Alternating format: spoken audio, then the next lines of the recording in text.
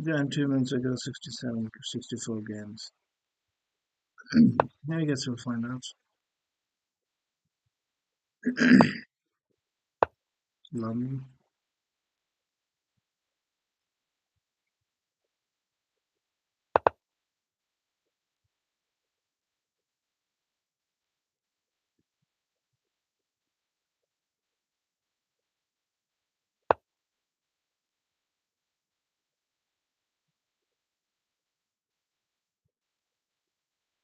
All right. Yeah,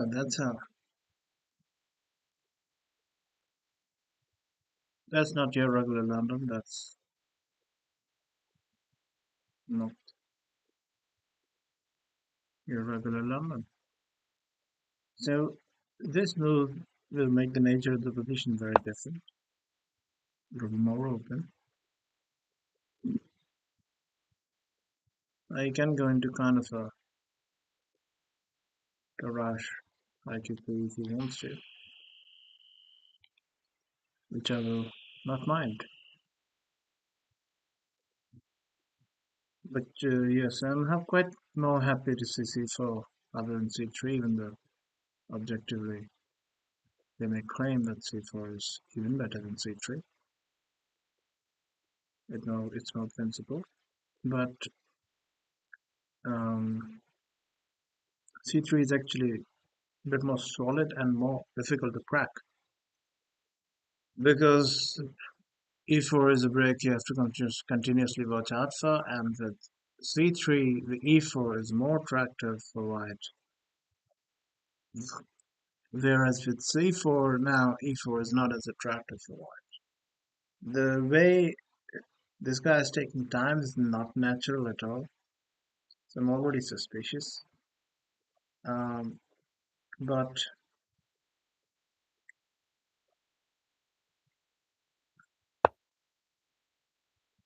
yeah, so I need to be careful of knight b5 with the bubble and a trick because I've already played c5, already played knight to c6, so knight b5 would leave me with no defense against knight c7. Yeah, fork. And the e-pawn is moved, and even if it hadn't, the knight on b5 would be defended, so queen f5 check would enforce the c3 back. So this I know from the Jabala that knight b5 is a threat I need to address, which is interesting because I'm not sure this is the right timing of the move. I would like to include knight f6 first to have more defensive defense. Because if I do this, then he takes, I take, even knight takes is possible there. I take the bishop will take back immediately, and if I go bishop b6, d takes. So here that I have to think about what am I doing here. It seems I will be losing a pawn at least. So that is interesting. So basically that leaves my options as either a6, something I don't want to do. It's not part of my plan, it's not helping me. It's only parrying a threat, so that's a one-purpose move, which I'm not always pleasurable to play. And the other option is to take, which I also don't want to do. If I take, am I then threatening to take and win a pawn? Probably not. Probably not because of the same problem.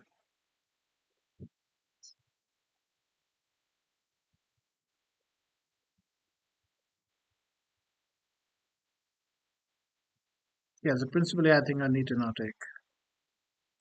Take on c4, take on d4, and then go bishop d6.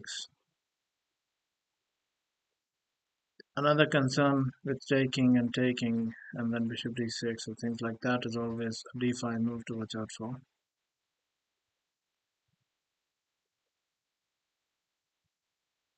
Now I'm already suspicious of the guys that I'm not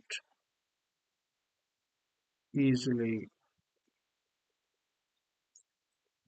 convincing or easily convinced that his moves are not top notch. I'm treating them as if they were psychologically because I do not trust the guy, which is why I'll go for the safer option.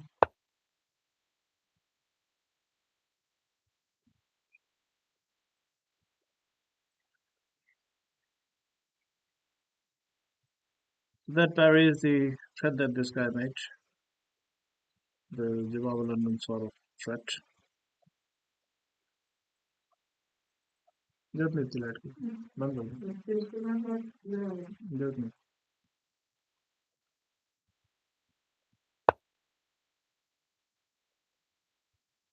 It takes,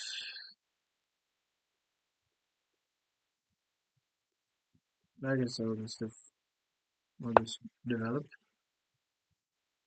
Couldn't be wrong.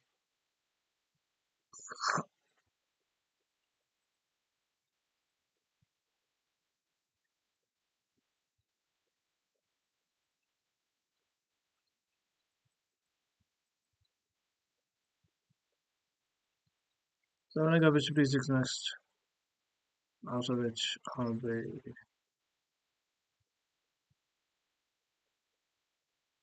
catching up in development. He can still give me an IQP if I intend to play an IQP by taking the lead pawn. But I'm not sure now that that will be a good version of IQP. Right. Oh, okay. That is putting away from d5. So again, he's giving me the problem of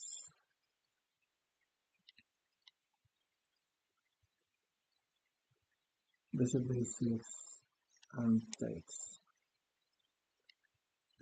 knight takes, queen takes, queen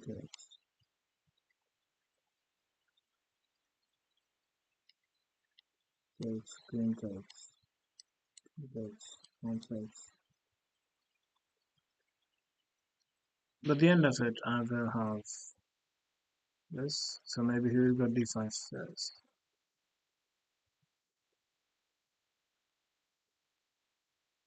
Yeah. When you keep the tension in the center for this long, and these much pieces have come behind them, it does get locked tense. Knight f5, queen f4 check, bishop d7. But is my knight well placed? I can also just simply take here. Bishop takes, and then knight f5. So he's kind of forced to take with the... Yeah, I'm not sure anymore that this guy is using any assistance because I think takes forces queen takes. Because if bishop takes, then after knight f5, he doesn't have a way to defend the bishop, to keep defending the bishop. This check is met by bishop d7. Alright, I'll take first. Intermezzos like d5 or nothing can work because it is hitting the queen. So he will have to take with the queen, which I can never believe is an ideal move or is in any way objectively completely fine. We'll see. So yeah, he's thinking that.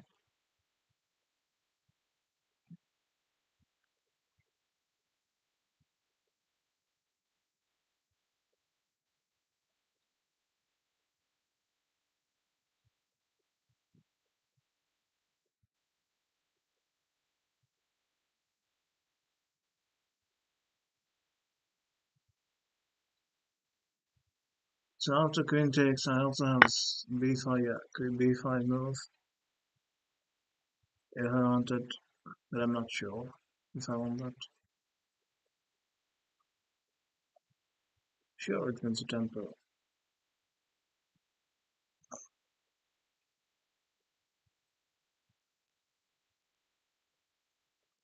Takes,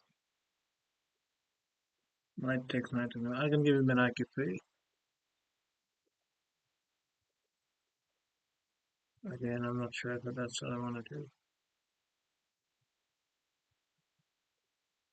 Yeah, not quite sure. Knight b4 is one more threat. Rook c8 or bishop b3. No, bishop b3 is not possible because b5 and then I take that.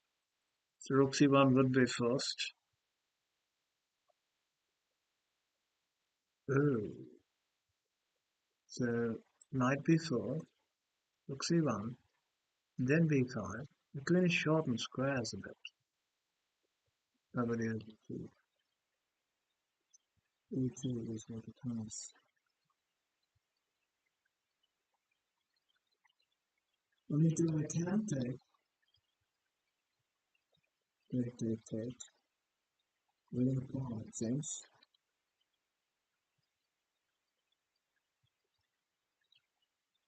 It's somehow a bit concerned.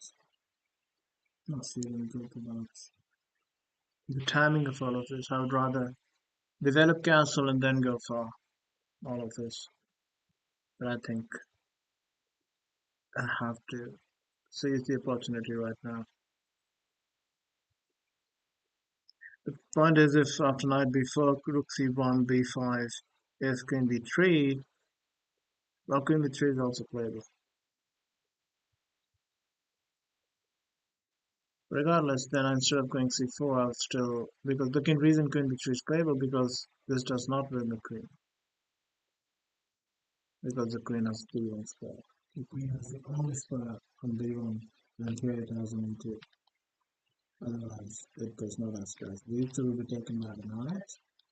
And if I go b5 and c4, then b3 will be taken, and it cannot go to a3 on account of knight fork and or knight fork anywhere, and the bishop opens up a discovered attack on the queen.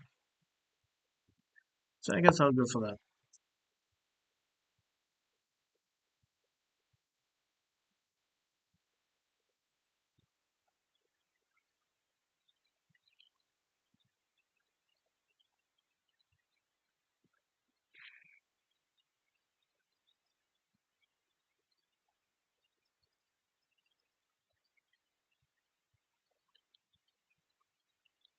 Oh, I have no time. Too much explaining.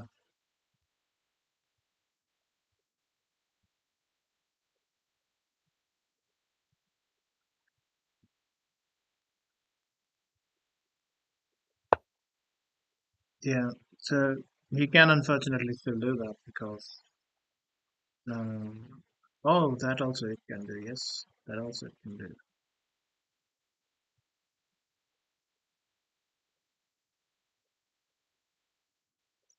So he didn't have to go rook c1. He just went back, which is the best move in my opinion. Yes.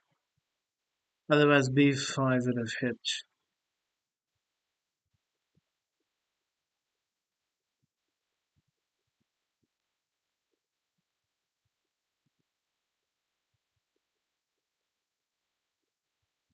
That was kind of nothing.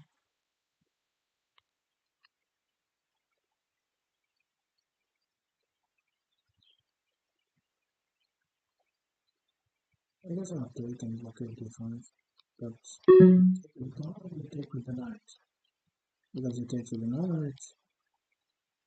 Yeah, it takes with lesser. It's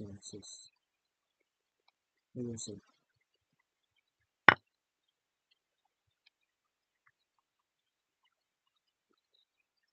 I'm trying to justify now knight before by saying that if it's an IQP, I will blockade the most important square.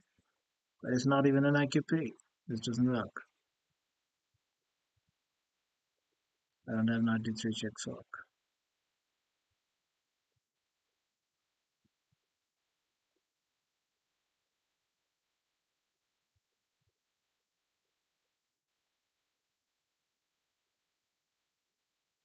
Okay, I think I got myself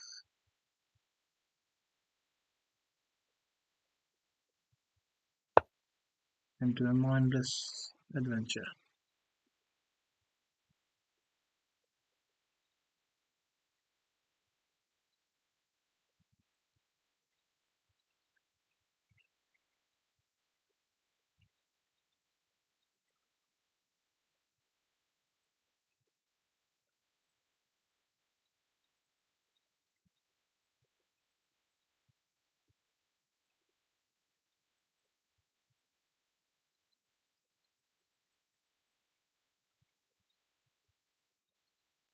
It's because the position is still quite fine.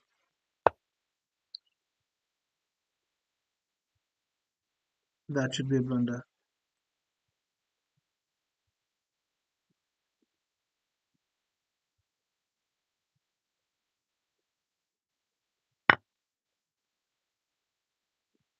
There's a blunder.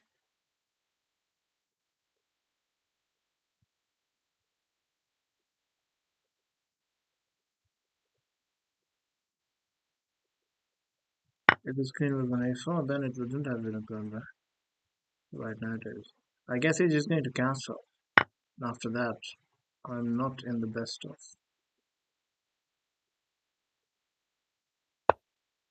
Yeah, I need to be careful. I have not cancelled yet.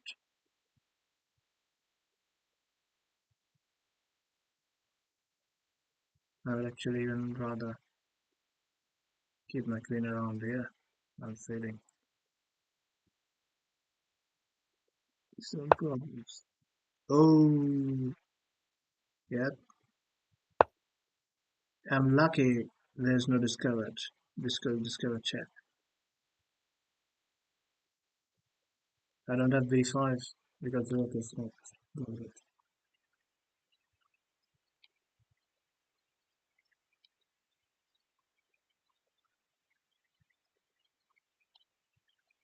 But he has to move the queen right now. And he cannot move the bishop to b5, which would otherwise would have been a move. Yeah, I guess you can have that pawn. You cannot take it right now because the bishop is attacked. Alright, now I'm feeling fine. I'm not worried. Castling is all I need.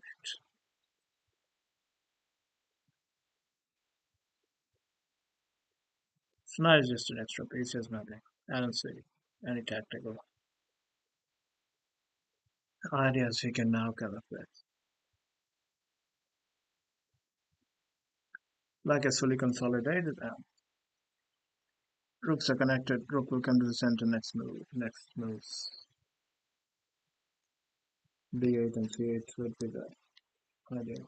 In the structure, Rubinstein structure. And look at this one. This one's too.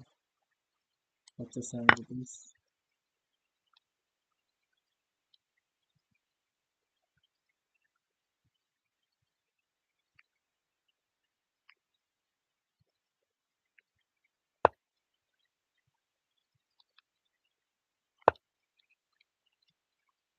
Time is not an issue now because the moves will be simple. Nope. I can even take with the queen, you know that? But this will lose in the end. I wanted to take with the queen. I should have taken with the queen. I'm not too much.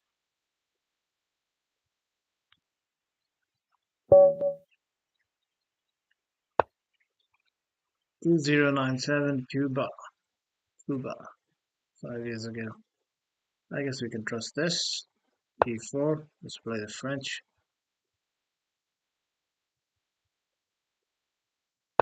Cuba. Rolling exchange French. But there are ways to make it rich later on. Yeah. Yeah, it's going to be this symmetrical structure. He's not going h3.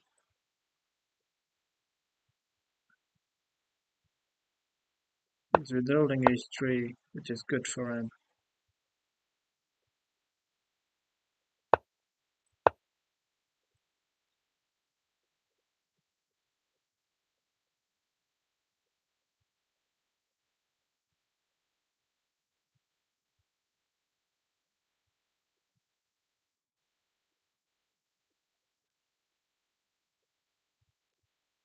Withholding h3 is good for white because now he has to play this. Otherwise, I play g5.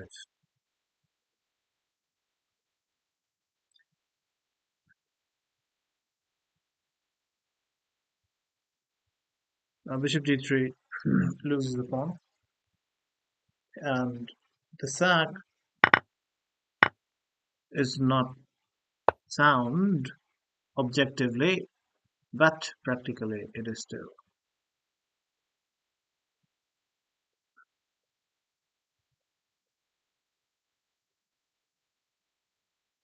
something I'll have to unpleasantly defend for a while before I can enjoy my extra piece.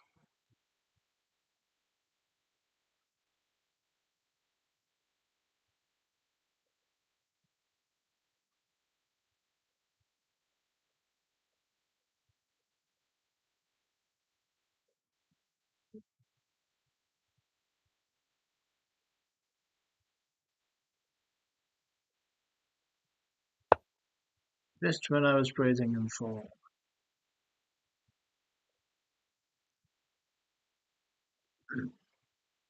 I can exchange both roads without a problem. That'll make my conversion easier. You never want to move this knight from f6. This knight from f6 is a really important defender. But I guess I can move it for one move. The knight is stopping these squares for white queen to ever come in. It's stopping h7. So it's really a nice. Yeah. Now the queen will try to come in. I won't let it. I want to keep this knight here to have more protection here. So I'll just go back. He will probably go 27, which doesn't really concern me. He can give a check. He can go to c8, try to collect b7. I think that'll be fine.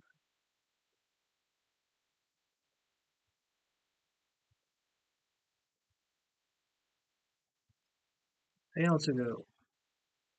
He's also going threatening to go here if that's not should have a moves.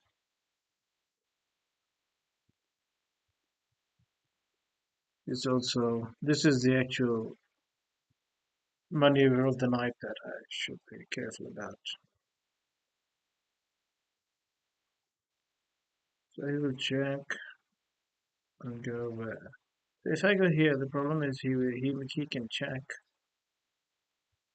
and g3 might force me to sack, but yeah, g3 cannot do immediately because uh, on g3 I can sack, and that's not a real sack because I'm getting this knight. And so g3 is not possible after queen d6, but what's possible is something queen g6 here, check, and f5 square is a problem. There's a fork on the square, so I'll need to do something like check, queen moves somewhere, and then queen here. He still gives a check. He still gives a check and forces me to walk into one of the squares of this bishop's side. So actually, this is very dangerous, and black has to solve it right now. I think on queen check, I should go knight f8, knight h5.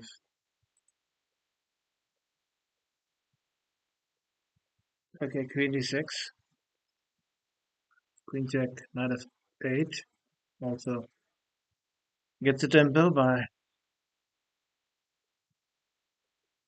offering a queen exchange, so he has to move the queen. The other removes. So from c8 to all this left.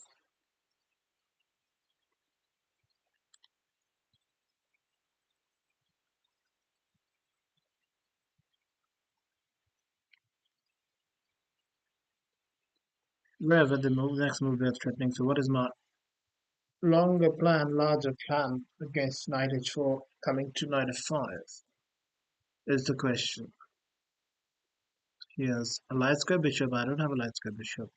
And a knight going here. My knight in f8, if he goes to like c8, but if he goes to c8, yeah, the thing is if I try a c, then he can go queen f5. So what I can do is queen d7. Now I cannot do that because from d8 it is attacking this. Oh, I can do that after queen c8 though. Yes, after c8, queen c8, I go here. Then you have to go to like 8, which I'm happy about.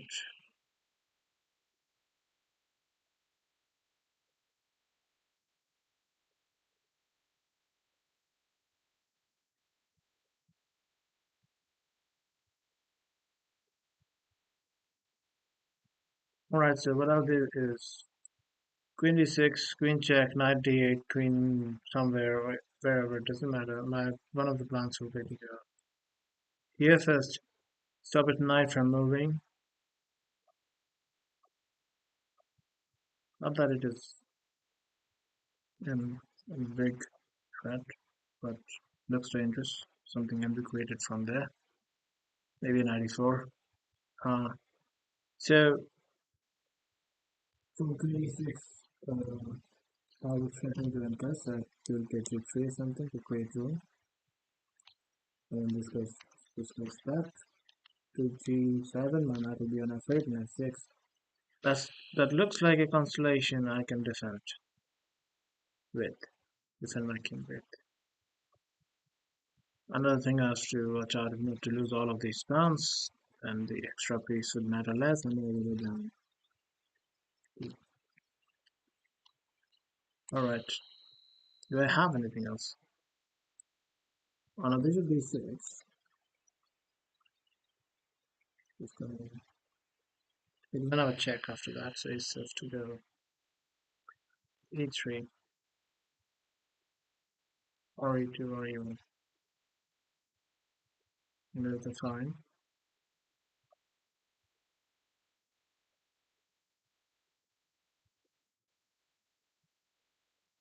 So I would ask him if he would like to repeat them. And also bishop gets me out of the...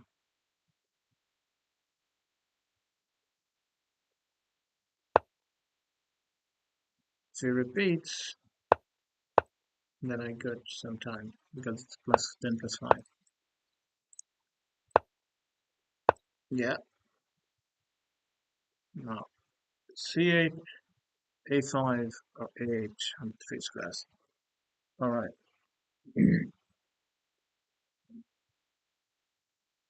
Yeah, this black had to be very careful about this, that's why. King d7 instead of knight f8 would have been much worse move. These things you have to spot early. If you start spotting them after knight h4, then it's too late already. You cannot really stop knight f5.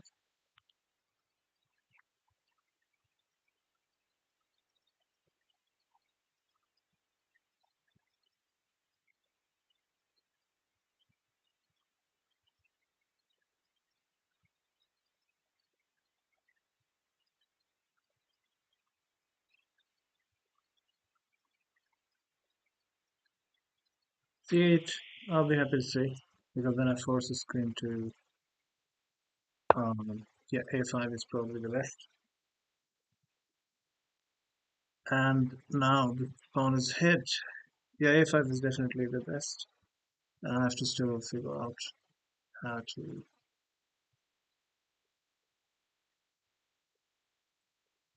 deal with this.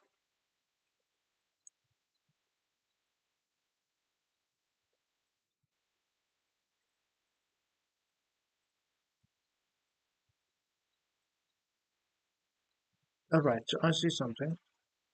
So if I go a6, knight h4, let's say queen e7 or here.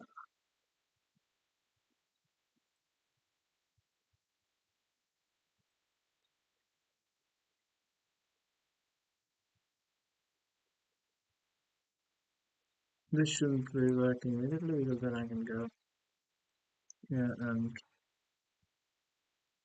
his queen is nowhere in a position to defend the queen. So that has to drop the big enough. So what he might do is somewhere knight h4. Oh no, he would first go. Oh, I go a6 knight h4. So I make him play knight h4 before I threaten e1. Then I do go queen e6, and he will go g3. Once he goes g3, then I go check. No, I what I saw was takes, check, and now bishop f1 is not possible. I mean it is, but oh, I guess after I take the knight can come back to g2. And I get this one also then, but that would just be one extra pawn.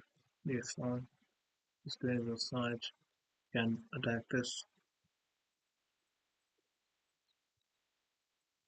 So on G, on a6, knight h4, queen here, g3, takes, takes, queen check, bishop f1, queen g3, knight back to g2, queen takes h3.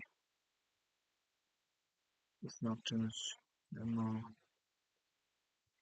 I mean, I do have, instead of queen takes h3, I do have this. The queen is offside right now. Cannot come back to defense that easily. Not within one move. Now what I'm threatening is this check and picking up the bishop. But you can move the bishop to d3. No, it cannot because the queen is looking at d3 and the bishop cannot move anywhere. If e2, then I pick the bishop up anyways. For the check. So how's he dealing with knight here? Yeah, I think that's a good trick to try. a6, knight h5, queen e3, g3, bishop takes, pawn takes, queen even check, bishop f1, queen takes, knight g2, and knight e4. That means queen f2 check, which doesn't look defensible because this thing is offline. And another thing I have to see is what if this king just simply moves. Then what I had in mind is I go here, check, and pick up the bishop. It cannot move to f2, so there's no way the bishop can block this second rank check when I give. Alright, so okay, 6. Oh, that is quite. He's trying to come back. Why b3?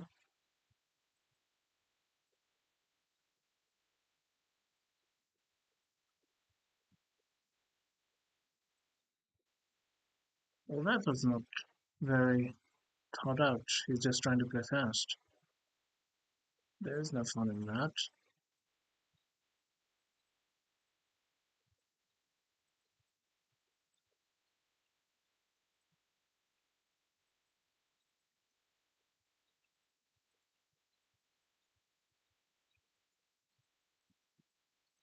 I'm getting low on time.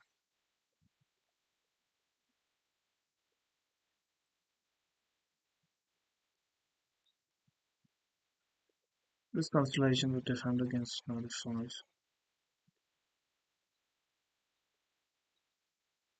It's important to keep this knight here. That make sure that. Oh, really? You believe in that? Do you believe in that? No, I do have to figure out a lot of stuff. and I don't have time. Should I give them some? Probably a bad idea to allow more pawn on the king side than they already are. But to also figure out at what points can I allow the exchange of this bishop from a knight. Yeah, obviously objectively winning, but this might be my weak area. Okay, right you there. I'll hit this here. I'll go back here.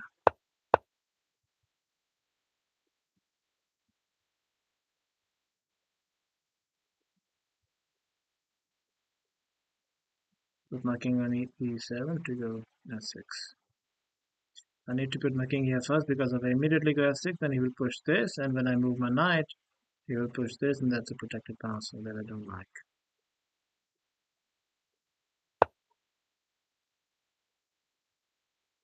Alright. He's going to hit my knight first, which I guess is not a problem.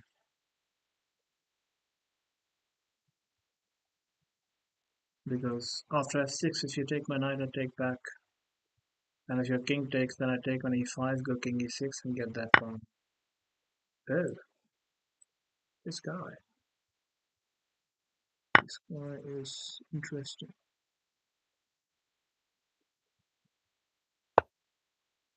Oh wow, he's not playing optimal. That doesn't feel like he's playing most optimal. No problem this time.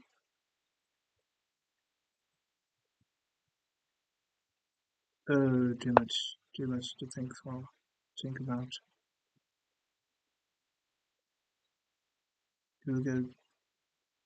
He has to take. There's no other way. Has to take. What do I take with it? He's going to d4 d5.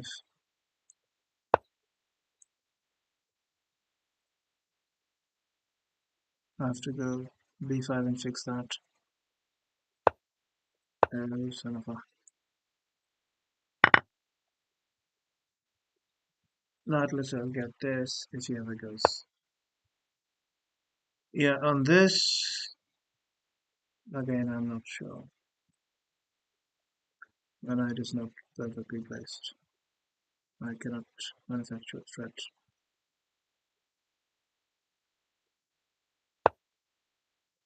I think I need to. Okay, no time.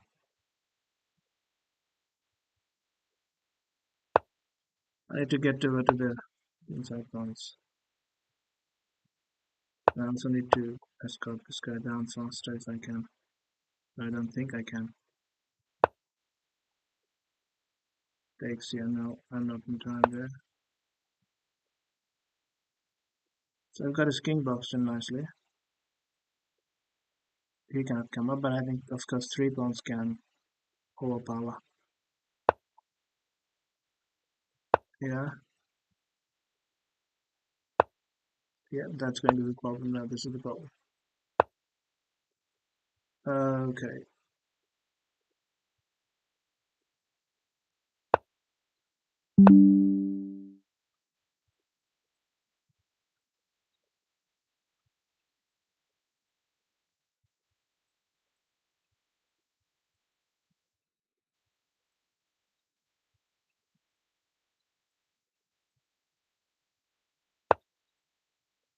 no time.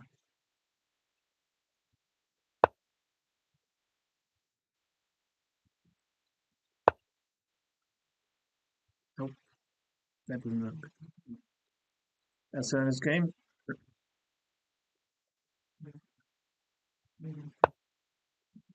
Yep, no tricks.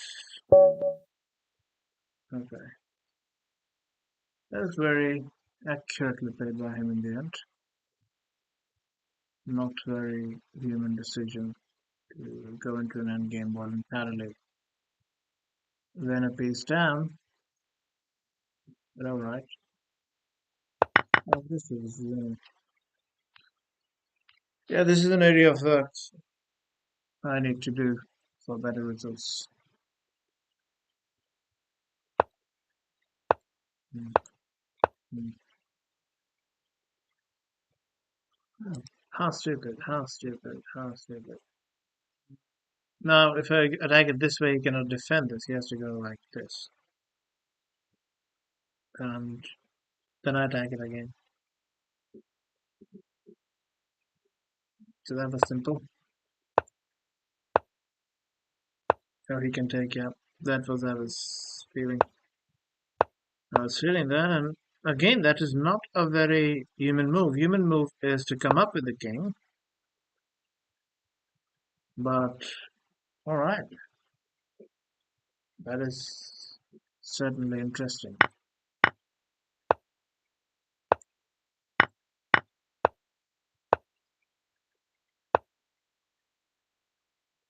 Well, there's all right.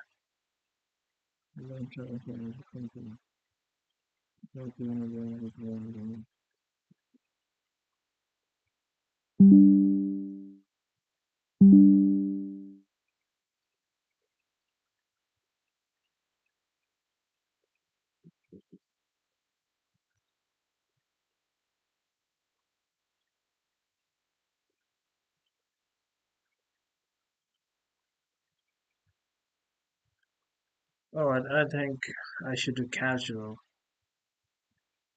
which gives less incentive for yeah what they call outside assistance.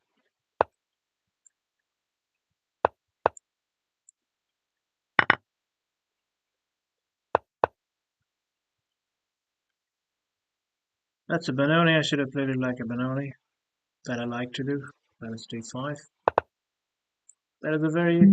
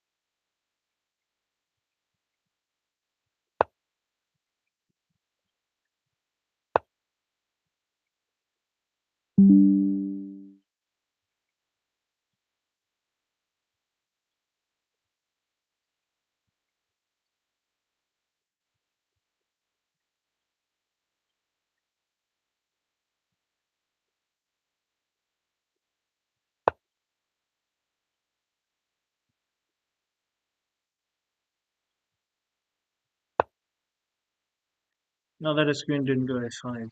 I think it's time to do this. However, my advantage of not playing e4 so far was this wasn't as effective. No, it is effective. Another advantage was I still had the so-called square under control, so bishop d4 is going to be a problematic move that I'll immediately have to parry with. Not parry, but remove the bishop there from there with h3. d4 square is a problem here. He didn't go bishop g4, which I find a bit weird. Now f5 is the long-term idea for black, and d6 is the weakness that black is trying to get rid of, and my development is horrid. I need to go b3.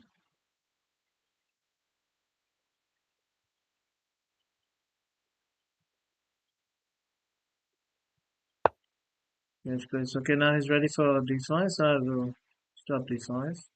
Hit the queen, and if he cannot take with the bishop, he'll have to take with the. He cannot take with the knight, he'll have to take with the bishop. And after takes, he doesn't have d4 hit because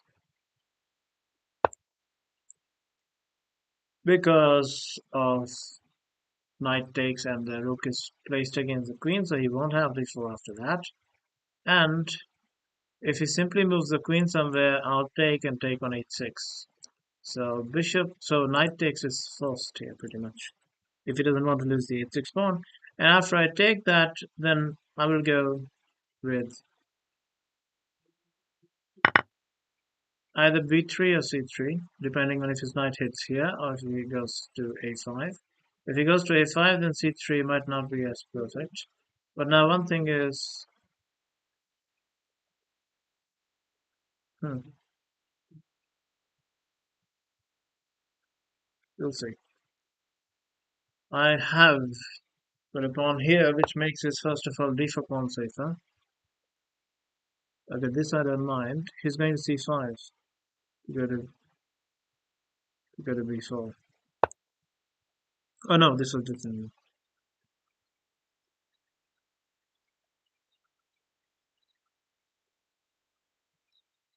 First, quite simply.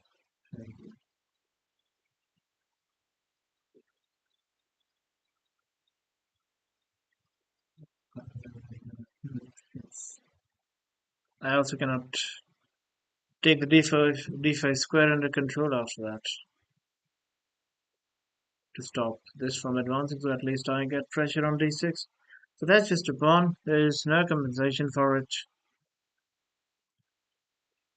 Playing too fast.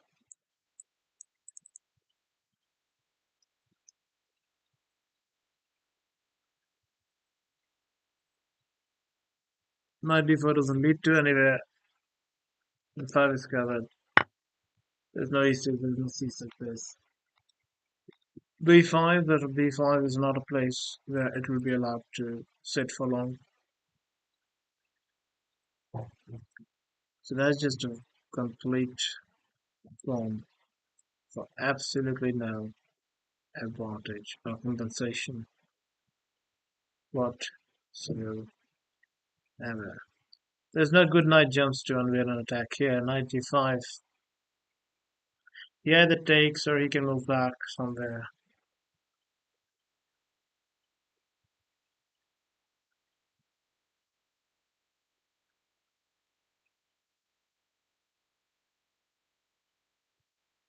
You can also go to c7 to go to here.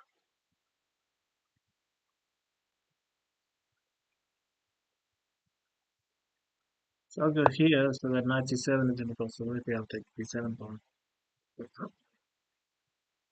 Knight takes e5 was not possible because after this the rook's defense also opens up, so then I cannot get my piece back.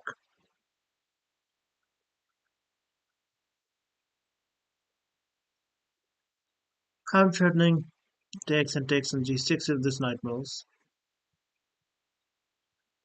So if he tries to like play b6 or something, then knight h4 is indeed a threat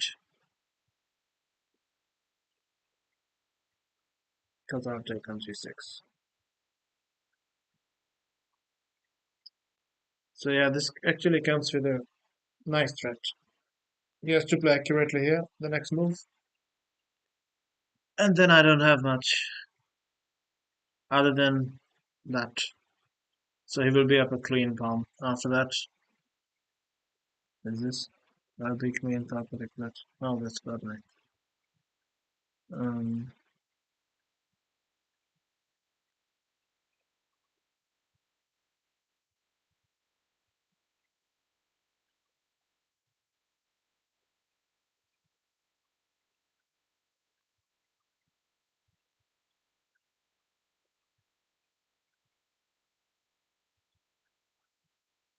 Knight h5 is interesting. It hits g6. It unveils an attack here. And this knight cannot move in a way where it defends this. So after knight here, he has to do something like defend this knight once more. And I think queen e6 will be the solution.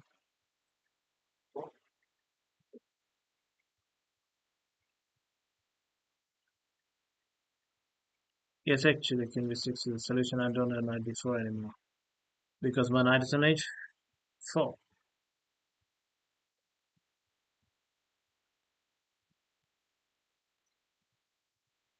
I guess then I can move the rook, and when he moves the knight, but he will move the knight then to c6. See here.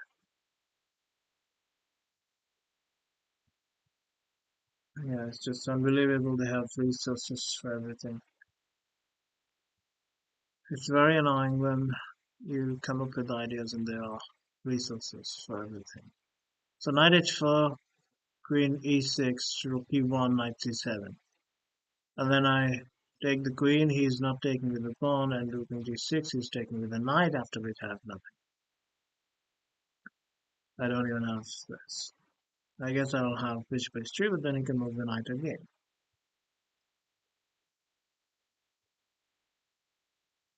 That's annoying.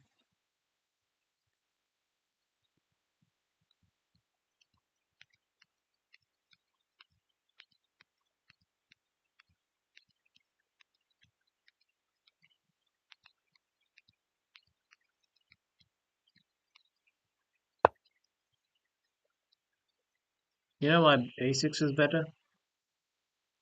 Because I was now thinking that after knight h4, queen h6, I'll go bishop f1 to go here. But if you go knight h6, so if he goes knight h7, I go here. He goes d5, take, take. Yeah, well, I gotta try. Now on queen e6, I'll at least take this one, and my bishop of c1 is at least guarding this. For how terribly it is not developed. It at least is guarding b2. So I think queen e6 is the only thing here. You can try g5, but then I take. If you try g5, I go knight g6 anyways. Win the structure of it.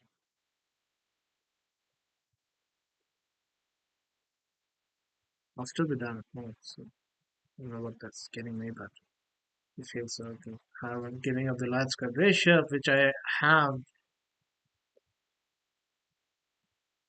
as the only bit of compensation I can ever claim for being down a pawn.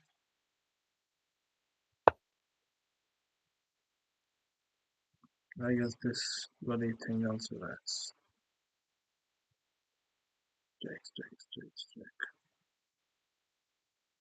Takes. What about bishop takes, knight takes, then knight g6? And I take, or knight g6, f6, bishop takes, e4, knight takes, e4, queen takes, e4, queen takes the knight. So knight g6, pawn g6, bishop takes. This knight cannot move. The queen can move. Yeah, the queen cannot. The bloody queen can move. So what if I start with bishop takes, knight g6. Then he moves the queen, takes.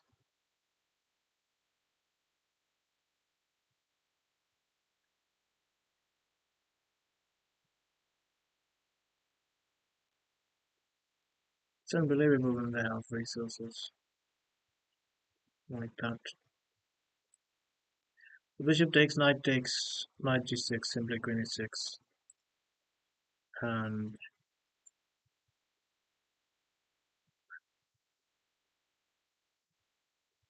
if I start with knight takes, then this takes. And on this, he will not take my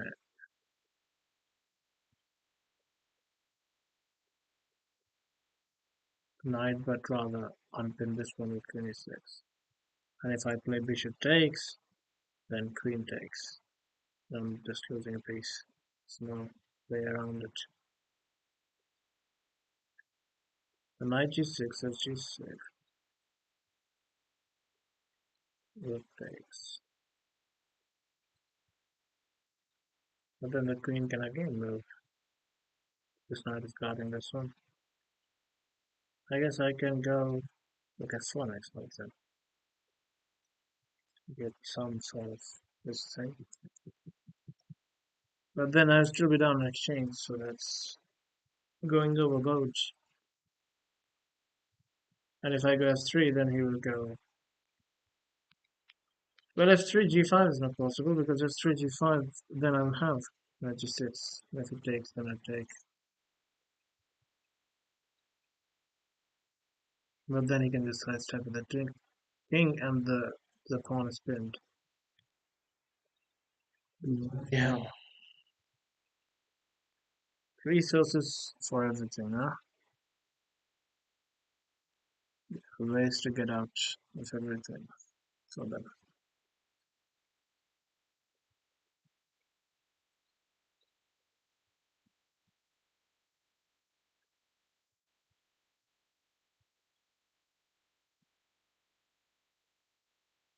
the point was if bishop takes, knight takes, knight takes. If this takes, then of course I take this, collect my pawn back, collect my piece back with lovely extra pawn.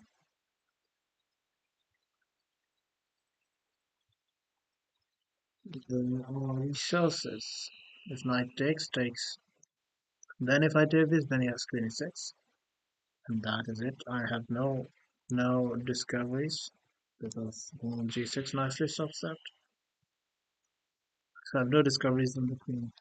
And if I take this, he's going to take with the queen, and I have nothing I can do against this knight either. And if I start with bishop e4, then he takes. Oh, so I start with bishop e4, he takes. I take this. He can hit my queen again. He doesn't have f5 there, but he can hit my queen again with minus 6. So how everything he has a way to save. There's a resource in every line, in anything I'm trying. That's very annoying. That is very annoying. But I guess that is the best. Just take, and then knight takes. Just take this, and there's no check, nothing. There's not a six. I'll take the queen. He will take my queen. Rook takes here. I still get extra, so extra pawns, and he will get the open five. He has a knight here. Positionally, he's doing excellently there. My pieces will be scattered all over the board. My pieces will be terrible. I will be up a pawn, but that position is just terrible. But I guess that's what we're going for.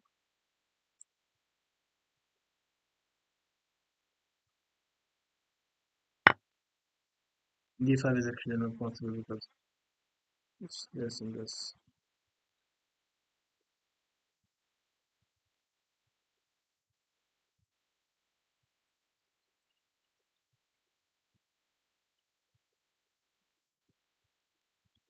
We'll figure out if I'm on YouTube. Why, that's all.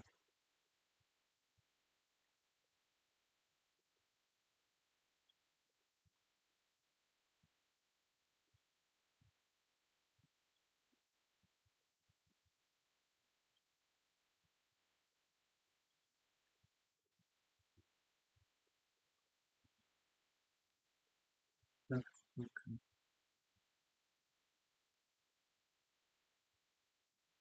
What the fuck?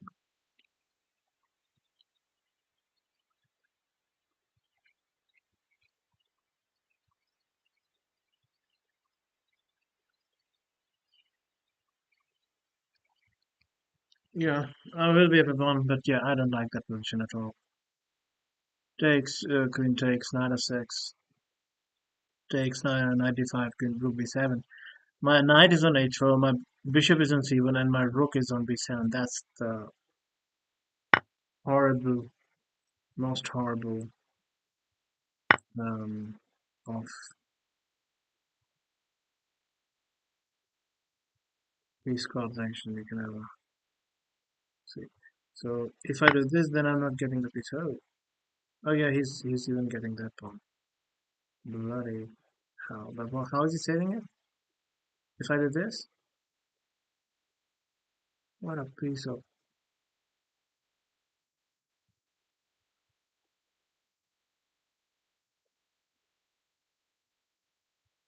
Oh, there's also no, there's nothing else because I'm threatening pawn takes, so defending it doesn't work. Oh, here queen c7, pawn takes, bishop takes, queen pins the bishop, but then rook c8. He's still getting a bishop. Bishop takes here. Bloody crazy.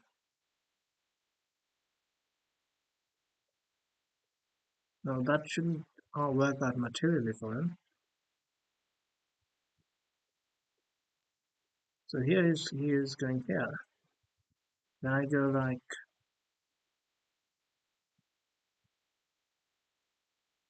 21 or something. I don't think I can attack him without him having an intermezzo on the queen. I think this works now.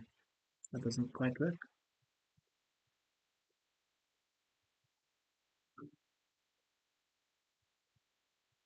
Yeah, I don't like taking the queen.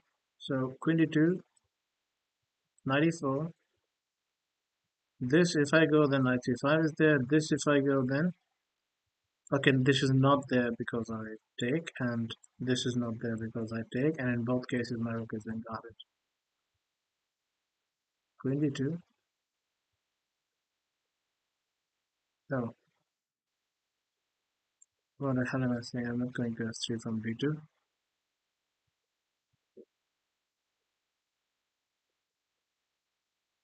And on c2, yeah, what about c2? On c2 works. Rook c8, I take, take, and I'm up on knight. And I think that works. Oh, this fucking d5, shit. Queen c2, d5, f3. This bag was open. Rook c8. Going to be playing here, check.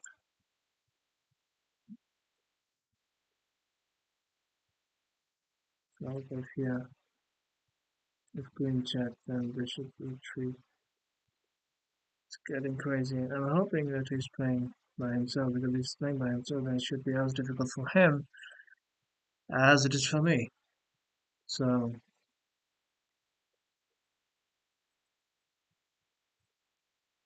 there's a 94, what was the line? Yeah, 94, queen c2, d5, s3. Oh, there's queen check immediately. You can take back with the knight. So awesome. What do I do with this?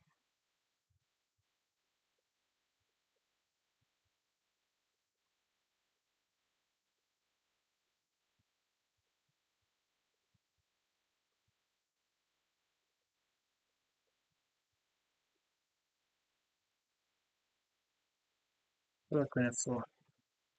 d4, knight f5. Take with the check, then take the knight. Then it pins the knight.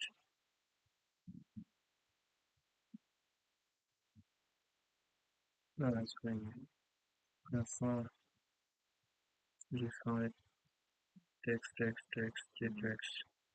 Nope. F5, takes the check. Okay. Click on the take. We lost some time. No, don't give him a warning for that. The position was ridiculously complicated to calculate. It's a zero. The fuck is it to zero? There's resource for everything. Everything it has. Queen b4, yeah, that's not. I haven't even looked at. I didn't even get to that yet. Yes, because now this doesn't work. So many pins in the position. So many pins. And b4 is a square where it cannot really attack my queen.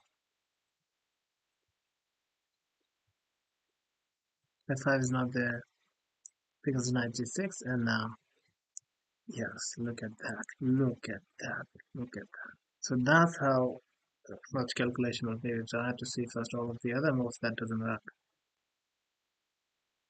and then I have to continue because it was only just one time to. So I'm guessing there's something that I should continue.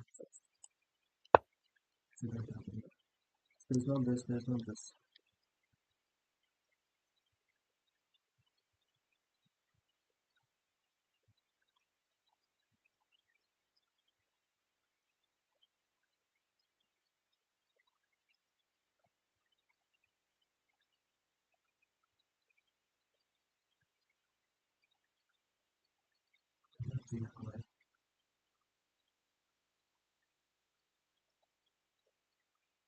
Wait, how did it? When did my son try to again? That didn't work. I just did. Let's see the difference. The queen and the high both are the highest possible, but then let's see what the point. This goes to check. So there's a lot of check. This one is equal. But now this is possible to do. Now I can get it. Well, it can actually, it can do. Well, the final facts are possible. After that printed, so it's not dimensional, it's check.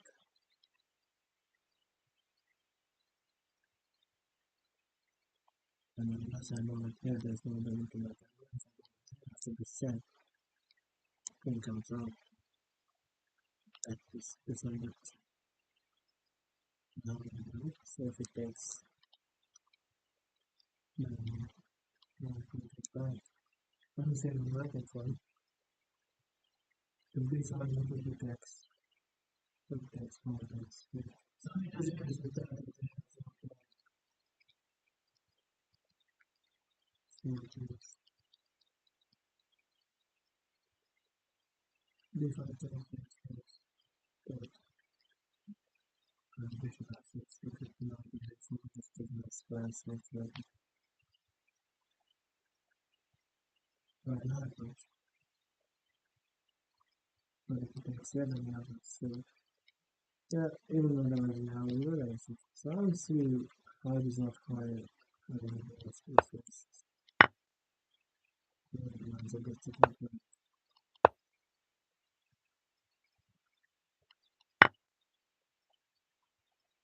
Yeah, that didn't work. Yes, I have to say it. Why is it not just 1 plus 1 times 2? Then here, let's say, okay, it is not that. I take the queen, yes. He takes the queen, I take the pawn, and this is just being pleasantness. Yeah, and who would have made this before and yes. Oh, two has to yes. I had to give last 2 pounds too. Also, he has 2 pounds, and that's for development.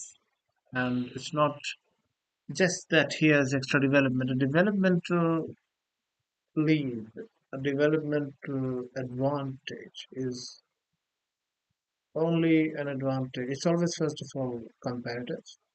It doesn't matter how well one side is developed, it is always comparative how badly the other is developed. And it actually depends on not how it is looking right now, but how difficult it is going to unwind the pieces and to develop them and to coordinate them for the other side, which might be why it is plus one. By the way, I'm materially only plus one, so I guess in that sense it makes sense. Lemon piece. Last game, well, I lost being up a piece, but only one pawn of material up.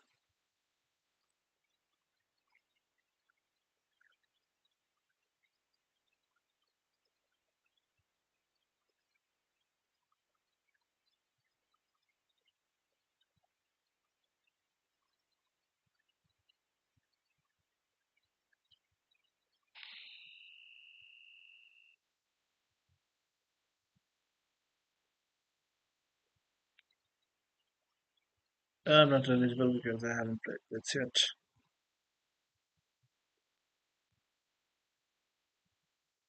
That was an interesting game.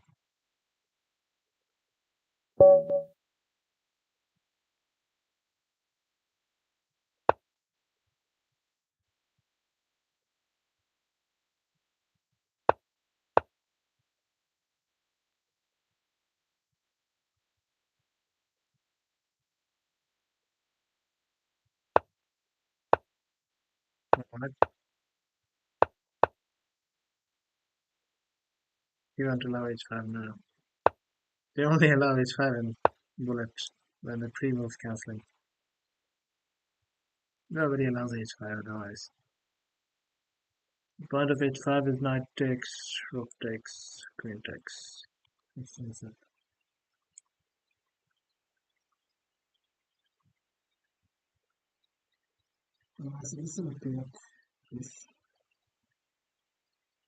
Because he hasn't really gone for the informal. Oh, that's what he's playing instead of the so-called set. Yes, I should have gone this first.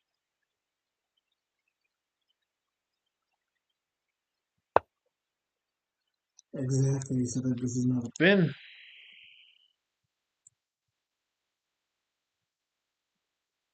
Now, if I go queen e2, knight d7, and e5 will hit me in a way where I cannot take.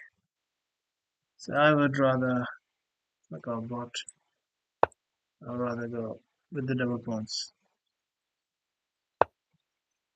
Yeah, he's going for it. He is going for it. There you go here, takes, yeah, takes.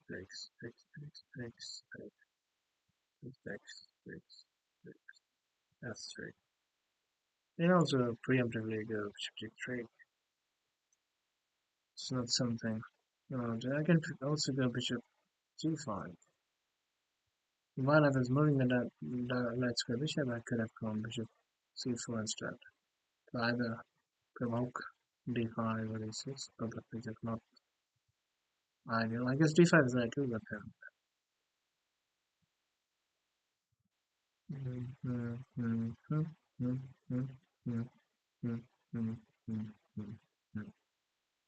okay, so the point is he's not taking immediately. He doesn't need to. He can first play e5, and if I take, then he can first, or he can just take it right before playing e5, takes, then e5, pawn takes, pawn takes, bishop takes, knight takes, he takes rook, -7, or knight takes g6, pawn takes. And this queen is going to be hanging, so bishop is probably doesn't make sense. So if I cancel e5, pawn takes, knight takes. Well, that is not possible. So what's happening now?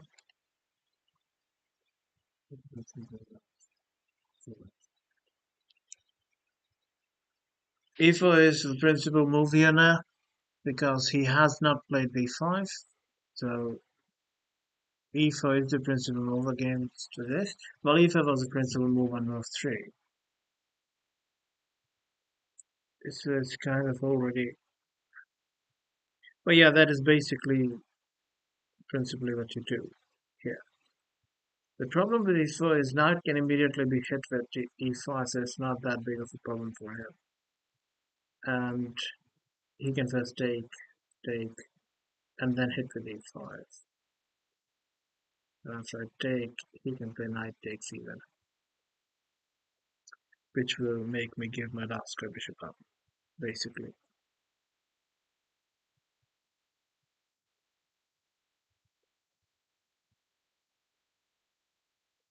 I guess I don't have to. Put this back, go f4. The knight comes here, then I have two f-pawns for this very nice reason. Well, not for this reason, but we can solve that reason. I don't feel good about this position either.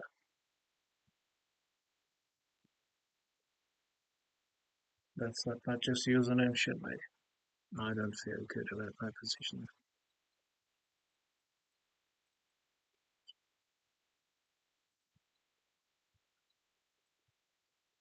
Because I'm not going e4.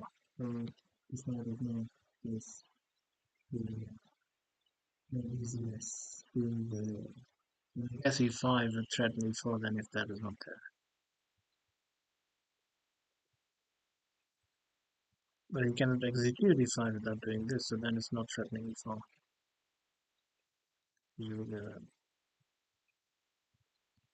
If we go there, just look at that here so this can take it.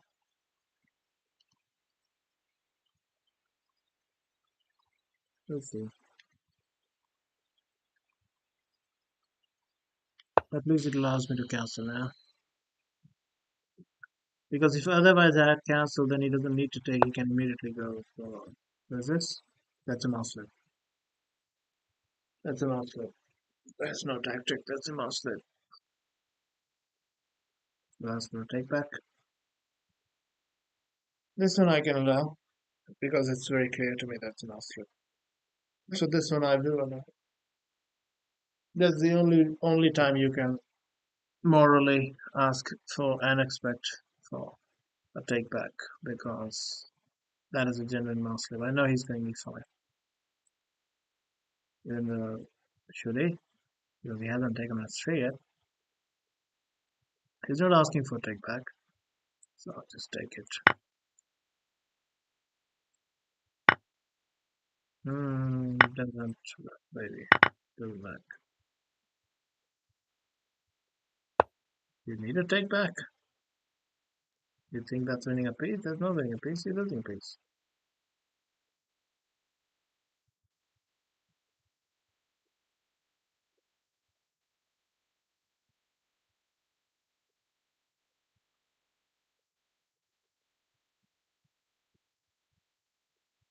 I'm thinking of ways in which I should have captured. Of course I'm winning.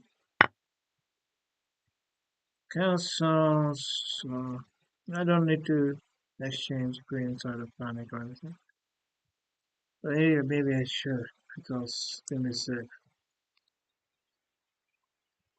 Yeah, I can exchange. There's no big problem.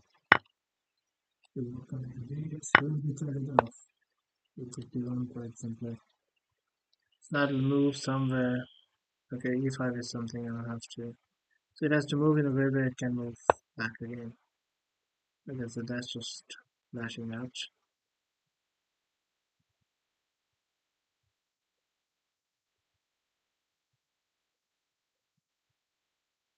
Yeah, I could do this fine. That was basically the only one. I had F4 also, I guess. So now I'm hitting you on 2. But should I not repeat? Thing is, I don't mind because there will be too little material left and these both will be stopped then. So if the material was even, then of course I never allow that, but because the material is the way it is, I'm quite happy to allow that. Are you stopping that?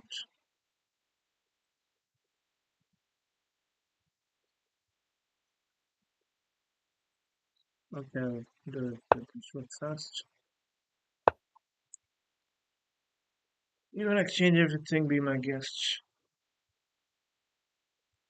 That's a light square. Bishop will fire, you won't block it at that much that I cannot. I guess I'll keep his king here permanently and ask me, how do I make headway? And my king has no ways to make headway from here. My king will have to go somewhere around here and use these things, these pawns. And if by chance he stops me from going anywhere here, then that is a tough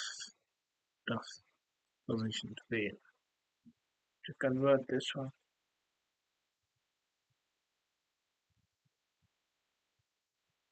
There were questions, should we or should we not take the take both the rooks off the board?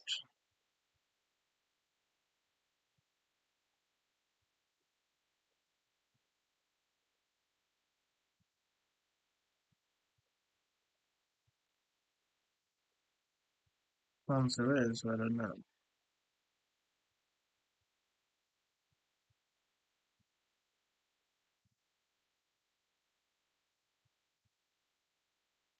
We're gonna find ways where it's simple. You need to realize that this now you cannot block it fully. Okay. Now I feel good because it feels like it's going for a break, which will only and only and only help me.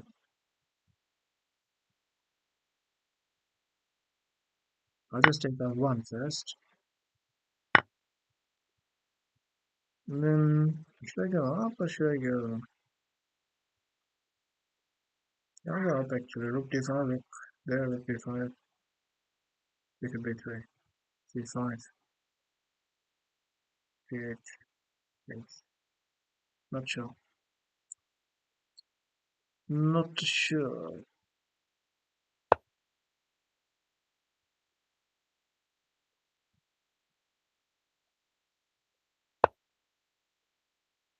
Hmm. So he's going where? Where I'm happy to see actually.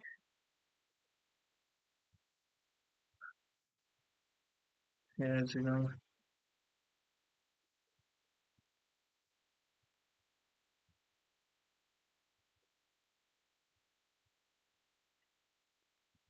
Yeah, I'm gonna make sure that there is headway on the. There's some, routes, some open area for my king to go over here. Then I'll be without a problem exchanging the rooks. So maybe I start with here. If he so he cannot go rook b5, and if he goes rook, where's that? A5, then b4, and then I'm a little bit more sure that I can do something from there. All right.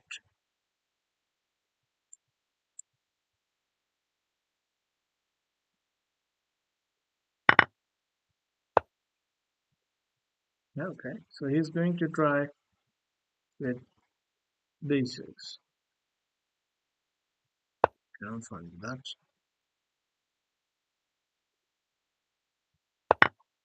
Oh, that helped me. That definitely helps me. F3 is defended. Where is he going after this? It's going here and then there. Alright. So I'll close this path here first. Force him to go F4. Not force him, but Otherwise I'm going F4. Yep.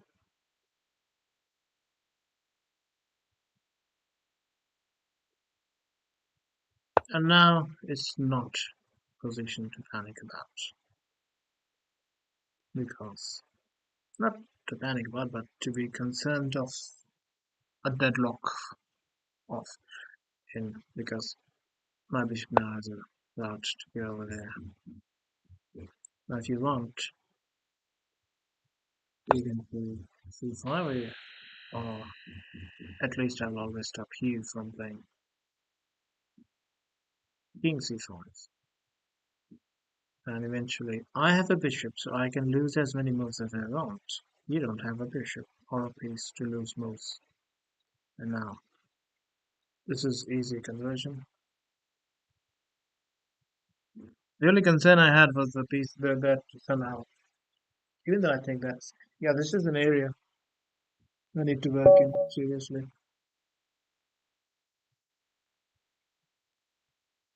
The end games.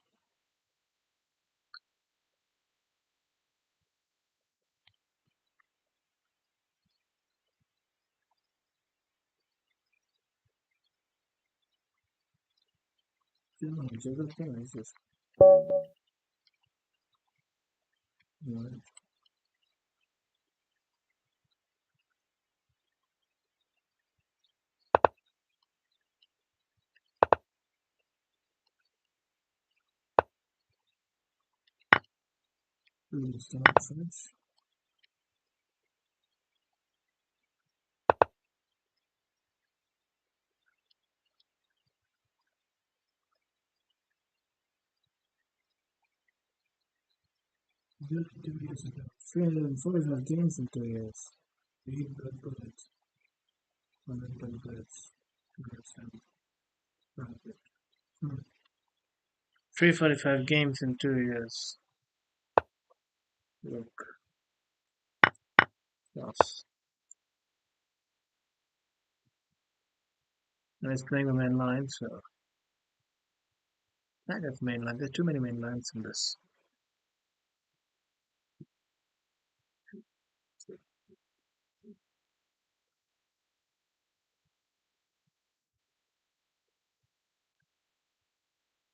So he has to move the bishop, and then I'll go c5, hit this, then my pawn goes to b6, and bishop to b7.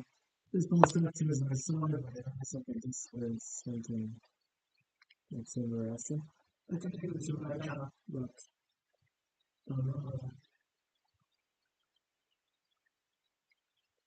didn't want to get stuff.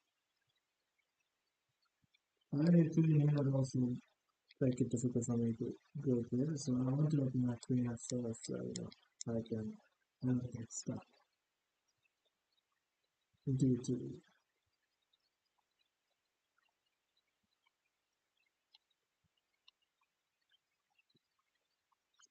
asset position.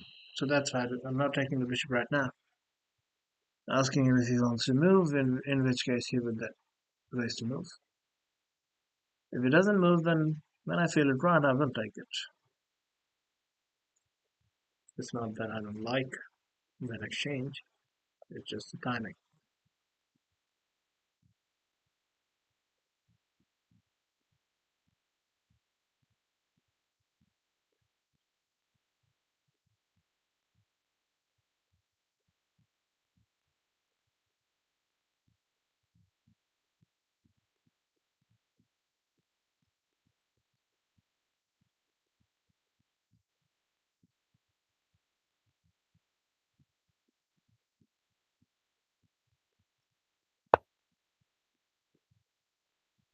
Hmm. He's taking because he's going to. Alright. I think moving the queen makes more sense. It doesn't make sense according to what I teach people to do, is that the piece that is going to help you pass it. Plus. But yeah, I don't want to move and then move. So this is an exception where I think it is fine. I don't know.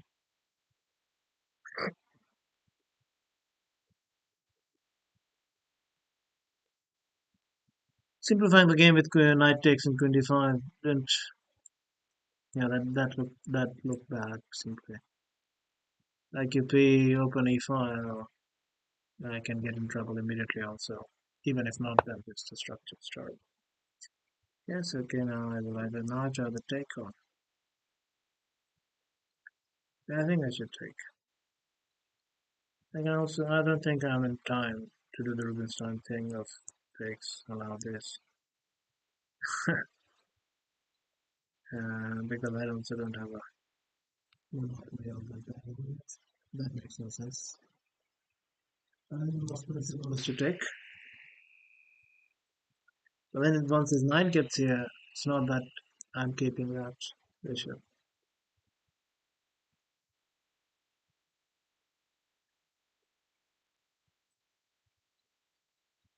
So I can take takes. Let's take this. Ask him if he wants to take the knight. Let's take the knight. No, that's not different. I still cannot move this guy.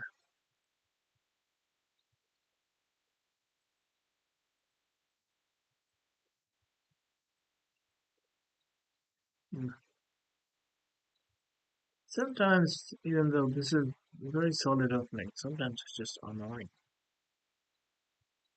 in the start, in the early.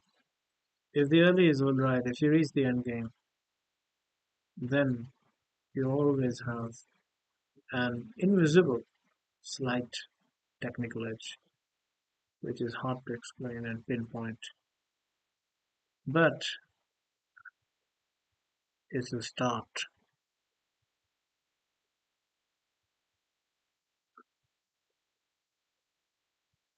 Very dynamic early problem posing play is the main enemy of this line. Other than that, there's no way to fight against the Rubinstein. Yeah, I'm split between decisions. Principally, I should take,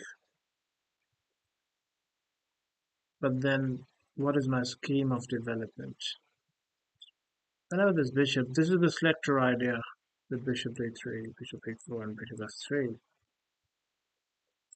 This developing this bishop this way becomes difficult.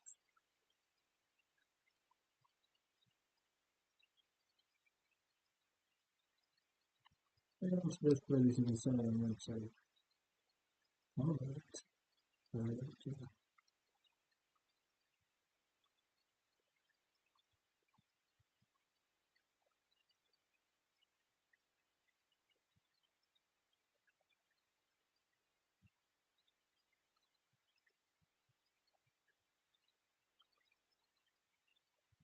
Yeah, that's the central class. I don't think the so-called advantage of the bishop over the knight is there after this knight sits on e5.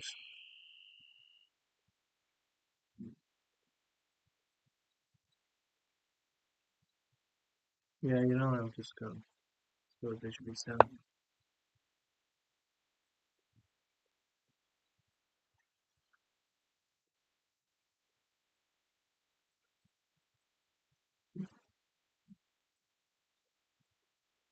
I've never studied openings. Not really ever studied on games either. What have I studied? I guess nothing.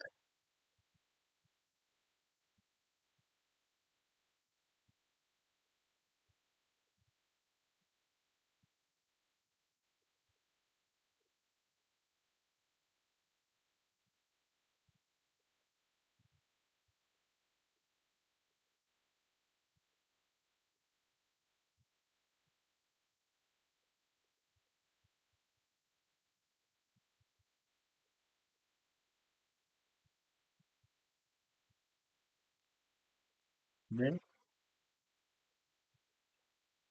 I like quite. If I'm being honest, I hate streaming. Takes. Yeah, these two leaves me with this guy against this guy.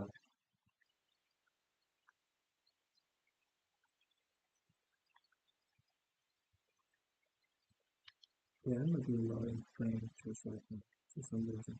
Mine is not super.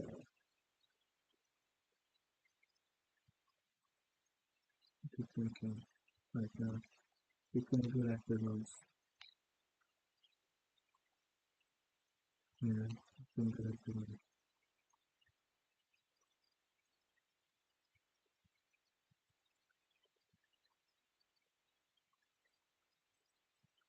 Yeah, obviously, this clarification fast. Unenable clarification evaluation. The clarifications don't seem to be easing the unpleasantness that I'm feeling. Of course, there's still evenish, but practically speaking, White is doing these things very right. That is just maximizing the activity of the pieces. Now I should go bishop h4 to keep the tension in the position.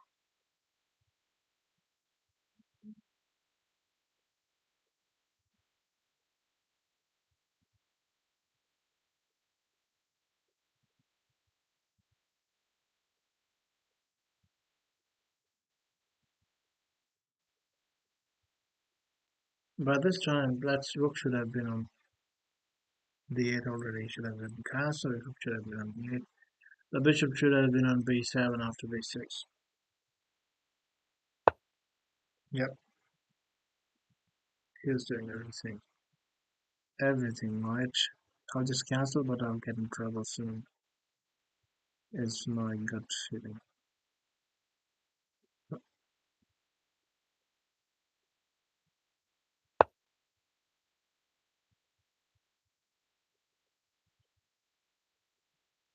Immediate bishop t3, I can go here. Then I guess you can go here, then I can take.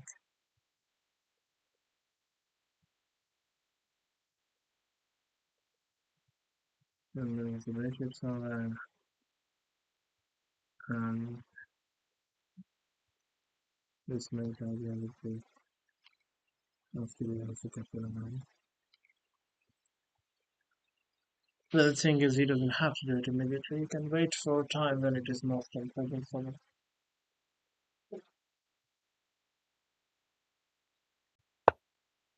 Yeah, this guy is doing good stuff. Not committing at all. Playing very smart chess. Too smart for someone with 345 games in 2 years.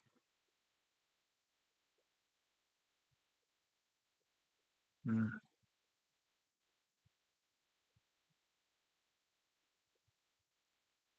Is it now time? See, the way it's playing, all the simplifications still leave me with slightly worse, at least slightly worse positions.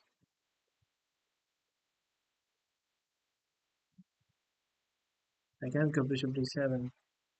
He's waiting for me, and because I cannot go bishop d7, because this would happen, and then if I take with the queen, then bishop takes, and rook takes, a bishop on d7, and if I take with the bishop, then I have to think about if this is playable. If this doesn't look like a right time to be allowing that, that is not playable. That could hardly be playable. Uh, so bishop e7 is not possible. So the only other way is b6 and bishop b7, but b6 is not possible because this bishop is looking here, and rook b8 is generally then what you would do to go to go b6, bishop b7, and then later reroute the rook to a better place if need be, and that would solve black's problem. But then that's what he's waiting for. He's waiting for rook b8, and that's when he goes here, and then I don't have any other option than to pose interpose with this, in which case he would go on 95 after takes. Yeah, I don't know. I think I can go rook c b rook b8, but I just know that he's going to find something related to this. Either he's going to take first. Yeah, he's going to take first simply. Then I don't have bishop takes anymore. If I do this, then he goes bishop e3 anyways. And then I have to move the rook again, and then I'm back in problems. Yeah. So bishop cannot go to d7, b6 cannot be played, rook cannot go to b8. So he just and what does that leave me with? That leaves me with doing this. So basically, kind of forcing.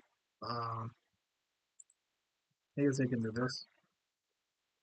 Oh yeah, keeping. Yeah, I can actually do this. And then that allows me to play bishop d7 without a lot of problems.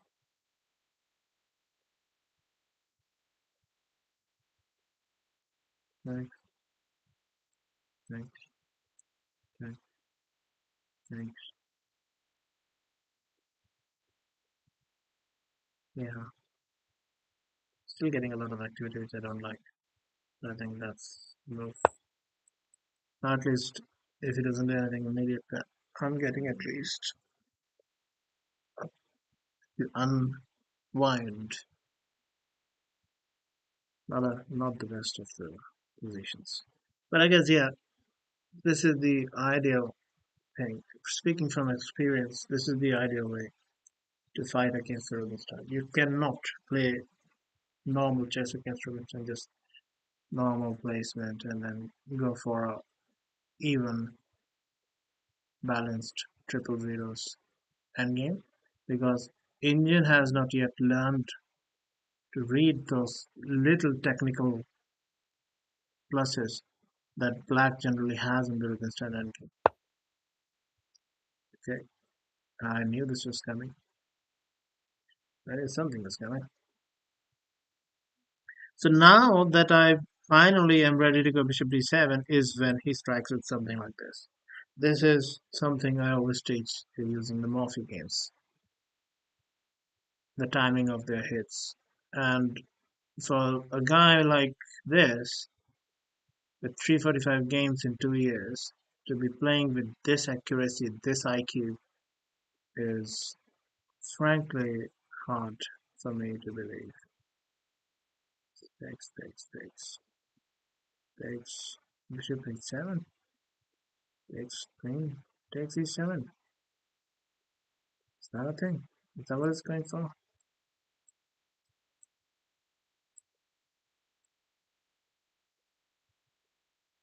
Takes and he gets the rook to e7, hits f7. Now go bishop e6. Rook at b7. Yeah, there's also still bishop 3. So not cashing in and keeping in your stuff. After this, then I won't be able to take back because the queen would be pinned. The e-pawn would be pinned due to the queen on the e-file.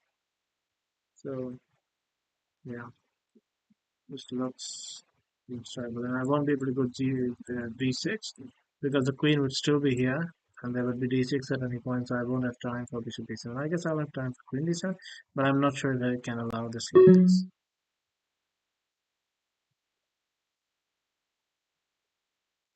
But I guess that's what I'm going for because I don't like taking bishop h7, king h7, queen e7, queen e7, rook e7, bishop e6, rook b7. It's not that bad actually. There's also bishop here. It's also knight to think about. And that's really bad. So that's to take immediately. And then there's other stuff I have to figure out when taking. So what I'll do is, okay, fine, I'll go with this. And then I'll go b6. If he goes b6, if he's indeed a human, then I feel he did not take on e7. This is again weird. Now he's covering this. Now he's hitting that. Yeah, rook e7 and yeah, that's little too coincidentally excellent. I do get to play this, I think, at least, the very least. Queen e7.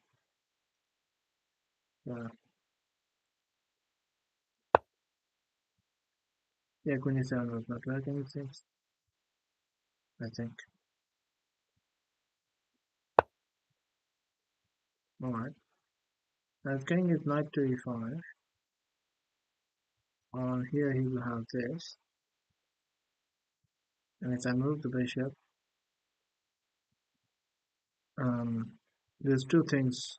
His queen moving and hitting f7, and his if my bishop moves then d7.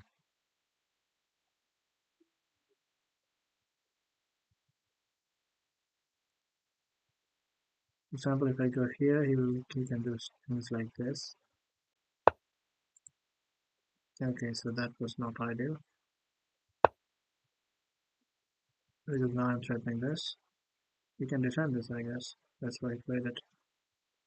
Yeah, that was not the best move, but that is the first time he has played not the best move, which I feel. So maybe he's just trying to not get caught in the algorithm.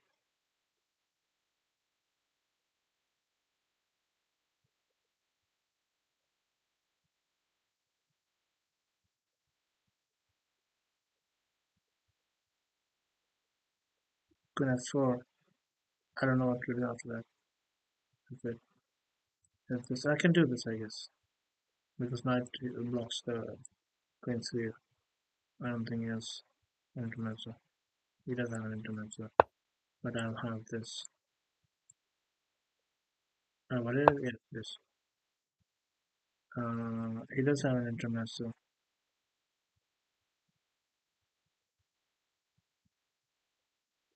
But I'll have rook takes d1. And if it takes my queen, then that's knight. So he does not have that knight c4 gem. And alright.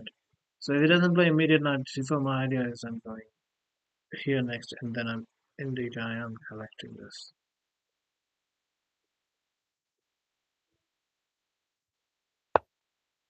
Oh, that makes sense. Not to play faster. I want to go this, but then this will be in the long run a huge problem.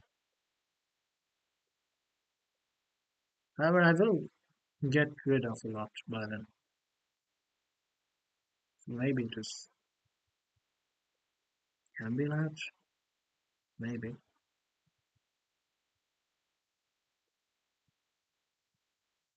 We should go this immediately. Because I don't think this is possible. Maybe it is. Takes, yeah, it does look like it is. Yeah, maybe it is. This G file would be an issue. Yeah, maybe it is not. I don't have time to calculate that anyways. So, again, I'm always in split minds. One end, of course, E5, but on the, yeah, that's a good point. That is again, he's again starting to play the best moves. And takes would be a problem on account of G4. I don't have time. No, that's not very good. Yeah, knight f5, here, and knight check. Right now, you cannot do knight f5. You have to move the queen. But, okay,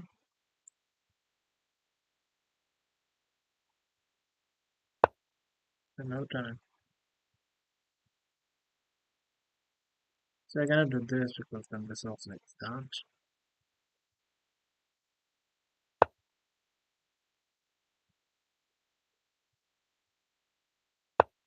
I have no time. Does he have knight h6? I don't know. Oh, g6 will be a square. Yeah, g6 will be a problem square for me. Strikes. Yeah, I'm at the point where I might have to. Oh, he stopped that. I don't know what I'm doing. Good thing is his he cannot seem like it's going to move. I don't have. Yeah, I don't know what to do. Is this? Yeah, this is the thing I can do next. Can I? No, no. I don't know. Yeah, since like they put it in the yeah. Oh, look at the bastard. No checks? No checks.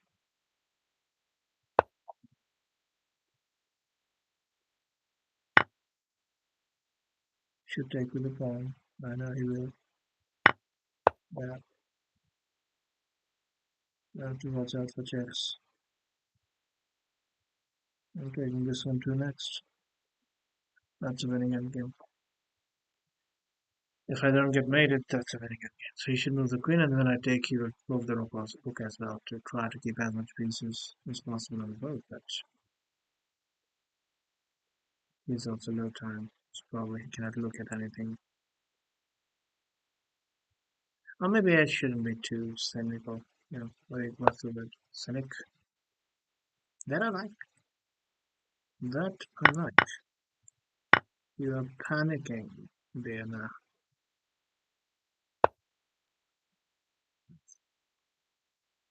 Yeah, now I think it's easy.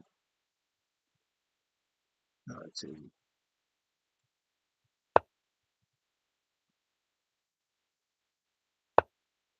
Yeah, you can have my bomb. You can have it. Should I have given that? I don't think I should have. Six. Yeah, this looks good. Yeah, this now I can. That's better for me. Oh, is it?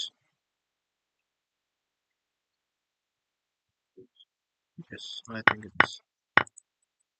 I'm about to now slip into some shit. So this will be one passer. Well, what's the hurry? I can do this. Oh, correct thing to do. But I can also this first. Nah, it's still going to be the same thing. I just have a passer. I'll have two passes. Oh shit! Shit! That's lost. He can take and queen first. Yep, that's lost. That was a terrible blunder to do. 5 seconds is not enough of an incremental guess. This is completely winning. Completely winning.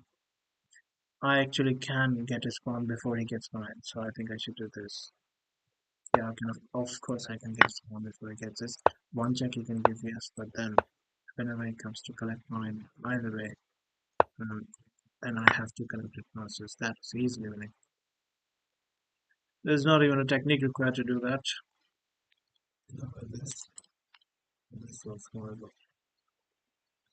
The fear when doing this is to you have to know that it is winning because, for example, if one tempo he has extra and he goes here, if he has just one tempo extra, it's not winning anymore.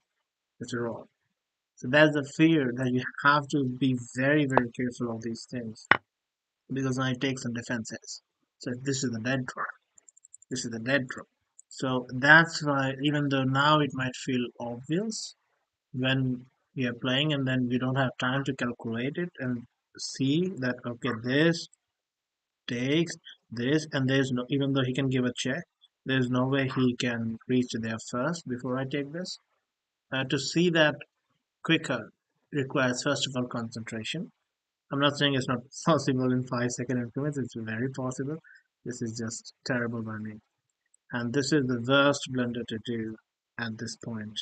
The only thing that can win is something like this, and my king is not in the box. So that was a bit of a tragic comedy, as Dostoevsky calls it. All right. Uh, Courtney sent a game. Let me look at the game. Would it allow to I can look at the character maybe? No, but this doesn't allow me to look at the to scroll down far enough. But I'll try with the browser link. All right. Open the browser and try from here.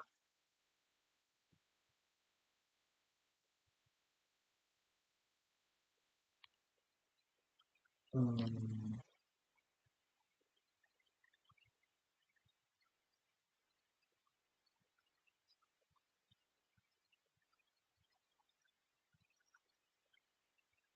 hey Taylor, how you doing, man? Rookie one more time. Yeah, in the sequence.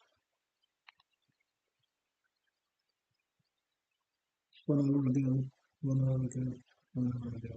80,000. This is yeah, this is it. With our particulate, the end position did not look very pretty there. All right, who's playing white? Oh, oh, oh, it's Taylor playing white here. All right. All right. Okay, so basically the the from I will run away from main lines variation. So it's either black takes it, which is considered objectively the best that you meet it head on, the principled approach, as you say, because as saying goes, the best way to defeat a gambit, to beat a gambit, is to accept it first. But that's not practically very true. I don't think that's the best thing to do, practically speaking.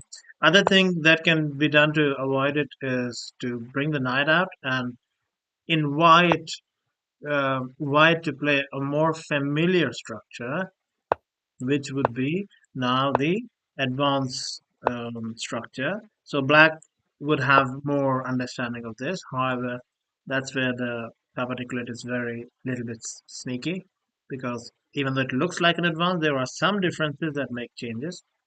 But if black can really study this line, then it can, yeah, this is a place where it can um, start to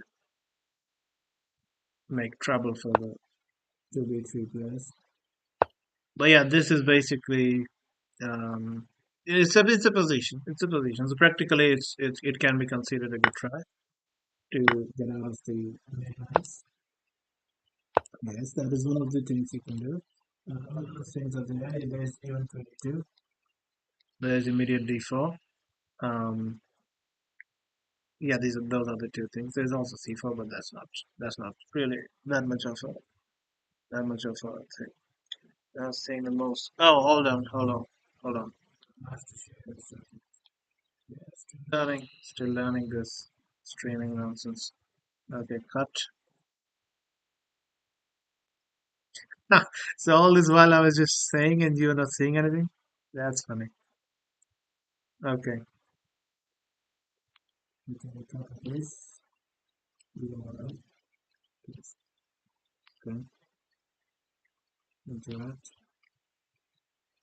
Right, so yeah, the C5 is a move. I was saying. Well, first I was saying the main thing is to what the computer would suggest, like the objectively best thing to do is to take the pawns to play and then play those lines, and then even defend the pawns in some lines. If you say that is also playable. Everything is playable. It's not lost.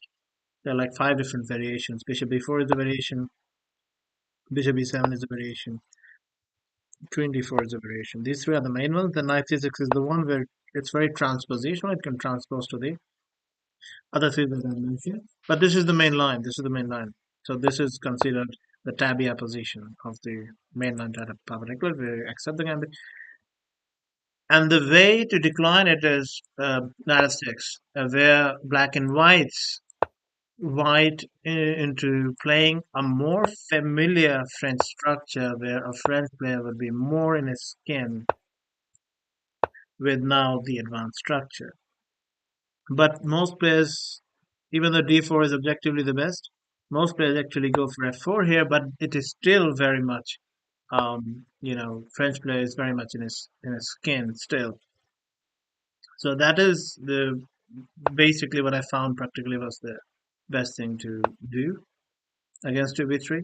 The c5 is kind of a move where it is you're not trying to punish it, you're not trying to do anything. But one thing c5 moves like c5 and this and such do is they take you out of the book. If someone has studied 2b3, this they have not studied in much detail if they have even looked at a bit of it. All right, so taking is yeah, this is the correct thing to do. You take and then you can give a check here. You can uh, even queen e2 check is a move. Knight e2. Can you see the screen now? What isn't on screen? I hear them. Excuse me. Oh, I hope you can see the screen now. Okay, so yeah, so knight f3, bishop b5 check all the moves. But I remember bishop b5 being one of the top choices of the computer. This is correct. Bishop d7 good. It's a position, yes, in combination with queen coming to e2 check. Okay, so knight d7 already has started to look a bit that like black might put itself in some congestion. Of course, the thing that black cannot do here is bishop e7 because that just loses this. Queen e7, however, is I think a move where you try to simplify before you get cramped. All right, but it is still fine. Yeah, this helps black. This helps black because he was otherwise very cramped. I would very much argue that knight blocking with c6 here, so queen takes would be much better, and you also get ready to castle because this knight is not moving, and even if once it moves, then this bishop will be hard to move. Well, first of all, it cannot move because it's pinned. So it seems like black might have to castle queenside out of just there not being another option. So in which case, queen takes there was much better. Knight f6, good. Yeah, you'll get everything, but the problem is what you're not getting is you're not getting to unpin the knight, which means you cannot castle. Queen d7 now can be hit with tempos, but I guess that on pins, that should be good, but then other problems start to come. Yep. King in the center is a root of a lot of problems. You cannot keep a king in the center, not when the e-files are open. So he got his out. Now you have to get your out. Yeah, you have to get your king out. It might not look like a blunder, so it looks like a move that will help black a lot if this is simply taken. And then the king can doesn't need to castle, can go to f7 this knight. This knight goes to c6 and black finally unwinds. But I do believe there might be some other trickery involved with knight coming there, knight coming here. And all of these pieces have too much open line. So he took it.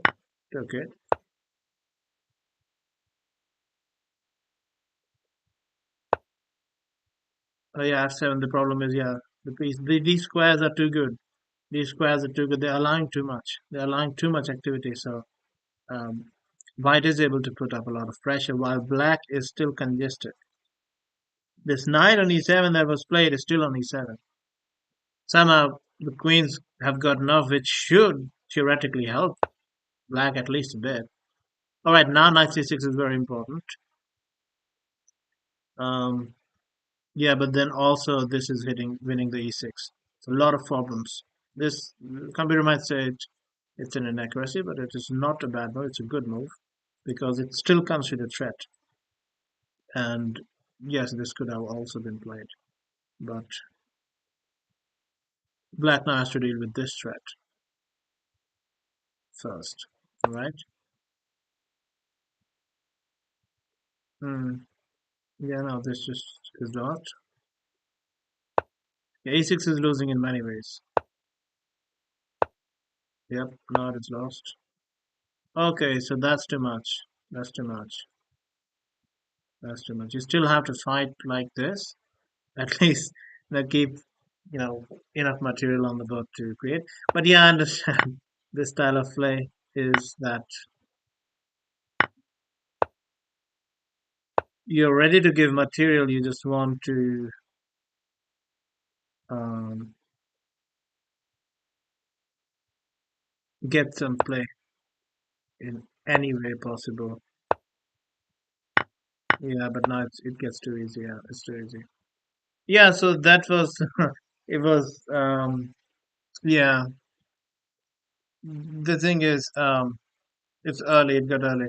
Um, it was the developmental problem. And developmental problems, like I say, it's not about right now how it's looking visually. It's not about how cramped you look right now. They're about larger scheme of things. That do you have a plan to unwind, develop, and coordinate your pieces? And Black didn't have that. Black was in trouble right from 97. I would say 27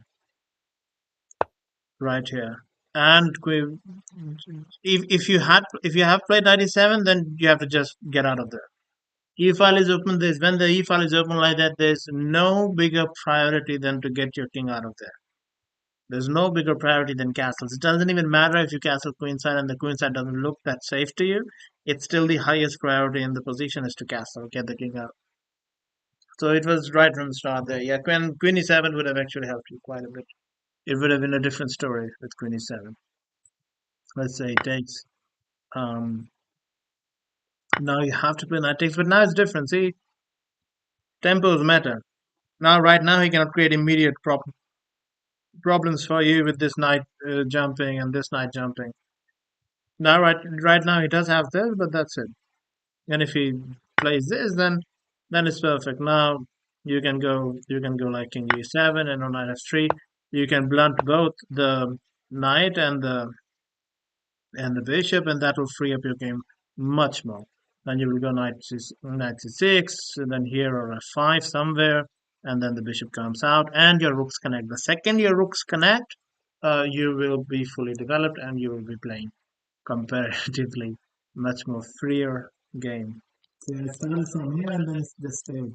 Like was never able to unwind. Yeah. You should have you can also play into the fight it head on.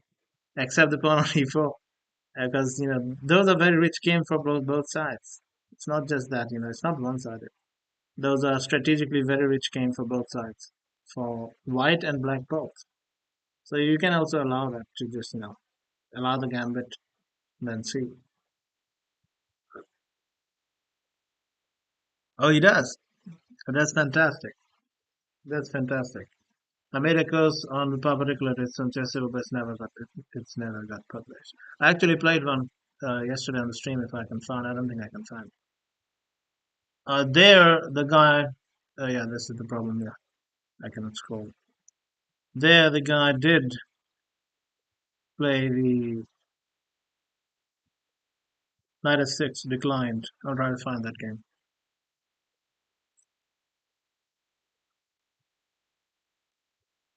Oh,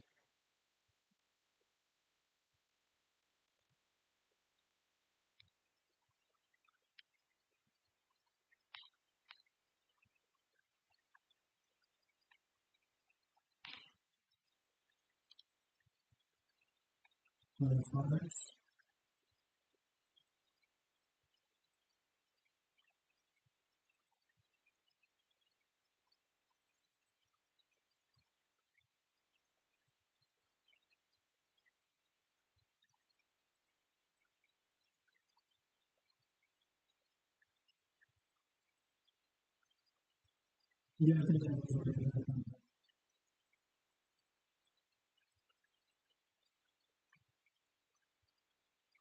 I think I can actually just to go um, toss on screen. I haven't published it, so they cannot object. Oh, here it is.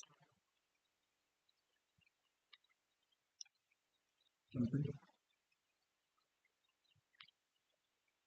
Your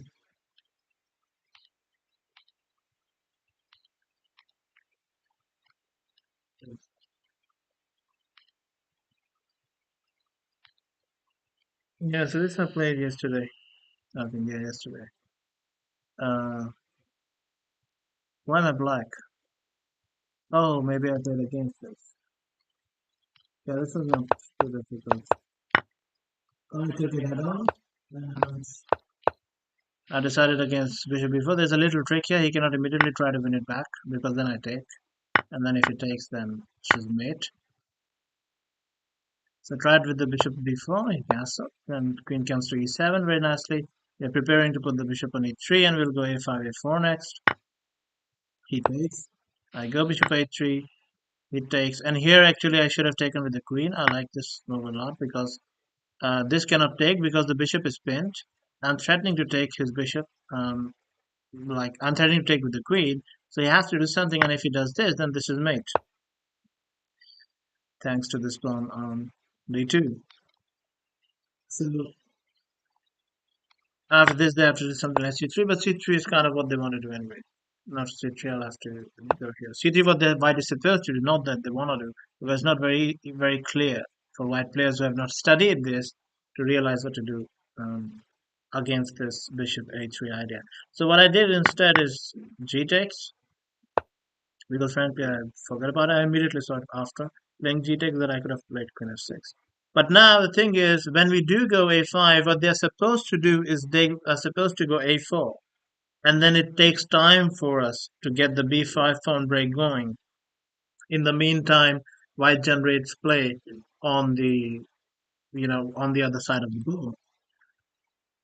What this does is now they don't have that. Now we will go a5, a4, and we will open the a file by force. We are not taking the bishop until we open the a file because this bishop is blocking them from playing a4. That's the main purpose of this. So what they're supposed to do is go here. c3 takes, uh, allow this takes, and then queen b2 block it. And then that endgame is playable. It's also a line in my course. So I go a5, he goes for a check, and I hit him with c6. This check does not help him, it helps me because c6 b5 is the kind of thing you want to do anyways. For example, imagine if they had a pawn on a4. So I am getting ready to open his king side up. He has not got his development in, so my king is kind of safe here right now, and I think I'm ahead. I'm hitting him first before he's hitting me. So he tries to go takes, but then that is losing his queen because I take with a check. That was a short game, but yeah, that was nice. Black was always in uh, control. Yeah, muffed. I'm sorry, I cannot do anything about that. Yeah, I did, and it sucked. Yeah, it it does suck when you get games like that. I take that. Given up the position, just take 27 here. 27 where? Oh, sorry, I missed it. Always buffer, you're muffed. This is your bullet papa. No, no, no. This is stream. This is played on stream. This is 10 plus 5. I was explaining the whole thing. That's right. Is this? Oh, I think it's the bullet papa then. Is this a bullet? Oh, this is the bullet. Oh, okay, so this is from actually on my phone when I was not playing on stream. I was trying to get some games on this account so that they stop pairing me with, new accounts, other new accounts. Yeah, it was easy.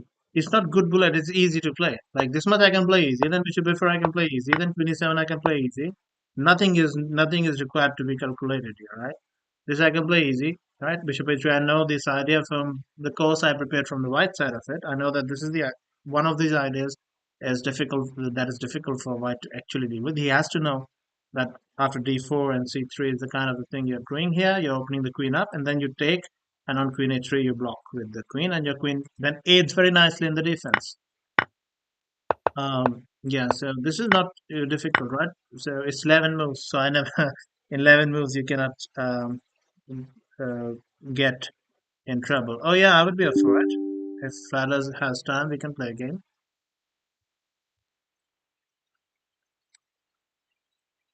You can you can send a challenge on this username if you can see. Chess-Gyan underscore Twitch.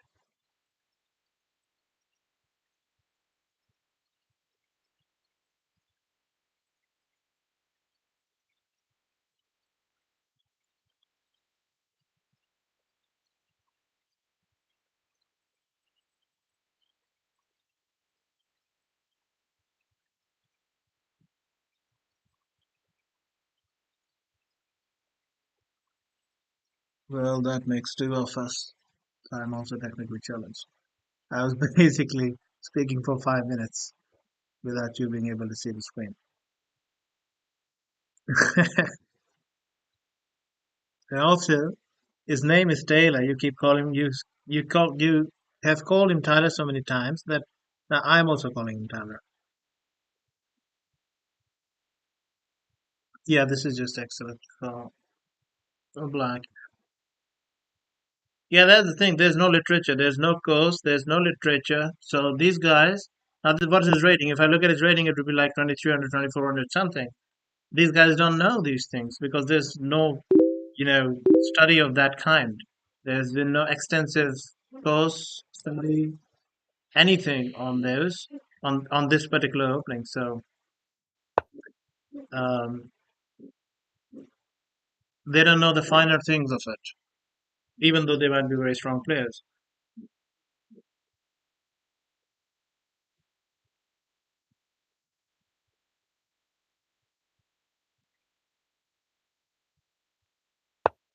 I sent you one, but you can accept his if he comes through. All right, I'll accept this. I can play 2 games at a time. Okay, so this is the articulate.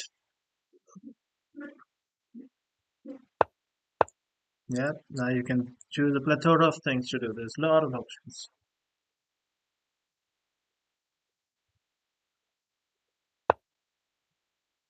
Hmm, this is a sucky one.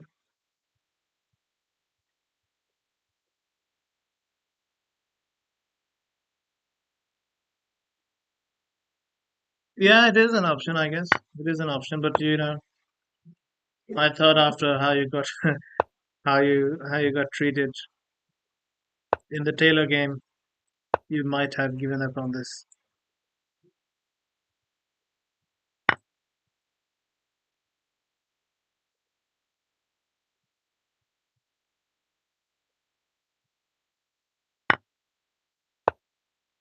Yeah, I remember something like this being still problematic for black, slightly.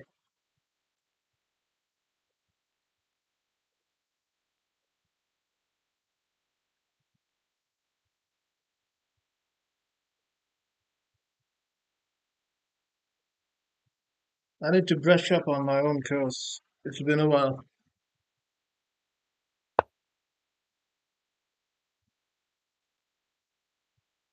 Youngest.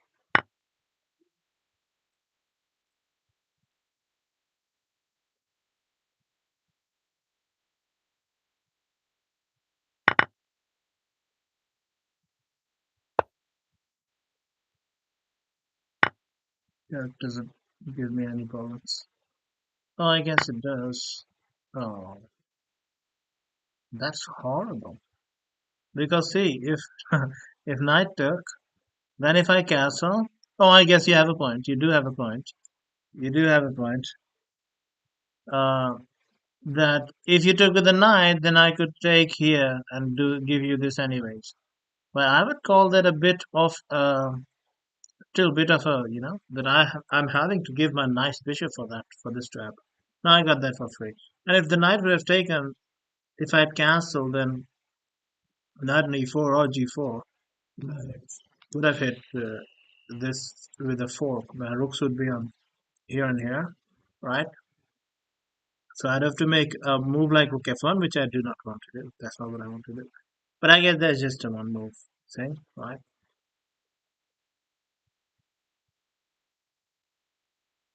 All right. So white is up a pawn, and I guess you also make the nice e5 square for your knight.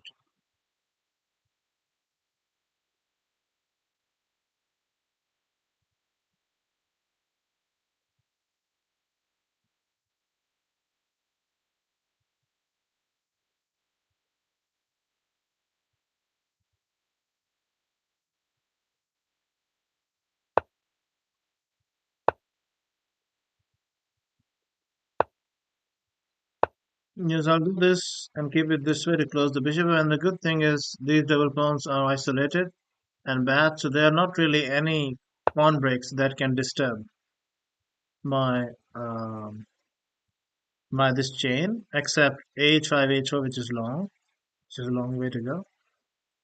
And now I can also try to use these squares. So I think my knight belongs on f3, but should I actually do that like that?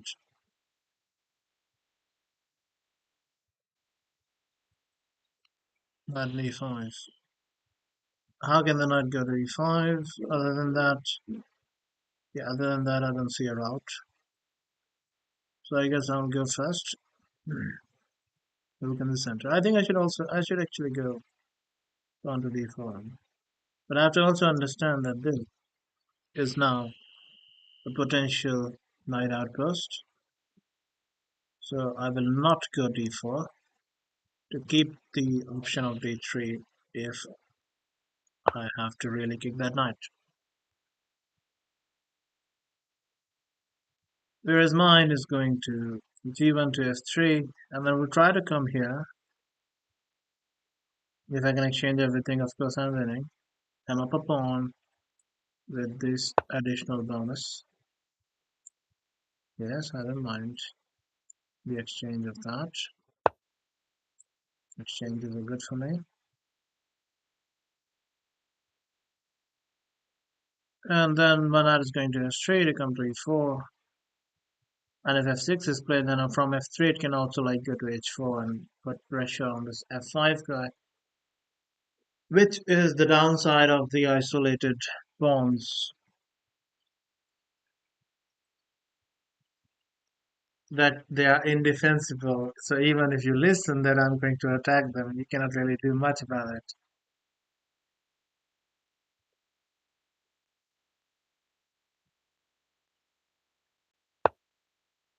Oh, nice. So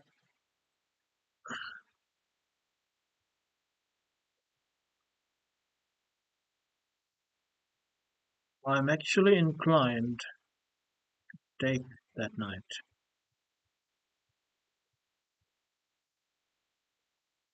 which is generally what you never would want to do. Is giving this bishop is like giving black giving his dark square bishop in the king's Indian defense,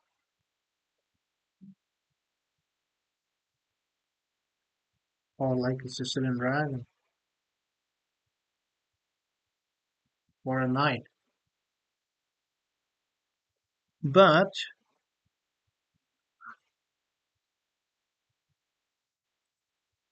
that does significantly reduce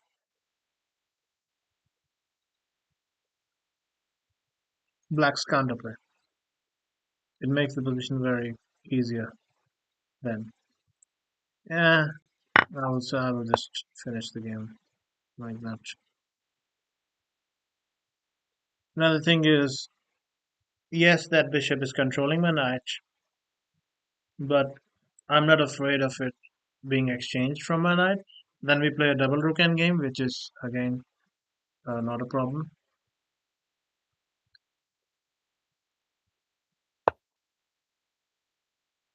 Why does the opponent have made it rated? Oh, you made it rated. Oh, I don't see that.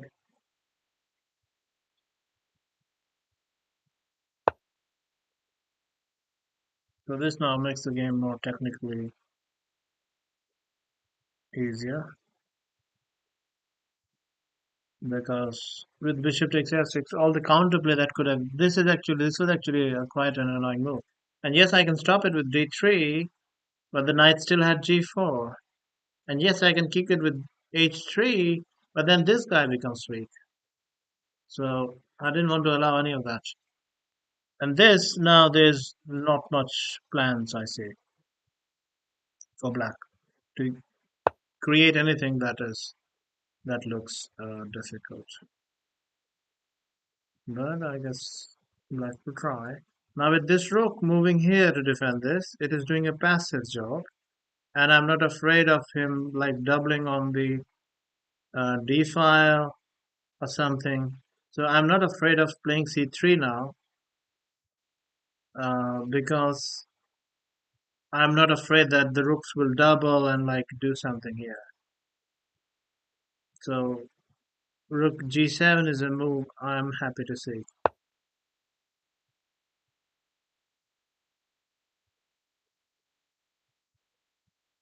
Yes, it will hurt. It will not actually hurt because I've been losing games left and right because I am playing for instructive and entertaining nature of games rather than winning. That's why I actually made this. I mean, Marinier account. This is a good move. This rerouting is very good. This rerouting is very good, but I can force exchange. There is no check. There is no check. Because there's no check, I can force an exchange. And yes, you can boo this move, but it is technically the best thing to do. This is how you convert. And because, you know, I'm not playing for an audience here, I'm playing to also here instructive value is higher. Now that's just hanging the bishop. Here the instructive value is more important. So I want to show you how to convert. So what you would have done is basically you would have to take the knight. There's no other way. It hit the rook and it hit the bishop twice. There was no other way other than take the knight. So this was forcing. That's why I played this. It's forcing this exchange, and after that, in the double rook end games, it becomes further easier and easier and easier. With every exchange, it kept becoming easier for me to convert. Okay, move it.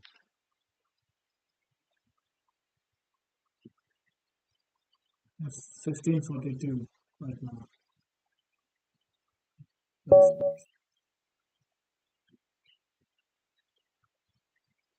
Okay, we can do very much. You can do that.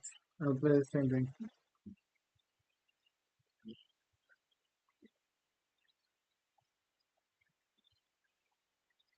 What was even? You thought the position was even?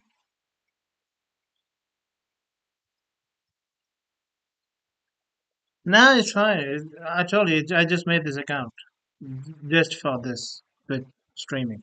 I don't care about the points on here. I don't care about the points on any account. It was important to me that you don't lose too much because you do have a milestone to reach. So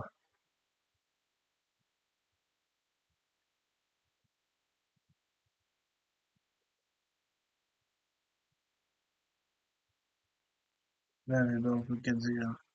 Oh, maybe. I don't know.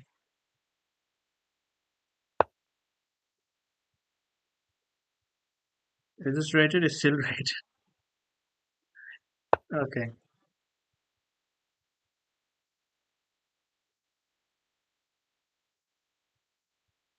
It's fine. This time if I'm lost, then you resign. That would even it up.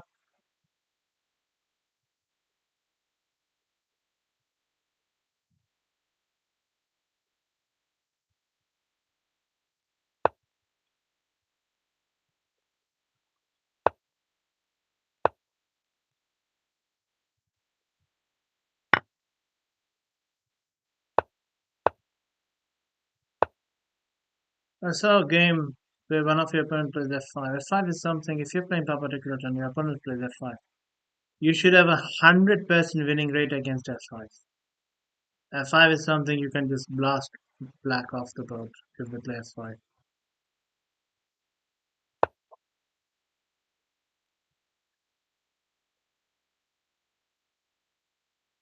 This check does not win the bishop because I get a knight to c6.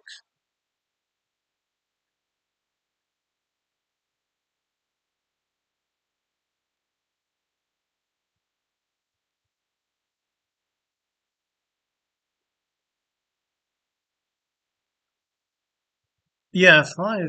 F5 is that's covered in the course. I wonder if I can actually share that chessable on stream.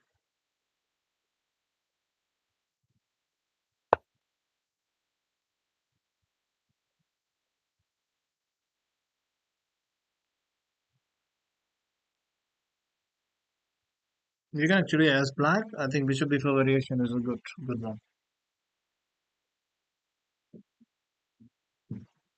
However, there are two schools of grammaticals.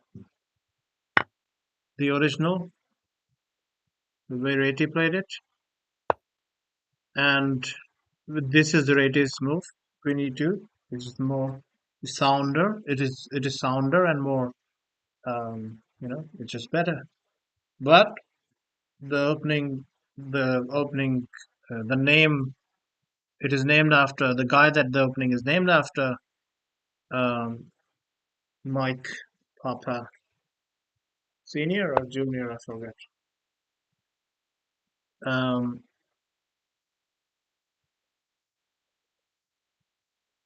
Good. This is good. He doesn't play Queen E2. He actually plays much more erratic. He plays a very quick G4, like on move 5 instead of Queen E2. He plays a very quick G4. So when you're playing black, these are the two ways you will see people play Papa. Those who have actually learned from him probably are older in age. He was like from 70s. He is the one that kind of popularized it a bit, but it is not his opening. Originally, it is Reti's opening. The reason it cannot be called Reti Gambit as it used to be called by people who didn't know about Mike Papa, because Mike Papa was not a grandmaster or anything. He was a national master with, like, 2200, 2300 is rating, so he was not as popular. But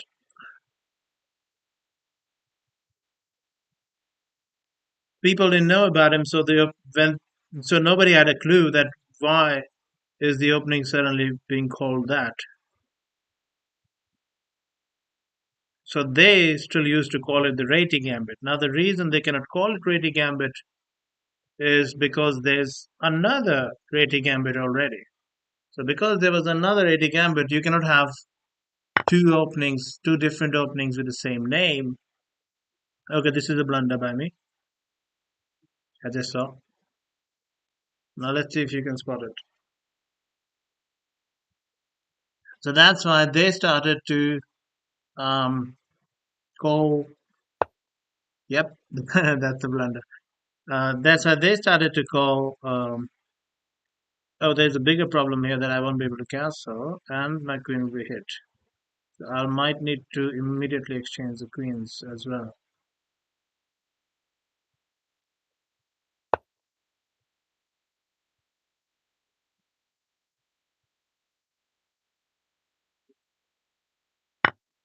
Hmm. But I cannot do that because then g7 also falls. Okay. Yeah. So those who actually play the Reti way, because there was no literature for that, so people just play it, by in their own way.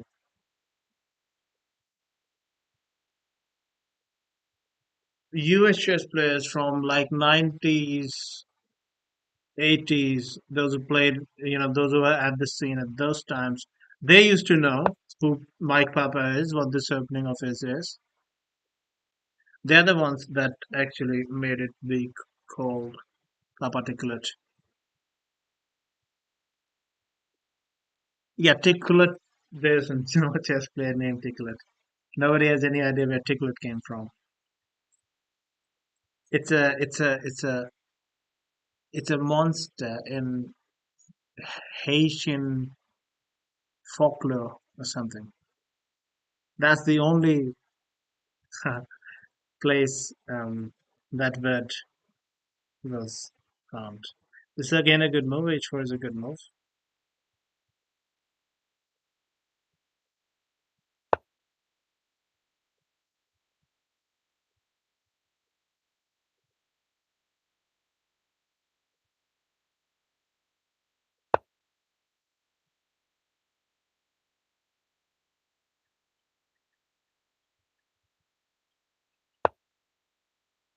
Yeah, there's no tricks, nothing. White is now going to bash black completely.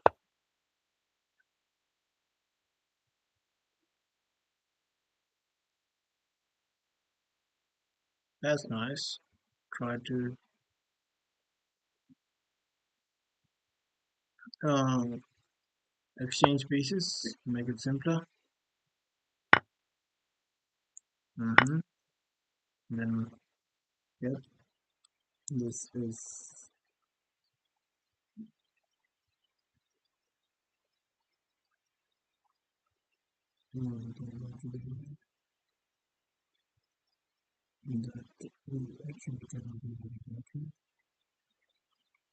It's a 10 plus 4, right? It looks like it's a 10 plus 0. So maybe I can flag it.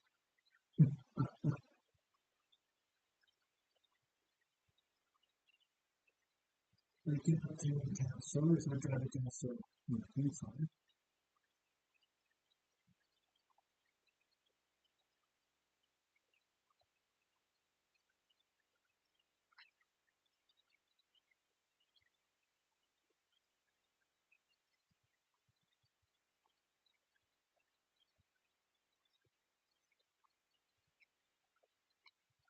Yeah, there's nothing out of this. I'll just try to avoid the exchange right now.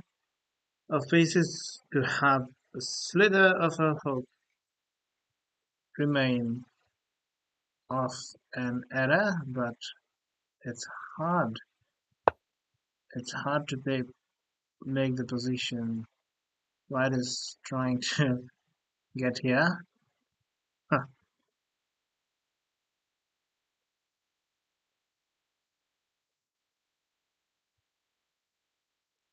Okay, also I will finally give up my hopes of trying to open his king. We'll open White's king and I will cancel. Because I'm pretty much forced to now. If not f5 came, then g7 would also go. I'll see if I can win a pawn or two back. Maybe survive to an endgame.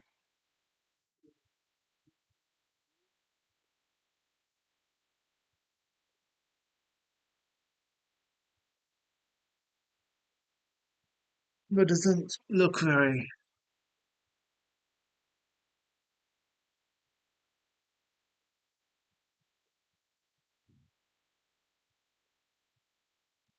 I'm going to try to create my plan.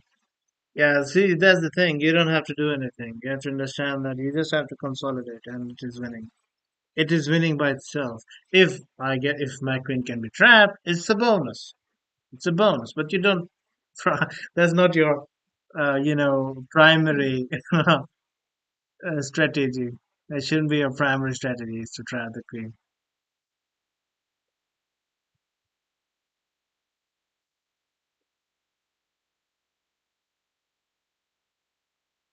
Yeah, well, simple is simple in saying is not as simple in doing. It's simple just by nature, not by how simple or how easy or difficult it is to actually achieve it practically. Simple does not mean easy.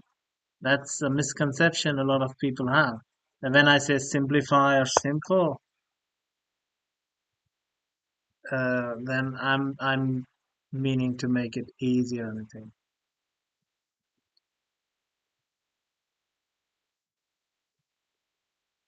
Hmm, that's an innovative move. I guess I'll try to blunt this guy.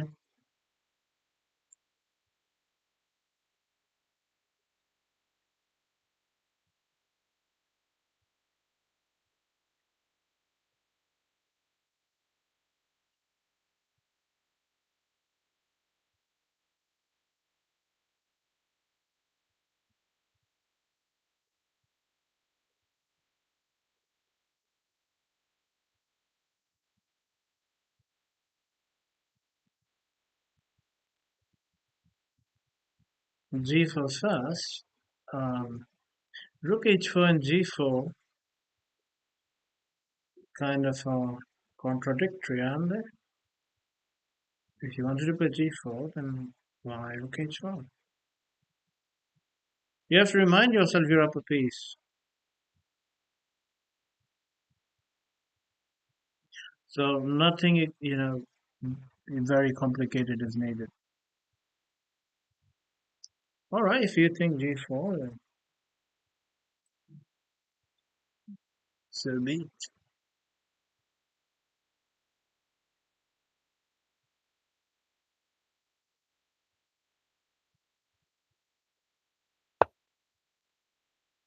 Hmm. So that is right in the line of my bishop.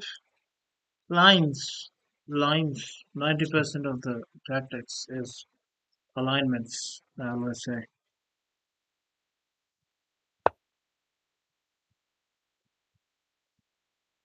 Okay.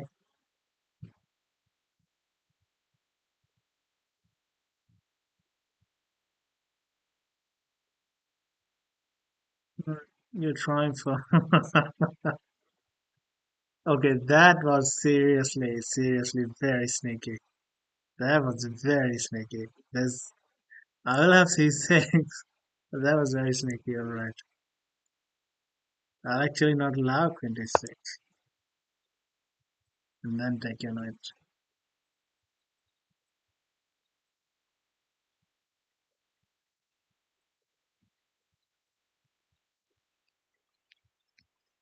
Well, yes, it is not easy to see simple. To actually see simple, you have to be a good enough player to see all the potential threats that can ever arise in a position. Right? So that is obviously not a simple task. If anyone can do that, they're obviously already 2500, 2400, 2300 level players. So um, that's why it is not. That's why I kept saying simple doesn't mean easy. Simple means you have to see everything. And this is what I've been trying for very long. That's why I didn't take your knight immediately, because now I get this lines. Now see, that is what you have to see way before, right? That is what you have to see way before. That is a potential threat that you have to see before it happens, right? If you see, for example, the game I played in the French where in the stream at the start where he had here, I'm seeing it from way before. If I saw it a couple moves later, then there's no defense of that, and I'm just lost. So you have to see these things way before they happen. Like, okay, this can be troublesome, this could be problematic, right? Uh, that's the only way. So here, for example, um, if I go here, you have to see that my rook and my queen are potentially making a focal point of d2. You realize that? You have to see this way before, way in future. So only then you would be able to see. You did see, or if you did see, then you will see the the potential tactics aligning with it. Then you might want to play king b1, and you can justify queen taking the pawn with getting a nice even file, right? Or you can go g3 and here, right, to plant a knight on e5, etc., right, and have my queen blunt on its attack on d2.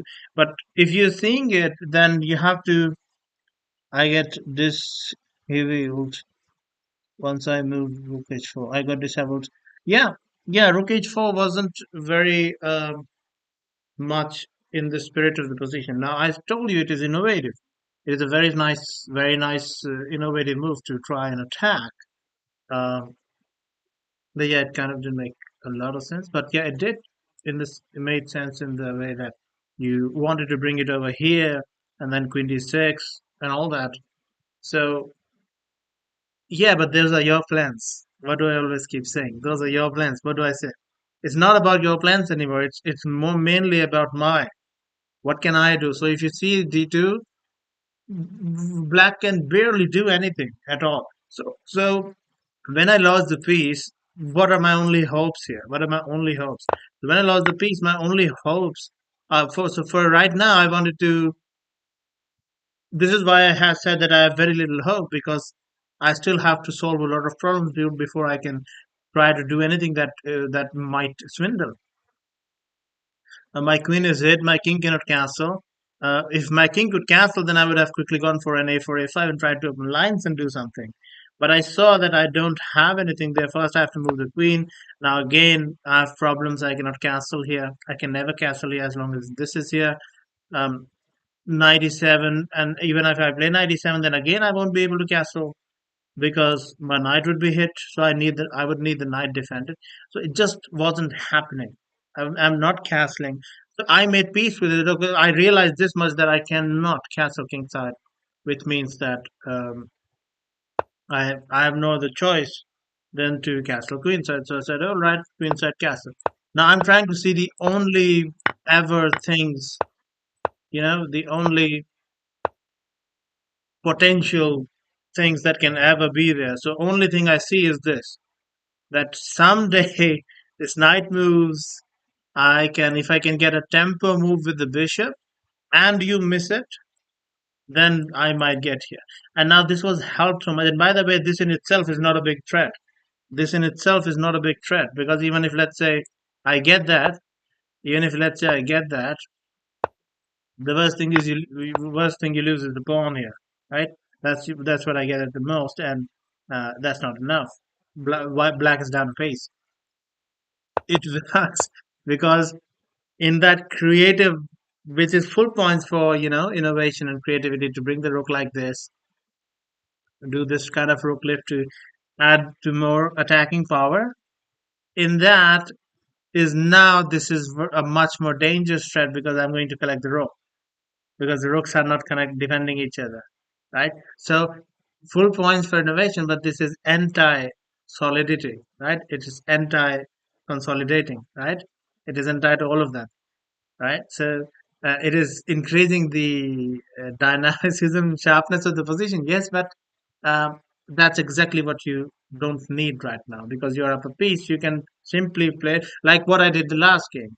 After I didn't even win a piece. I won just a couple pawns. I gave you one pawn, and I gave you a bad structure, and then easily, all I was looking for this nice moves. Now, by the way, the knight c6 move I played in the last move, that is also a great tactic. It's not winning anything, but it's a great tactic for the situation that makes my task much easier. So what was the move? Yeah, it's very hard to, like I said, to come up. But this is where you take time. This is where you find a plan, that this is how I'm going to consolidate. Once you find a plan, once consolidation is done, then your play becomes very easy. Then you can just play on even increment. I would have gone maybe g3 here to go f4 because I'm looking at this, I'm not liking this. And first of all, I didn't like this. I would have much rather preferred knight here because then you force this exchange of bishops, right? So those are gone. Then this can happen. Then I would want to play king b1. Then I'm not feeling very good about my queen on a3, right? I might have just made these little moves, little improving moves like queen b4 to queen c3. Yeah, now d2 is not a problem anymore, right? These little, centralize the queen somewhere, right? On d2 or something. These little developing move, like I improve my piece a little bit, uh, they are the whole thing. They can, you know, complete your consolidation. Once your consolidation is complete, that means you have sufficiently defended all potential focal points, all potential threats that the enemy can ever dream of achieving any hopes on, right? When you have sufficiently defending anything where he cannot even see a trick ever happening in reality, right? So that's consolidation. You have then consolidated your position. You have neutralized all the potential threats that can ever come. That are not only right here, that can ever come. You have neutralized those. Then it becomes a matter of you start your little things. You exchange pieces. You reach to the end game of a piece. Then that's it. You convert, right?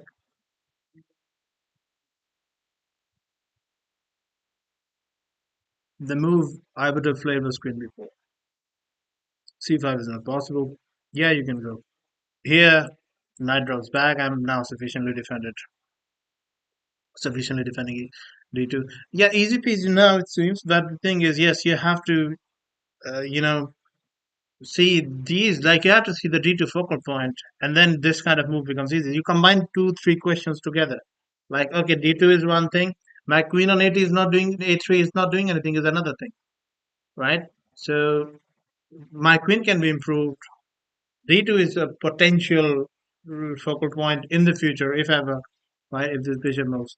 So all of those things combined gives you the answer, like when before, right? And also, then if you're actually seeing D2, you wouldn't have played this rook to here, even though this looks active, even though this looks like the right move, um, and this might be the correct move. This might be the good correct placement for the rook, or correct timing even to place the rook there.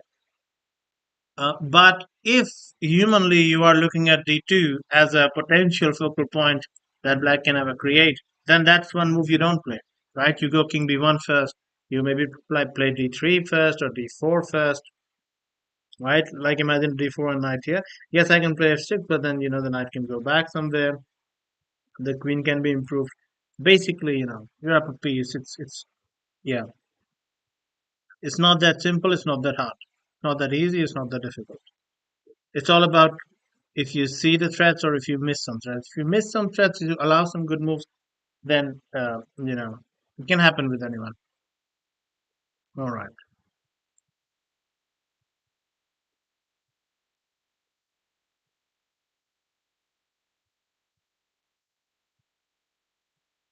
I'm gonna run a computer analysis of that. Yeah,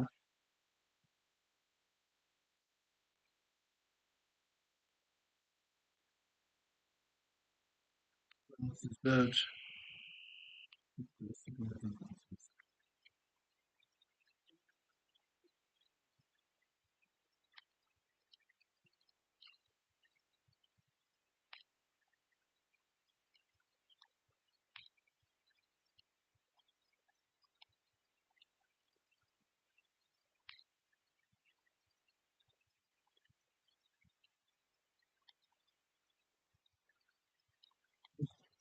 I can see mine.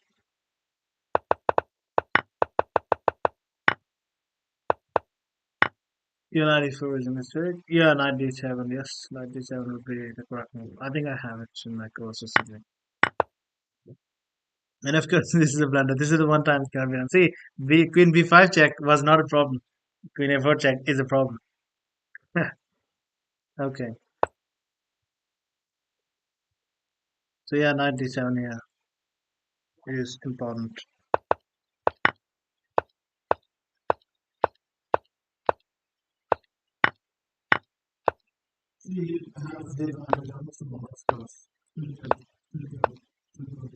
Still, it's a plus 4.6, right?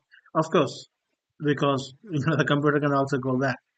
In its lines, computer can say, okay, rook comes back, byte is still plus 4.6, which is true. This is the start of problems because first of all, this tactic is messed with alignment and discovery. But try to see this that even this is good for white because it's at a tone and the pieces are very nice. This bishop is very nice, you know. So it's still plus 2.8, even though white would only be up one pawn. Yeah, and here I had to take the knight, and I knew that. I knew that I have to take the knight. I knew that I have to, that demise. Sorry. I knew that I have to take the knight, but what I was doing is for you to try to save it. So this is a unnecessary trickery play. Yeah, and look at the move you had to find here. This is the move, the counter attack, and you're saying, yeah, you're gonna take the knight 9 after I move. You know that doesn't help actually. Moving doesn't help. Moving doesn't help. Nothing else. So I have to go like rook d7.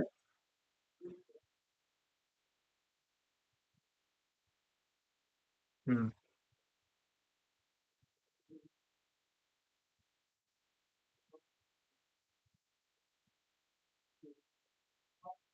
Yeah. But yeah, the reason I'm playing Bishop d4, no, I'm not blaming you for missing this because after Rook d7 is not entirely clear. I'll see. I'll look at that in a moment, but I'm just showing you what trickery I was trying.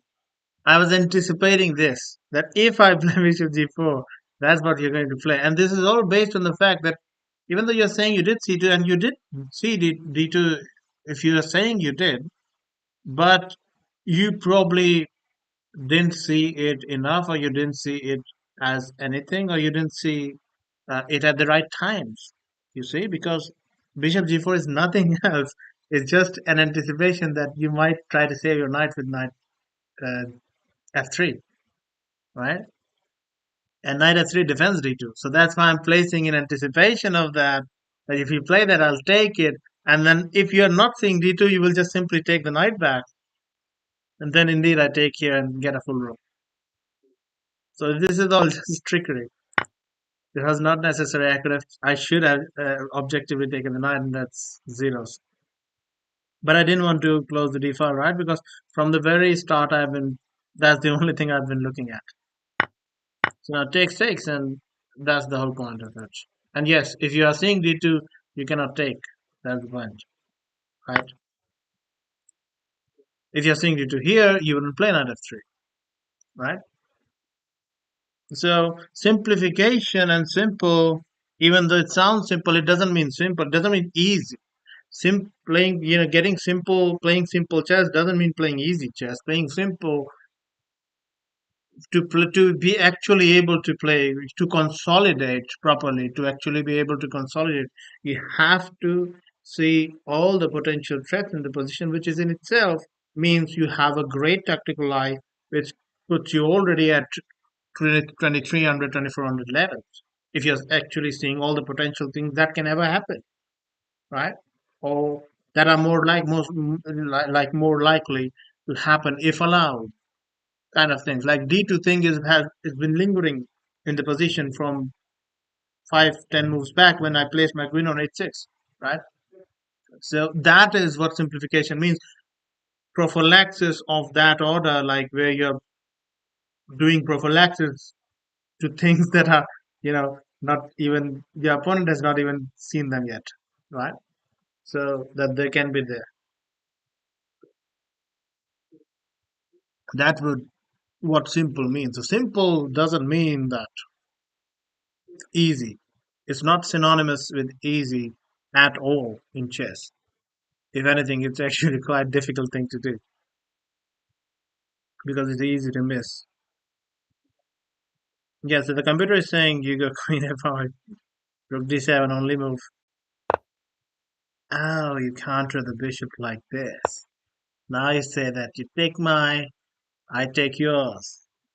Yeah, if you move the bishop, then the queen is guarding. Look, you see the kind of thing computers do? You see the kind of thing computers do?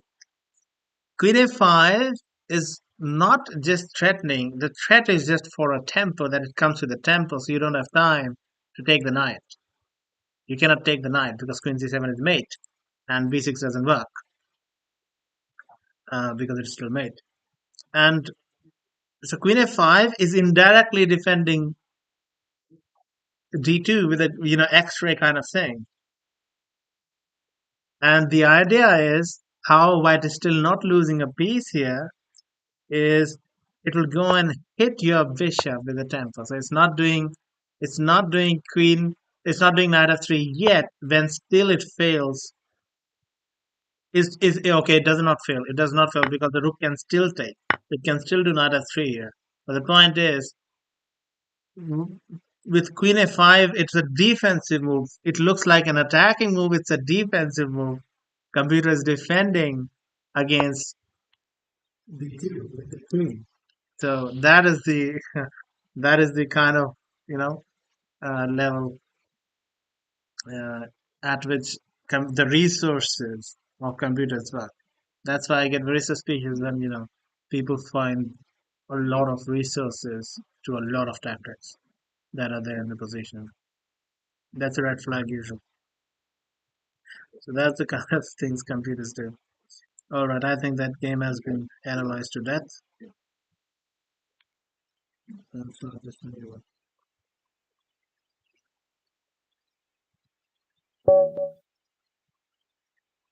you have to change your frame of mind when position changes. Yes, yes, yes. Basically, then your frame of mind should be like, okay, I have this in my hand, so I will just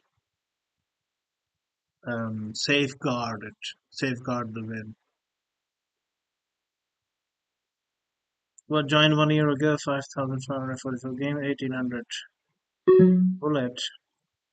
All right,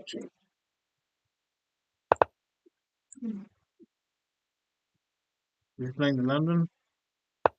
Yeah, he's playing in London. The terrible, terrible London.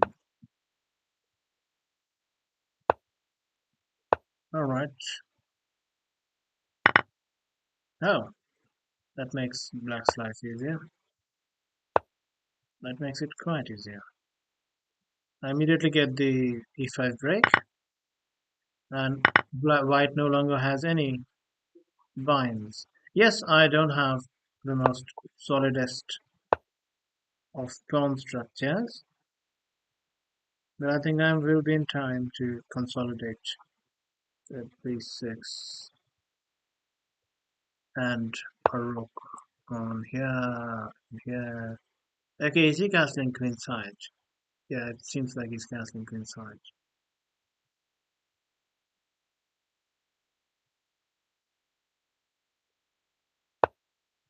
Okay, all right.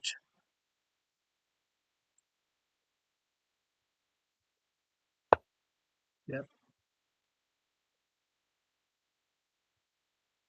Okay, queen c6, but queen c6 gets hit by 95. Oh shit, I was not moving, I was trying to draw an arrow. The reason I was showing that, yeah, that's just stupid.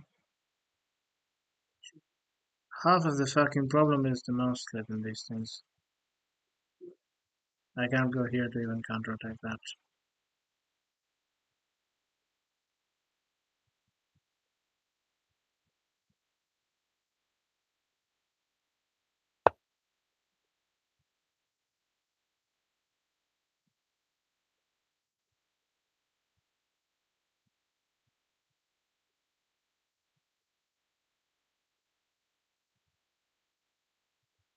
Yeah, I think he should take with the bishop.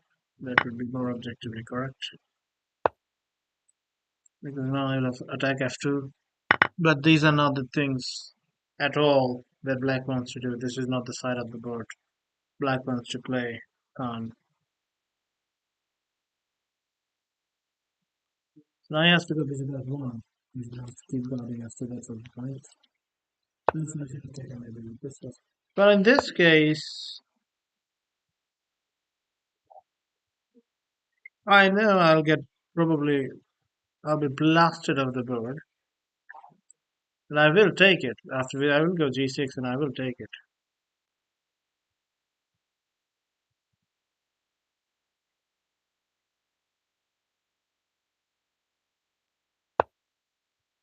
Okay, takes and immediate h5 is what he's going for.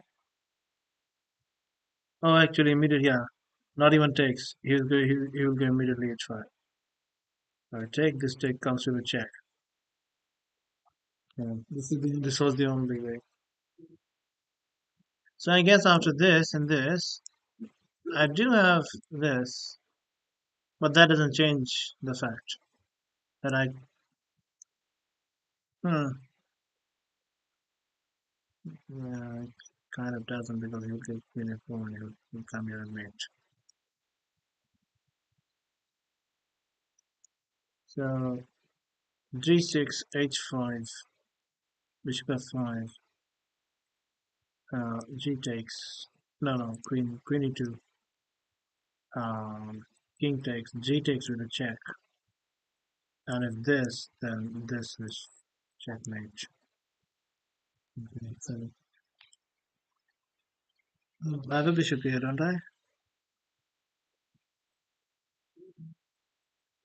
Ooh, that is very close to checkmate. Very close to checkmate. It's not quite there, but it's very close. I don't believe I will survive that. I don't see an immediate checkmate. So h5, king takes, pawn takes, king takes. No, h5. No. What am I saying? Yeah, g6, h5, bishop f5.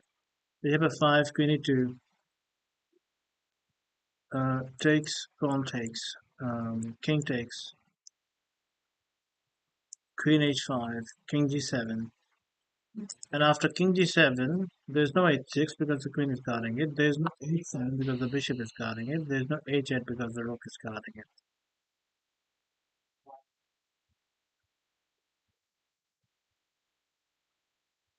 And because my bishop has moved, my rooks are connected. I can also go rook to h8 next move. But this is something I'm doing not out of choice, but because that's kind of all I got.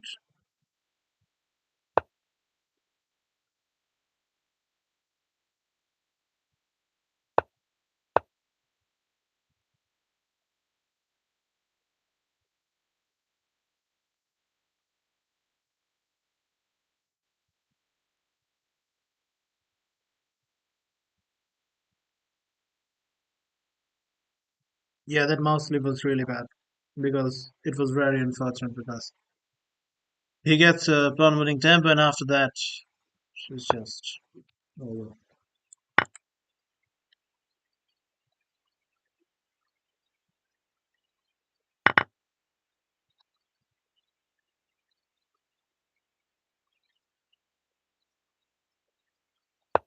He left g4, which will be a problem because I don't have this tempo right then. But I will have that tempo after I go bishop here. Ooh.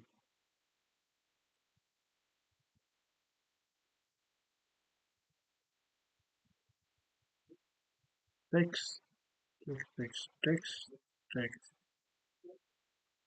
Yeah, he's losing more material. There's no check. There's no check. Rook takes. Yeah, there's no good check.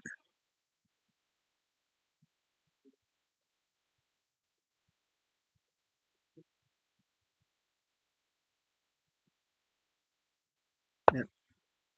So this is a swindle, I think. But otherwise, black was lost.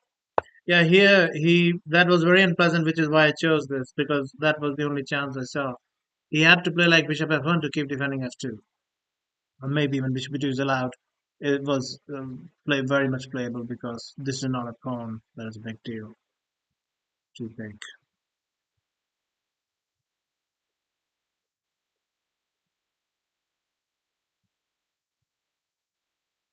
That gives him queen g4 check that I don't want to give.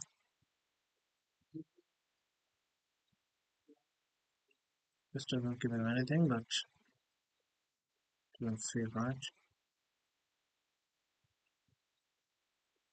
Just, yeah, I guess. Yeah, I'm actually also enough pawns down to be not still not be winning.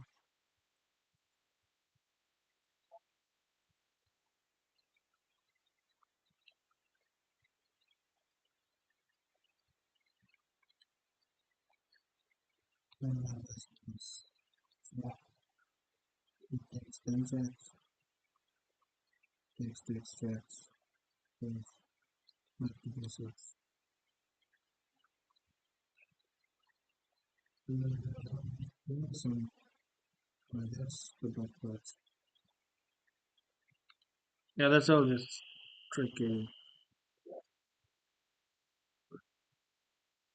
manipulative chess. Not objective chess. Objectively, I don't know how to continue. I would if it was a longer game, then I would settle in for a long think and come out with the best objective solution. Alright, so the moves are here just to induce queen g4 where it is after here it is not that well placed. I think it's doing the stuff. And also I'm hitting his rook if he does not take the rook first. And if he takes the rook first, then my rook is nicely on here. Um, and after this, then I have saved the check. There are no more checks. And rook entering on first rank would be a problem. Then if he does the queen g4 checks taking the after taking the d1. Hello, Day Con. Rook da, rook da, rook da, rook da. I think I think that was I think that was before sometime. Huh. So here, yeah, queen e4 is a tricky manipulative move, asking for queen g4 check to be played. It feels like it's winning the bishop or something. But yeah, that's not really a plan or a strategy. That's more of a trick chess, which I don't endorse, but do like to play it.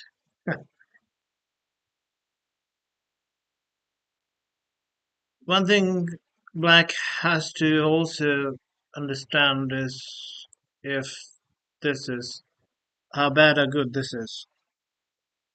If he just forces the exchange, I'm of a piece, yes, but I guess it is, yeah. Oh, so he's not falling for stuff. He's playing the absolute best moves. Absolute best moves. And actually, now his rook is better.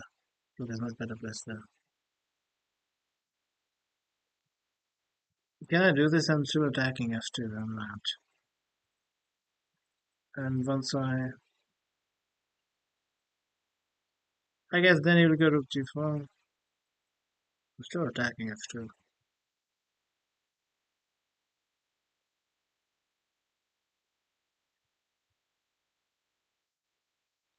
Oh, no. I have to be careful about mouse slips. If I take here, if he went here, then I had a very nice queen g here, and then I had an idea of taking the rook, queen takes, and then pinning this, and he would take, and then I make a big exchange happen. After that, I'm playing a rook and a bishop against a rook. Rook and a bishop against a rook. But none of that works because there's a rook on rook g4 check also adding to that. That does not work.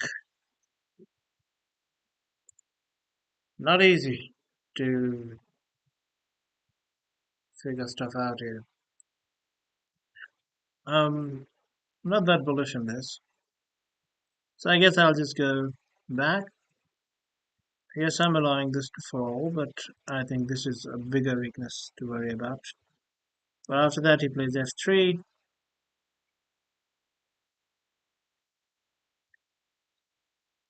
I will try to induce then e4. Then I'll try to, with the bishop behind, our queen on ahead, I'll try to induce this so that then I can get a check in. Not that it does anything, but I guess I can also with this check and pick this up. Alright, let's see.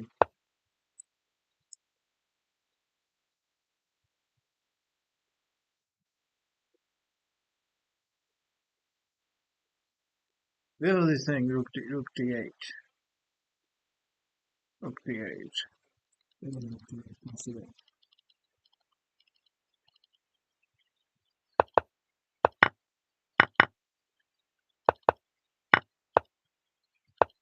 Oh, maybe he's saying here instead of bishop.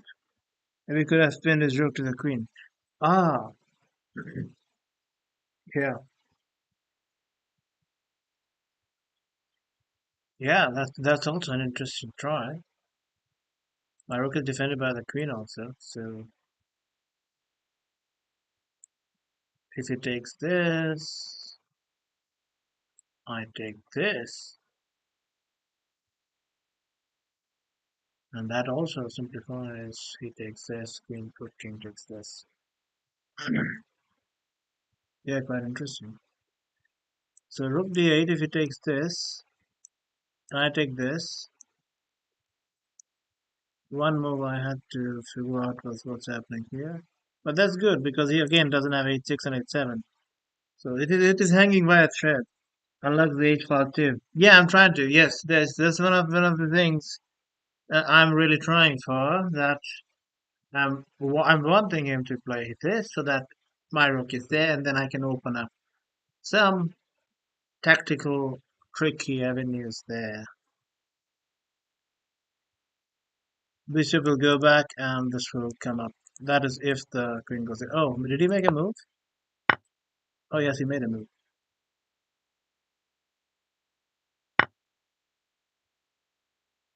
Rook f4 might be annoying, and he plays it. If my queen cannot go off this diagonal because rook d4 is check. If I can get somehow the rook to here, then that would be nice. I cannot move my queen away from here, from these two. I don't want to allow a check there. Now he also has stuff to deal with. His bishop is covering this very nicely. Safety wise, not just material wise. It's not that he's completely safe.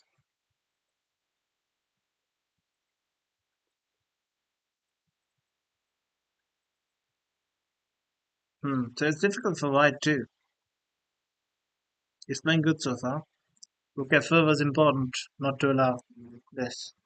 If he had gone for the pawn, then after this it gets very hard. Also f2 is hanging. Oh, now he gets a check. If I now go now he gets a check.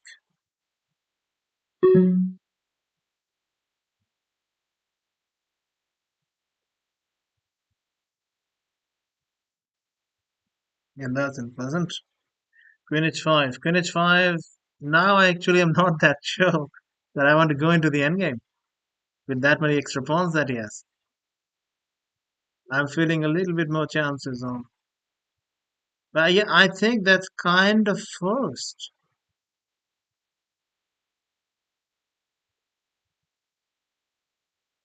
Because otherwise, yeah, otherwise I cannot really allow the check. I have to go f6, and then this just looks really. The queen is my rook is off here. That's just playing for tricks. And this time it might be harmful. I think objectively something like rook h2 would have been the best move, objectively speaking. That does put in pressure. And okay, allow the queen exchange to get a pawn. Actually, why didn't I go rook h2? It's not that easy to play the endgame for him after that. Pawn starts to draw off, and I will be able to save mine. Could be. I'm not sure. Oh, he's going to check after that. I don't have any time. Oh, but that's fine. That's fine. Should have gone to check first. I should have gone to check first because then on rook d2 I had rook king here. Yeah, yeah. Oh, I should have gone with queen f4 check first, shouldn't I? Okay. Now you are dangerously close, my friend, to losing. Or I am. Yeah, this is a bad move, really bad move, because now he has no checks. Okay, now I'm happy to. Okay, maybe he's just trying to flag me now, but that doesn't work with +5 increments. Now he's lost. Now he's dead lost. Yes, Queen needed these checks. Now he's dead lost. The trickery worked, but that was a shaky end. Shaky middle, shaky whole game. Where did he lose the piece? Okay, he went bishop h7, yeah.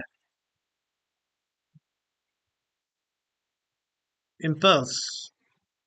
Again, if this guy controlled his impulses, knew what's coming, what's best, then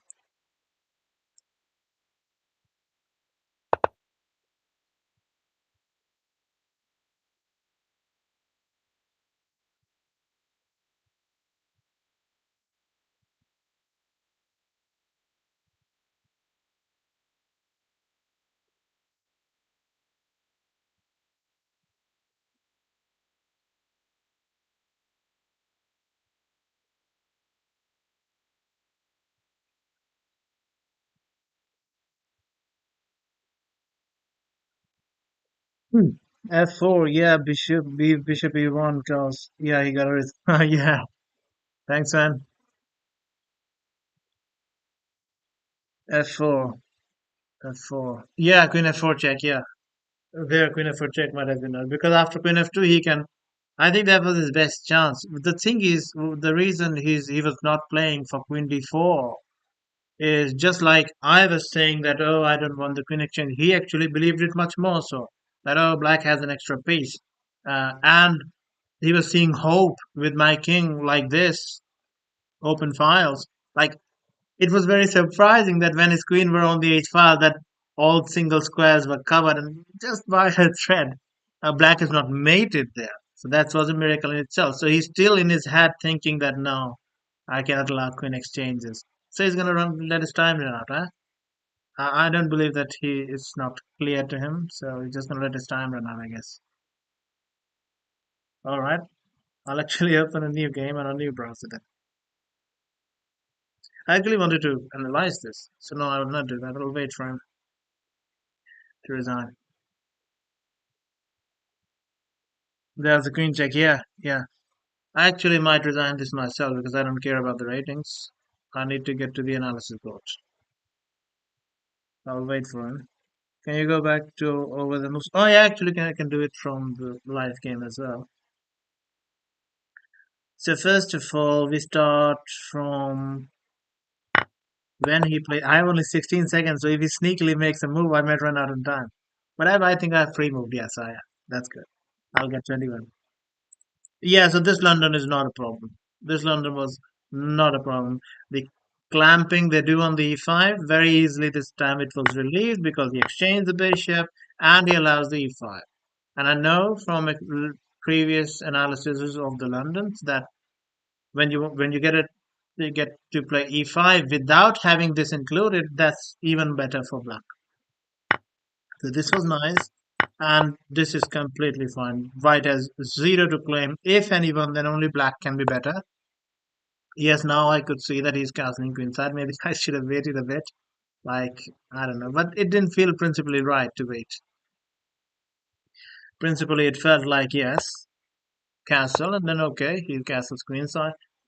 And then, yeah, here was the mouse slip. I was trying to show arrows that I don't want to go queen c6 because knight comes here. I don't want to go queen b6 because this is the pawn I want to push. And I cannot go queen a6. And yes, I can go queen c7. But something was there with queen c7 too. Or maybe that was what I decided. But in that, made a mouse slip in trying to draw arrows, and it Saturn went and sat on e6, after which it's just a pawn straight away. That was the worst of the mouse slips, and we'll be careful. Yeah, I made a pre-move. I made a pre-move, so I'll be at 21. If he tries to sneak in a move, all right. Yeah, so this is just a free pawn. So here now I'm already now once this happens up until now I was playing kind of principally, but now I'll be playing for tricks. If you're gonna, win because of my free move. So here what I did is I'm saying that all right, so I'm going to go this, force this, and my queen is going to come here. I'm going to hit f2, and this bishop has no squares. This is not there. This is not there. This is not there. This is not there. If he goes here, then I take f2. I don't care if it is good or bad, I just take f2. And otherwise, the move is bishop f1, which nobody would play. But I'm very sure, objectively, that was the best move to do. Or maybe objectively, this was the best. But, f2 hangs, then e3 is also hanging, so maybe not. Bishop f1 was maybe the best move to do there. Actually, I'm very sure. Okay, so he's offline now. I'm very sure that here, the best move is actually taking here, quite possibly. Or maybe not. Or maybe it is first f4 now because e3 hangs. Yes, no, it's not that easy. Queen e5 was practically the most trickiest try. And then I go c4. He takes, and now I'm tempting him to go here so that the game gets sharp because that's my only chance now. Because I have not been able to do my stuff at all, so I would be just be down a pawn and strategically lost because I have not been able to make the queenside play happen, whereas he has already started doing stuff here. So now I was saying that okay, I'm going to because again the bishop is still trapped. You cannot pull it back. So um, there's no square you can pull it back to f5 is not there. So basically the bishop is trapped. I'm going g6 knight move. I don't care if you take. I will now be up a piece and defend that. That's the game it's going to be. So it's lost now. And thankfully now I'll be able to use the analysis build. Oh, he immediately went and did the. Oh, maybe they reported me. Maybe they reported me because that's when this immediate uh, uh, analysis happens. Okay, take. Yeah, it was good. I love this position for black. Yep. Yeah, queen is obviously a mistake. Yeah, and now it is zeros. And now I'm surprised this is still zero. Like a lot of stuff is going on, and it is still zeros. Yeah, A4 was I think the only attempt, but I'm going simply G6 and taking that. So with A4 I had to be careful because if I did immediately take, then this is problematic. I cannot take back. The queen is looking at it, and this is really problematic. So I had to flick in an intermezzo here, but I could see his queen was going to go e2. And then I calculated this that takes. And now this is not there. So this check has to be played. And this is where it is like hanging via, thread that h6 is a square covered, otherwise that would be made. H7 is a square covered by the bishop, otherwise that would be made. And h8 is a square covered because my king is not on g8, it's on g7, so the rooks are defending it. So it's very hard to for it must have been very hard for him to believe that it's still not lost. And even if he gets, for example, if I go bishop g6, and even if he gets queen h6, he's not getting queen h8 mate because my queen would then still be defending it. But yeah, the kind of things I was afraid of here is this, because yeah, at the moment I was thinking that I don't have bishop g6 because that blocks the defensive. Yeah, but yeah, you can see here that he's already now lost according to the computer. That's how quickly the position can change, and this is apparently a draw. Queen e2, I think is the was kind of the only move. Yeah, I think the thing is, see, it's black's move. So you are saying minus zero point 0.3 now, and after black takes the bishop, you're saying minus 1. So the engine is just not a very strong one, or has not made up his mind yet. But yeah, if it's lost a piece, it's a piece. Okay, takes queen, yeah, yeah, yeah. Yeah, after that, I think he doesn't have any chance. Black just kept having good resources because all the pieces suddenly coordinated for the defense. That's the reason why black suddenly has good pieces. Yeah, they're coordinating very well for defense and good resources. So I'm not getting in trouble because I continuously have defense, very good defensive resources that is taking all the sting out. So now I have an H file. So suddenly all of his threats on the H file vanish suddenly. If he just exchanges, after that he was actually losing. If he exchanges, he was going to be down a full something. Oh yeah, the rook takes might have been better if I take no. Takes, I take. I'm taking both the.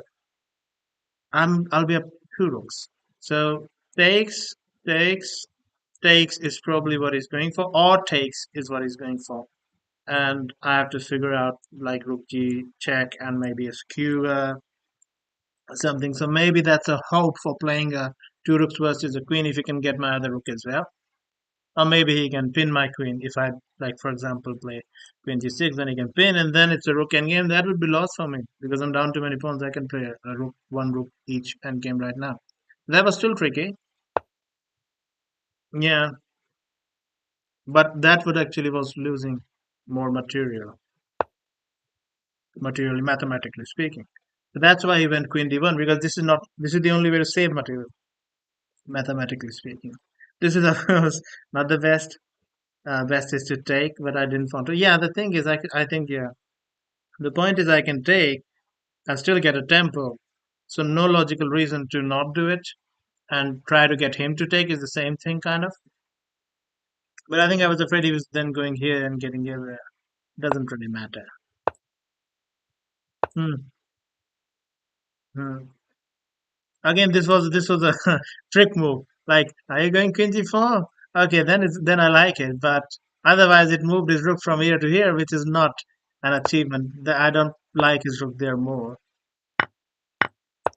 Okay, okay. Yeah, that's a mistake because if queen d4 can force stuff. I think queen d4 I have to go here. Just yeah, then that endgame is not that technically easy. That's a very big technical task. But he mentally doesn't want to. Yeah, he did. He doesn't want to. Yeah, yeah. If he traded queens, that was a very difficult technical task. I've lost games already, being up a piece and down pawns. So technically, yeah, that gets very difficult. Not that easy. The conversion, the technique, they're not that easy. You have to have really the techniques from the Doretsky books to be able to convert those. And yeah, that was his best chance, but he psychologically he cannot get himself to do that because he's for the whole game he's thinking he's about to mate black, he's about to mate, he's about to mate, but then the mate was not there anywhere. So psychologically he's not just ready. He's doing stuff to avoid queen exchange, queen exchanges. But yeah, now it's over. Now there's no defense. And the hunter becomes the hunted. That was a nice one. I think that's enough games. Let's do some parts.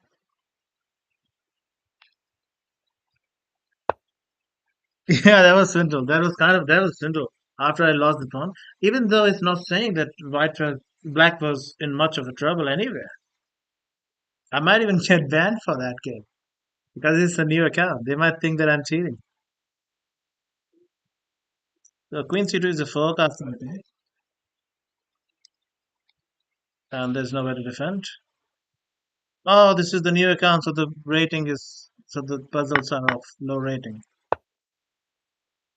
But I think I'll move up very quick, so to 24 right from that.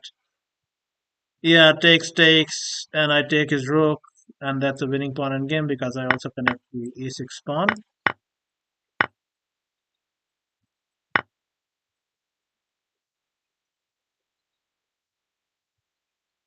I can take that.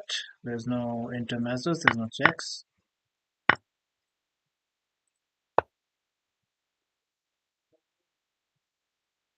I can take this. Rook takes. I take this. So this is the nice puzzle about piece relations that I talk about. What is defending what is attacking what. What is this side? This is leeches. What side do you play on? Do you play on chess.com? This is leeches.org. There are only two sides people play chess on. The hardest part for me as black, I would be scared and crumble, even though there wasn't a mate. Yeah, it's natural to be concerned, but yeah, you cannot let the nerves make you like blind. Instead, you get just enough concern to be looking for everything, but not so worked up that then you cannot see. That's the balance. But of course, easier said than done.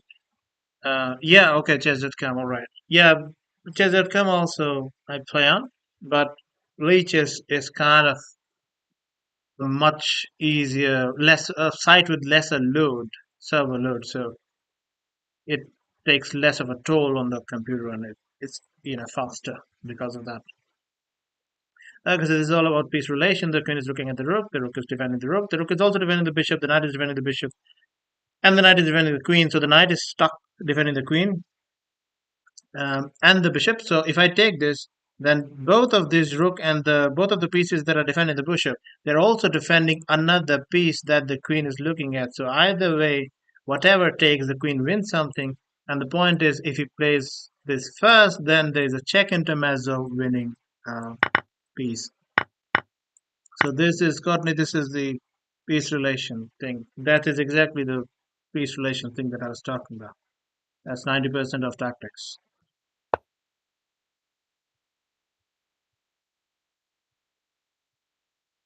I think I moved too much up in rating very quickly. Maybe not.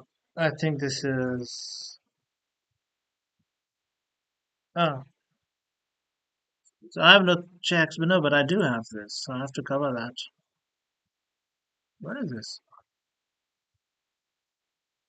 Queen 4, Queen 7.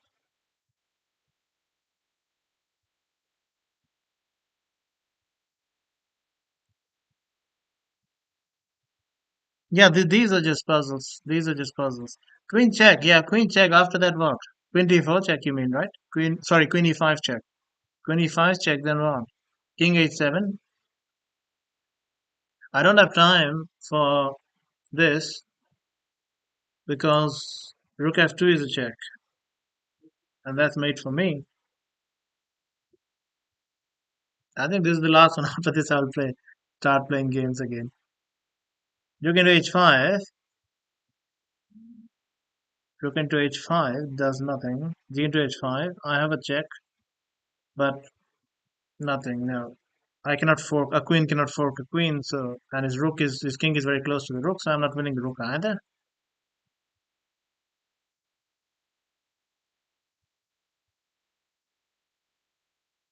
Yeah, yeah. Either. Hmm. This is a tough one. I'm just blind. Maybe rook c8 first. No. Rook d5. Yeah, but I'm not seeing a threat. I'm not seeing an idea. I'm not seeing a tactical idea.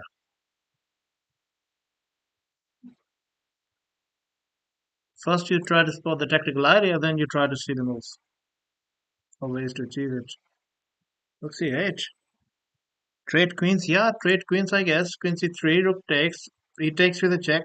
That is not a winning rook endgame at all. My king has to move. Then even if he just goes back, he's just up a pawn. Trading queens doesn't work. That doesn't work. Nothing is hanging. Nothing is loose. This is either a very bad puzzle,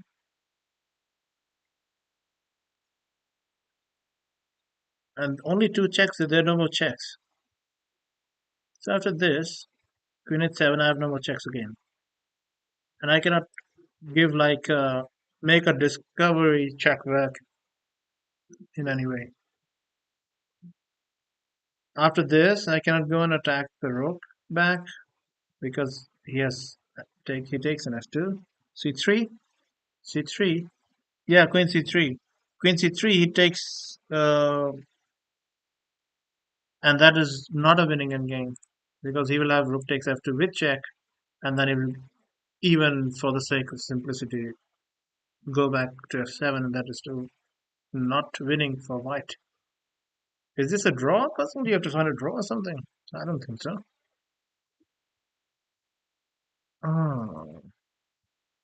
If I go rook c8 first, that might be the only possible solution.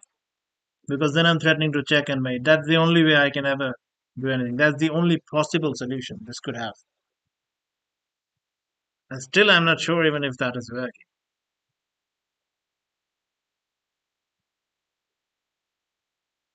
I retract my command, then queen h8. What? Queen e5, then queen h8. Queen e5, then queen h8? Yeah. Yeah, but the thing is, it's very hard to see anything. I think this is the first one I'm going to get wrong on this account. I cannot waste my time boring myself and everyone with this. Queen h6. Draw now. There's no stalemate ideas. There's no stalemate ideas. I have too many moves. Too many legal moves.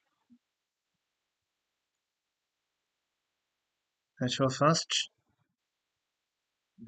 H4 doesn't look like it can ever be a solution of a tactical puzzle. Even though I don't know even if this is a tactical puzzle, but H4 doesn't really prepare. Like Rook C8, I'm preparing at least an idea of that like this to mate, which also I'm not sure if it works, but I'm guessing it does. Because if he blocks with Rook F6, I can go back. The Rook is pinned, and as long as the Rook is pinned, this is not a counter check. So on Rook C8, what does he have? Now for a queen trade.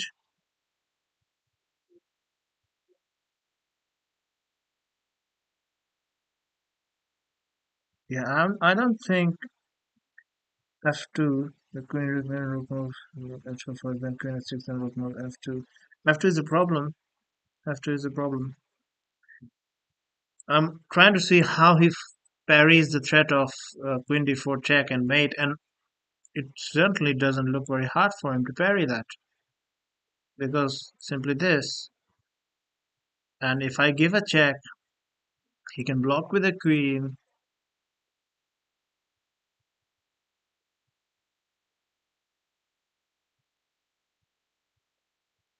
Is it rook c7? Takes check.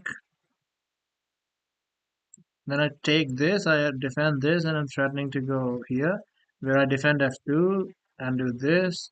But no, that queen exchange isn't winning. I'm not creating a passer with that queen exchange. He's creating the passer.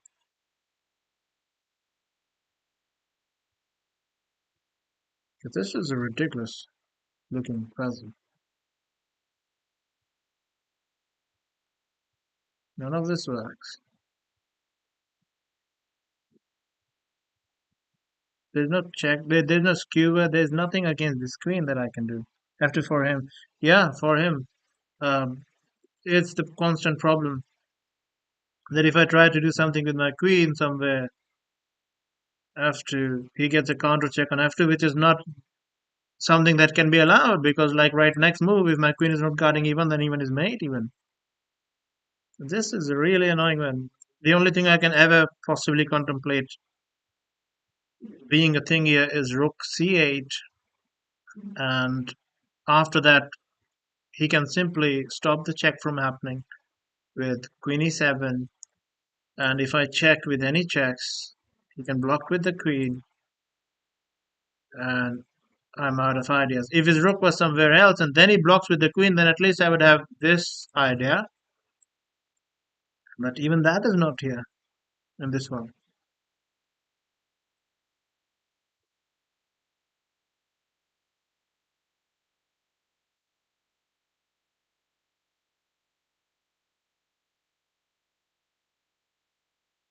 Oh, okay, check and king h7. I do go here and I allow this, and the king goes here, and the queen even check is not there. And if queen b1, then I take the rook. Okay, so queen check. If king h6 doesn't matter, I think it would be the same thing because this would still be mate. Rook c8 then, or it could be rook c8 first. It's one of these two. It's one of these two. So I'll just go with the check. Yeah, that was an annoying one. That was an annoying one. That was an annoying one. The point is you allow. The point is you allow rook check. And now the thing is, your queen is covering e1, and you have to also realize this is not a perpetual number A, number one, and number two that he is not just collecting the rook back. There's no such thing he can do. There's not even good checks anymore. Like he has this check, the queen can block, and yes, that's it. He has f7, but then the king will start running behind. Like he has f7, and the king can run behind the pawns. There's one more check. If b7 was available, then this would pick the rook up. But yeah, so this is the nonsense that yeah that you have to see. This doesn't belong in a puzzle, man. Yeah, not in a tactical puzzle. Okay, I'll play a game then. Then five.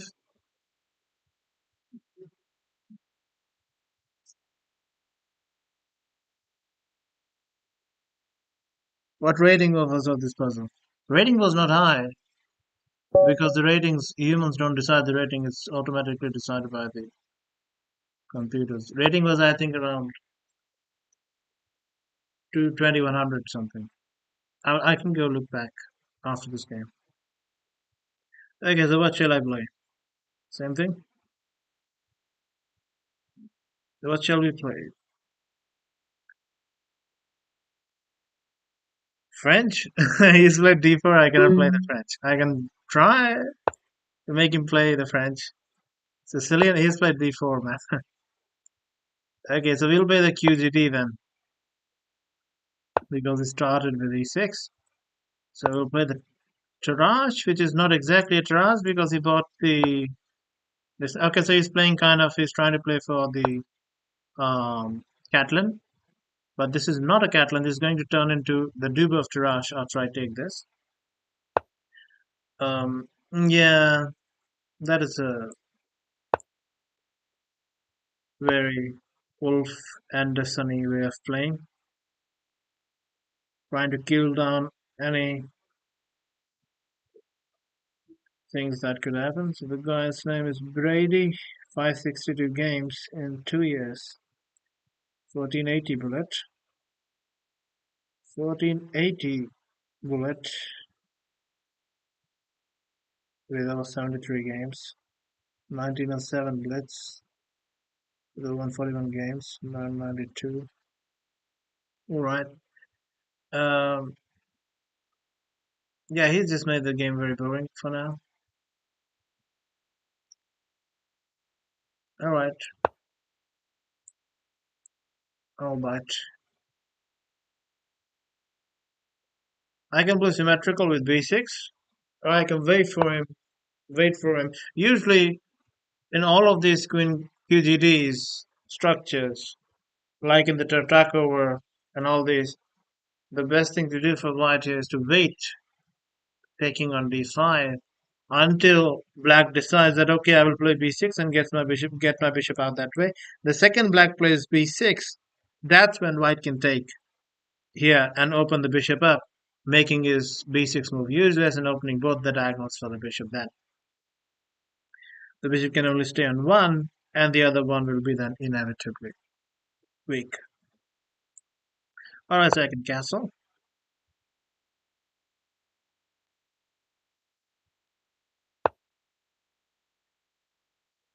If they play e4, I will play Sicilian or French. Alright. This simple a6. I'm just waiting to see what he does. He's trying to wait for me. I'm trying to wait for him. Okay, so he didn't put the knight on c3. So he's playing very kind of not very direct, straightforward, dynamic chess. He's playing in a different style, which I understand what he's doing. But that comes with its ups and downsides. The upside is that it is non-committal. So I don't know yet what kind of position it might turn up, whom it might favor.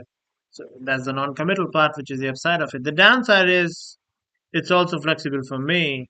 You're not forcing me to do anything. Hmm. I'll just X-ray this. I don't know if it's going to materialize into anything, but I'll just X-ray this to annoy him because he's been annoying me, not deciding on what structure he's going to play.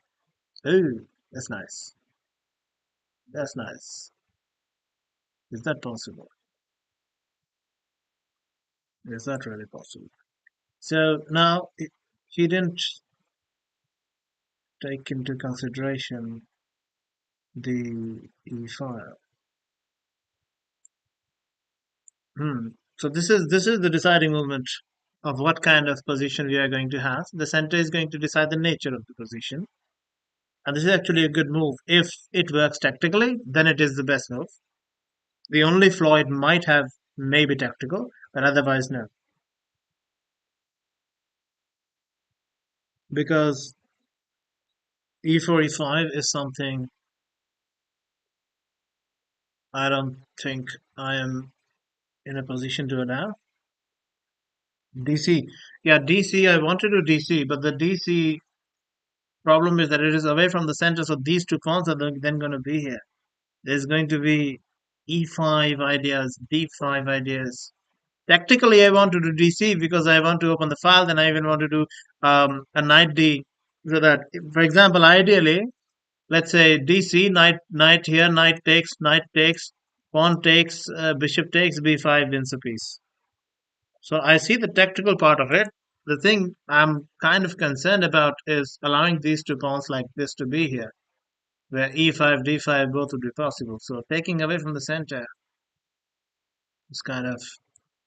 But yeah, I'll take a suggestion. I'll do DC, which is kind of. If there's a tactical flaw in it, it would be starting with DC. He might just advance. Yeah, b5. Yeah, he might play b5. Okay, so far he's doing good stuff. No, he cannot take. Is the point. Now I might not be able to really save that pawn because e5 will get hit by f4.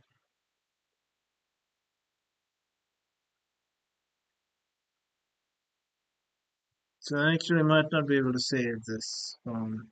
He's taken a pass, so obviously he will not now. He will now will not allow b5 to lose a piece.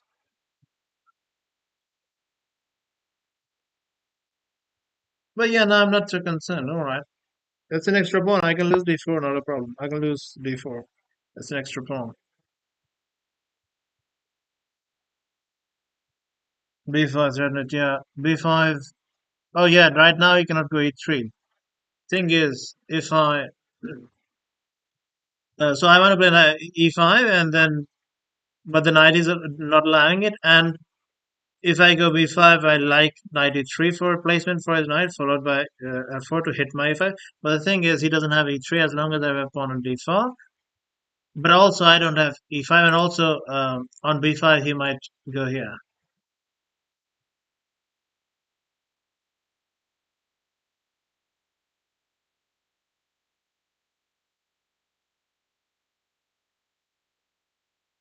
Now, one thing I can do is pin it again with bishop e5.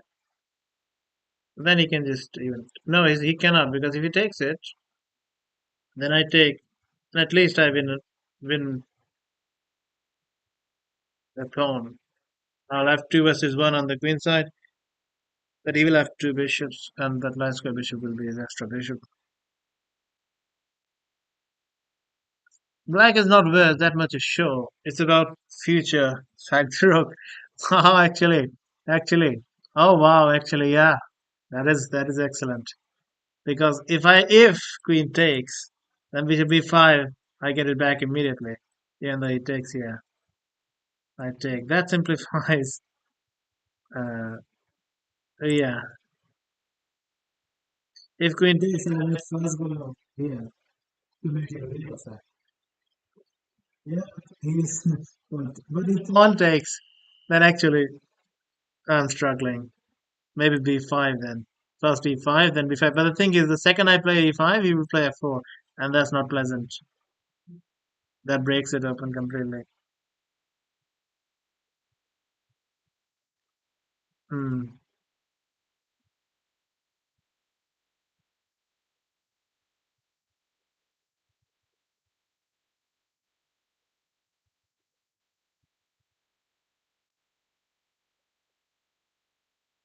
You know what? I'm inclined to do it, but the thing is, I can see it really not working after pawn takes. Well, you know what? I'll do it for fun. Okay, let's see. It's not a Petrosian exchange sack level, but it's going to be fun. Now, how do I do it? E5 has to be played, otherwise I'm just down everything. Oh, actually, I can go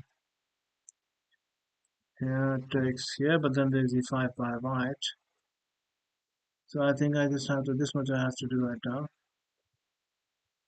E5, e5, yeah. Yeah, e5. He will go f4 is my problem, my concern. I would like to put a knight on e3, but this falls immediately before I can consolidate it. If I consolidate with this, it's not quite working. I do get a tempo on the bishop. Tempo, but then rook b8 kind of even makes it better for his rook.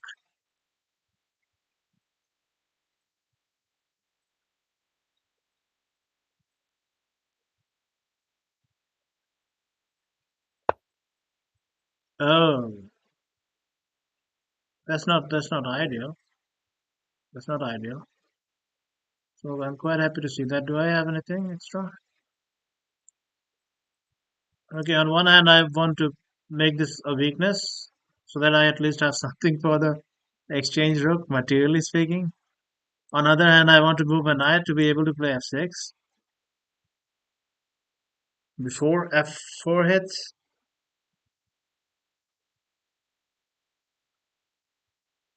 I have to put one rook on behind the pass pawn. Yeah, it is kind. It's kind of b5. So b5, I know that b5 he cannot take because bishop takes. I get back. So maybe before I go b5, I can go. No, okay, I'll go b5 first. He wants to exchange everything and go into an endgame and simply convert the endgame. But if I manage to save this pawn, which is kind of a hard job because of f4, f4 will break it. If I manage to do that though. f4 I think right now is not possible because I take. Yeah. And now if I take, he has to take with the queen. And what he wants to do is um, he wants to then offer a queen exchange. I will. I can now only play for tricks, and I don't see a lot of them. But I have to find counterplay. Problem is, if I do this counterplay this way, then his bishop is also helped by that. Another problem will be after my bishop sits here, that it will be hit by this. Well, I really need to keep this pass pawn at least. That's the least I can do positionally to have any sense of that. Okay, now I have something to attack too. All right, I'll change the direction then.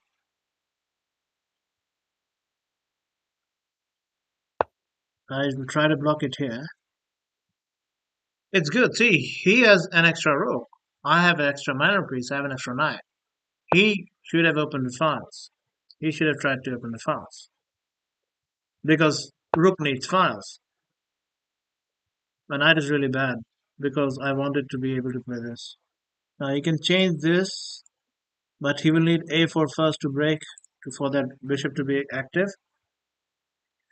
Um, yeah, but I want my bishop here, putting more pressure on h3, and then my bishop can, come to a more active square later, and that would actually also stop the defense of this. So he might sack back the exchange then. So my plan with the bishop was to go here, and now if he doubles, for example, then I can I can go here. After which I'm hitting the that.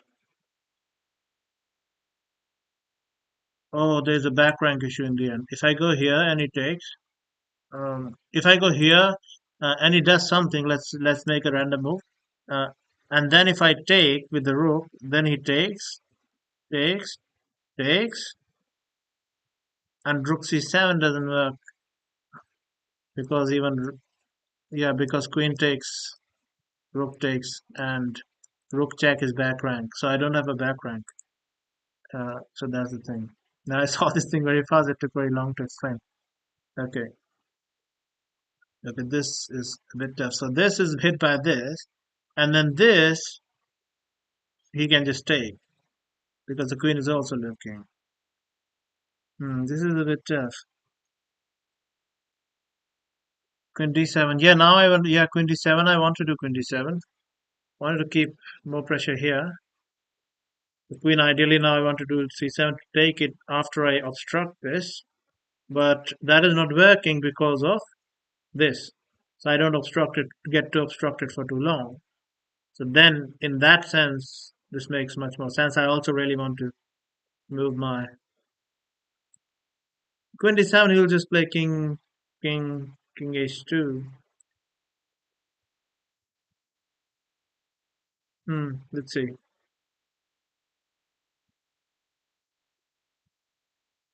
I have everything nicely blockaded for now. His way to open the position up to start problems for me right now. He cannot do any problem, create any problems for me. He needs a pawn break to open the position up. The second it opens up, then I will be made to feel the extra rook that he has. But right now, his extra rook is not a thing I'm too afraid of.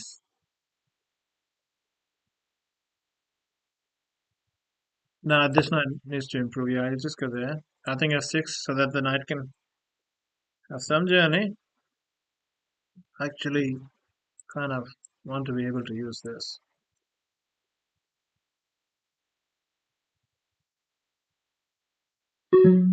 Check, check,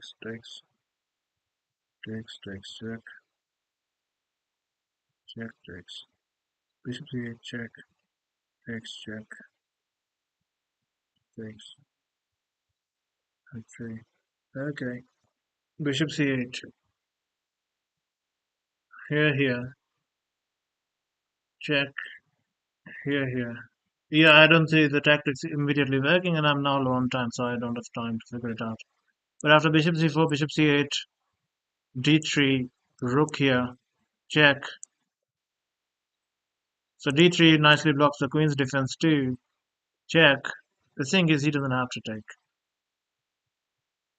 He doesn't have to take.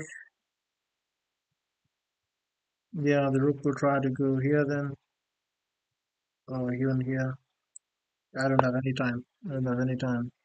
I don't want to push this because here it is a defended passer, but here it will be then lost if I don't do anything tactically.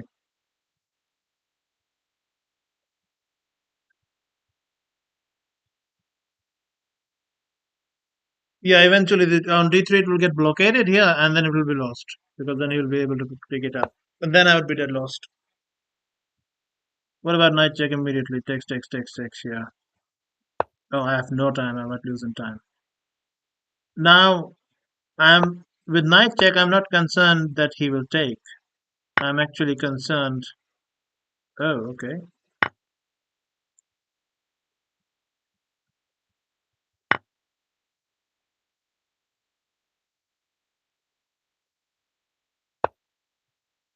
Okay. This is he has to figure out stuff here. Yep, mate. He fell for this. Okay. He fell for that. Yeah, that was the only kind of only. Oh, wait, it's not mate. Oh, no, okay. The game ended. I didn't hear that sound that goes up when the game ends. My heart sank. So I thought there was something looking somewhere. All right, so that was the only thing I could have tried there. That could have maybe. Yeah, it worked only again with a thread of thing. Yeah, there will be like 20 blunders here. Oh God, that was hilarious. Oh, it's a draw. Yeah, it's a draw because I can do shit like that. Yeah, no, nobody can see that in last seconds. Oh yes, simple defense. See, he can go back. I cannot take it. Oh, he's actually. Oh, it works. It works in so many ways because of that thing that I noticed earlier. My back rank. That's why it works. I cannot take the queen because this is mate. Yeah, that was the defense he had, and I think that's the only defense he has. Do they show more lines? No, they only show one line. That's the only defense he has. Anything else? It has nothing else. Because this is just mate, simply. And other than bishop, you cannot put anything in between. The queen is blocked, the rook is blocked, and putting this rook anywhere doesn't help. Even if you put it on h1, that doesn't help because this is still mate. that was a yeah, that was back. And like I said here, I was not too concerned because I'm already lost anyways. Especially after giving away my last asset to claim any bit of compensation. So I was not concerned. He would taken practically. The best thing for him would have been not to take. You go here. That would completely end my any hopes of anything. Um, I guess then I would go d4, but then he couldn't take. And by the way, even if I go d4, I'm not really threatening anything at all. The only place I could threaten is because I have this rook coming over. This queen can come over, so that's the only way it can work. And his pieces are all on the offside, and um, and currently at the right time they were offside and unable to come in. Yeah, this was a nice one, man. This was really good. Okay. Okay, man. Thanks for being here, man. Thanks a lot. They come. They come. It was really nice to have you here, man. And you got me to play some very entertaining games. That was fun.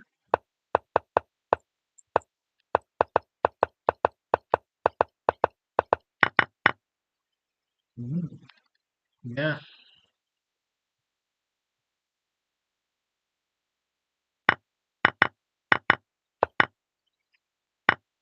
Oh, wow. Wow. This is the best move. Oh, I'm gonna get banned. I have no idea why this would be the best move. E5.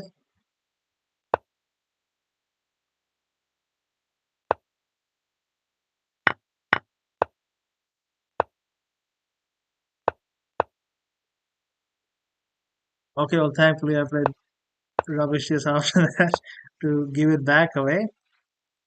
Wow. This exchange sack is possible here, just like that.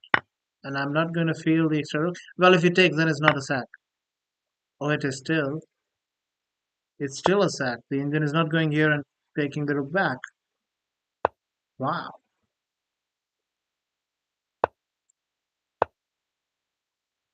97, 95. Really? Ah, I guess this passer is a. Oh, this is also falling. Okay, I see. I see. No, but Pawn takes is more sensible. Takes. Hmm. No, what if I go here? Okay, he takes, let's say. Oh no, this is. But it is not currently threatened. Yeah, knight sits on c5. Yeah, c5 is an excellent square after the bishops are exchanged. It blockades the this pawn. It overprotects this, and yeah, this was my concern in this structure. Okay, yeah, nobody does this. Yeah, so basically, computer is saying allow all of that. No need for S6 or anything. Allow this. The point is, this is the jewel. This is the compensation. This is the compensation. This is all the compensation that um, I was just about to ask you if I guess wanted to ask a question about. Yeah, I would love to go through games. I guess I don't know how to do that because I have one game that took a while. I'm sure I'm still um, yeah, I would love to. I can go through them on chess.com or leeches anyway. But man, your suggestion of rook takes, that's some Petrosian level stuff here. That's some Petrosian level exchange sack here. It's the best move. It's objectively, even if not the absolute best first choice, it is objectively completely doable. Black is still better. You can tell me your chess.com username, yeah? And I'll go, I guess. Or you can actually send me the game on chess.com. Yeah, that will also work. If you open it on a browser, then you can just copy paste the link.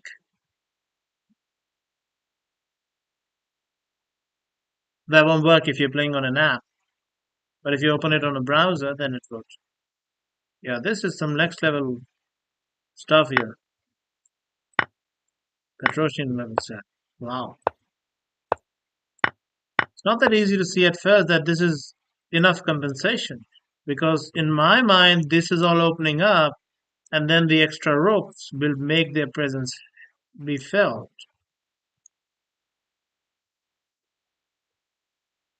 H5, H4, knight g5.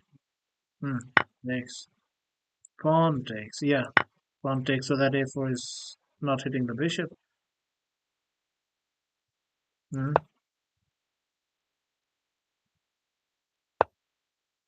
Yeah, not that easy to understand. Um, but that's the thing. Computer is just keeping the equilibrium. It's not. Yeah, it's continuously making enough threats and good pieces. And if this knight cannot be kicked, if it's kicked, then it sits here. There's no dark square bishop. So I get that part. Yeah. Wow. I might get banned for playing rook takes here because that's not a human move unless you're a Petrosian level player. He used to play these exchange sacks. Oh, oh yeah, I got it. I can see the link. No, I'm not coming I can see the link. How do I copy? Okay, copy. I copied it on my phone. I need to. Yeah, I can make this work. How to make this work? Okay, I can. Yeah, I can send it to my SD.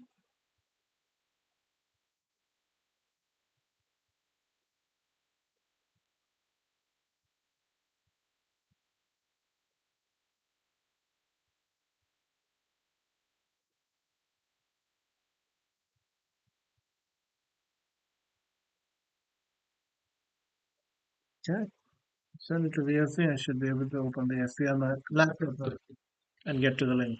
Okay, let's see if it works.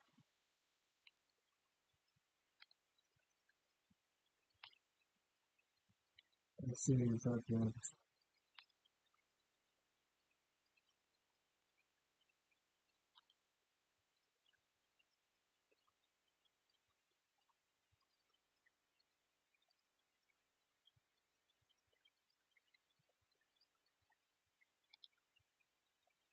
Copy.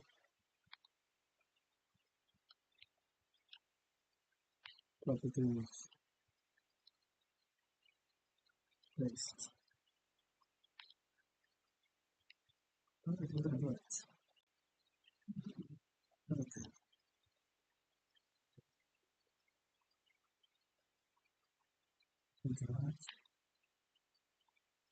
okay, I think that works.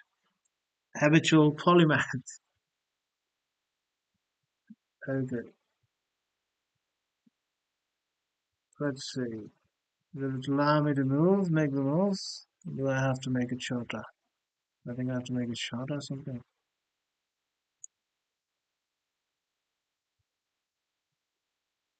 Yeah, chess.com gives some troubles in accessing the. Okay, so I'm not able to make those.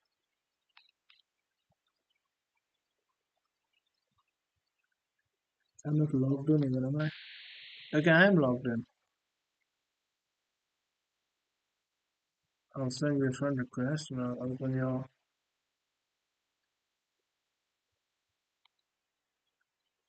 Okay, well, I'm not sure if it's something on my end, but I think it's the chess.com site. Oh, you're the sir. All right. You're the guy. That's all. Okay, so why did it open? Oh, right. Whenever you send a chess.com link, it always opens from the right side. Oh, I sent the request to the wrong guy. All right. Yeah, so it seems like it's not interact. The site is not reacting much. I'll try to add source to a new browser and try it on a new browser. Maybe that would work.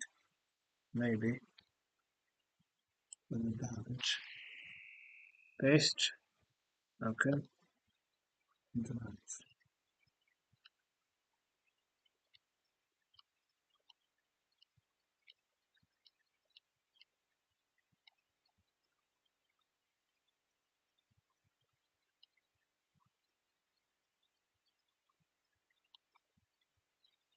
Right. Yeah, it seems like it's still going on. Look at that happens.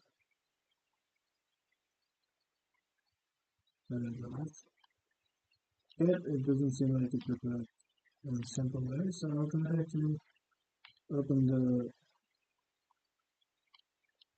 games. Yeah, that's a block. It's not calling button here on the browser.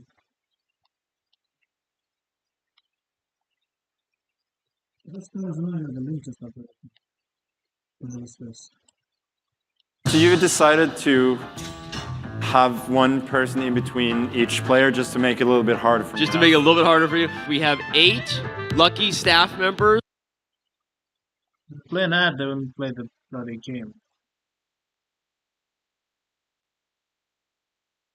Because I'll do it this way, I'll actually open your game on a browser. Chess.com. I'll find you.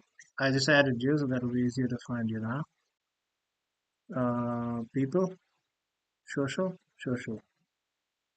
No, so here it is. For your game against JBDLAG. Yeah, here it is. Have a simple with that. 10 minutes. I'll now copy this. Copy. Source. Browser. Okay. Black had a nice tactical find in that game.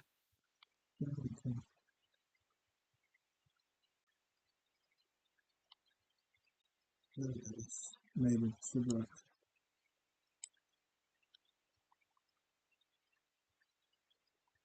Incorrect. That's it.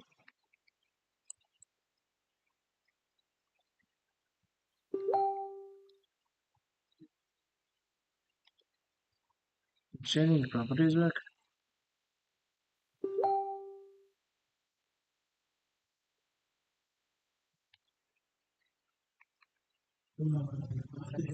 What I'll do is the only way to do it is actually I'll make a study of it. I will copy the PGN.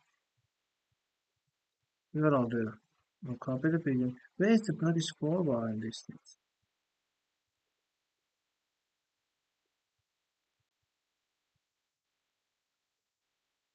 I'll copy the PGN.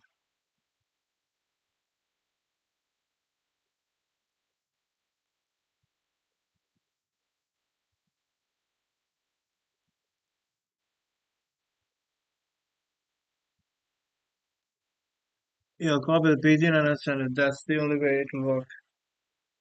Yeah, so the way it will work is I'll copy the PGN of this game. I will export it to Lichess, open it in Lichess. That's the only way it will work.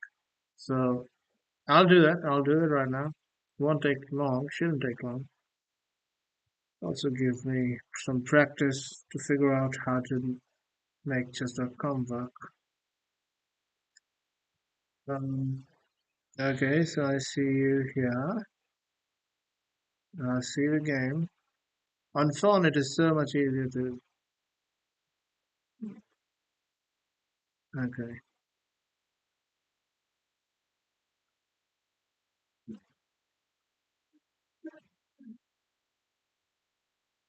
all right. Where is the PGN? Share. Here it is. Download. Share. Share PGN. Download. Okay, it's downloaded. Now what I'll do is I'll open Leeches.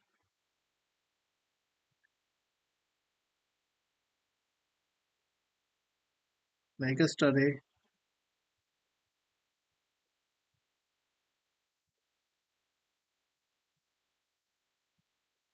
Make a study. Okay. Add it.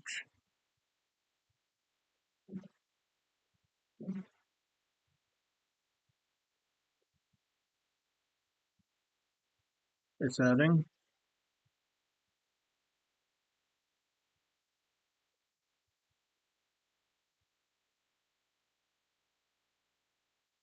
Okay. Done. The game one.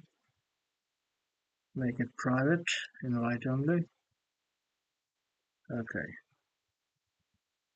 Stopped. PGN. Choose file.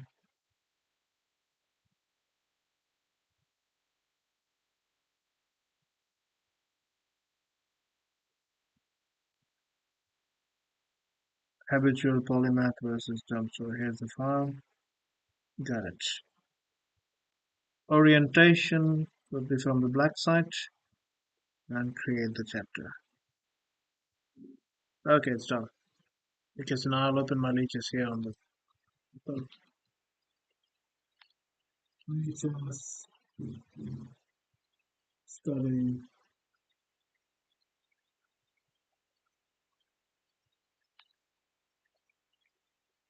studies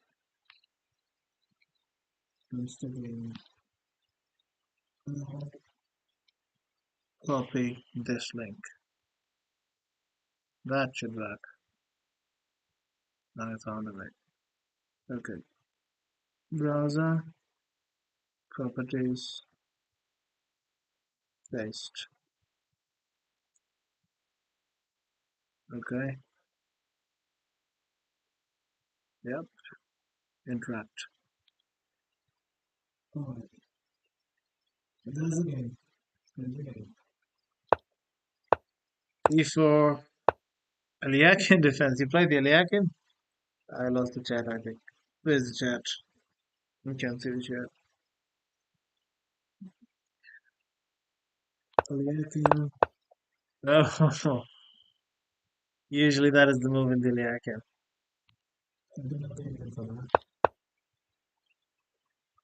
That's tricky. F7 is it.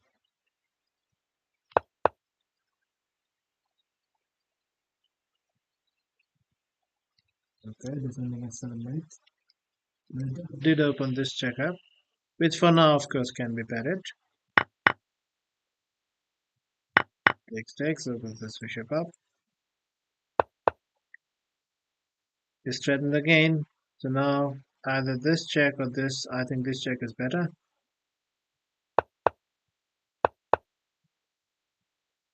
Now you need space. You're being cramped, right? You have some nice tempos to get moves for free. But e7 is tricky. Alliance with the king. b6 good tempo move. b5 good tempo move. And this is another alignment that can be used as a tempo. He's actually losing a piece. He's losing a piece because of this. Very nice. Tempos are very nice here. I think this would have lost the piece, maybe not because of this.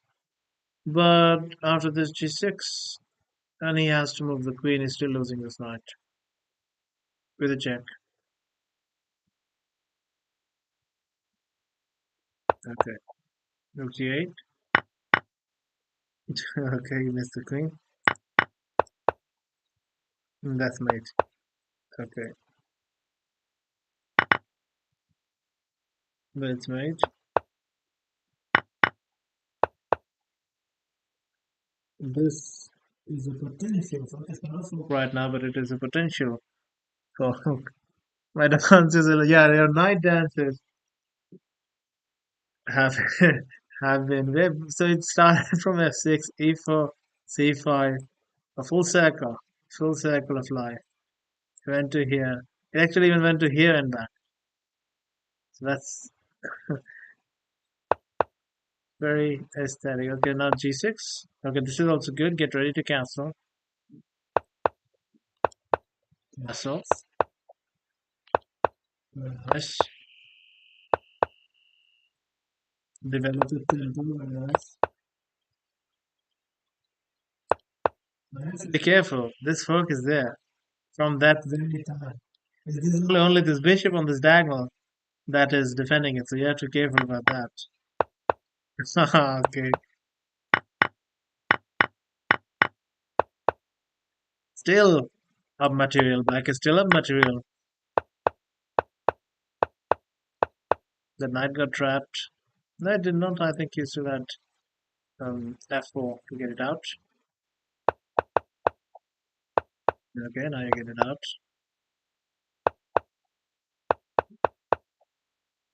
Now this is a trapped knight. There's no this, there's no this, there's no this, there's no this, there's no this, there's no this. This is a trapped knight. That's not a trapped knight because defense.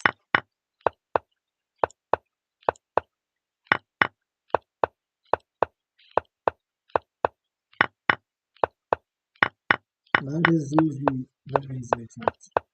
If it's deeper, if it goes deep in enemy camp, then it is very easily trapped. That's a good move. Before taking immediately and allowing a knight here, first make sure that get rid of the knight, and then you simplify it into easily winning. You can also simplify it. It just makes the task much easier. All the pieces get straighted, then the rook gobbles all the pawns. But this is also very good. Takes, less. Staircase, staircase mate. Back, staircase. Very nice. The ladder mate.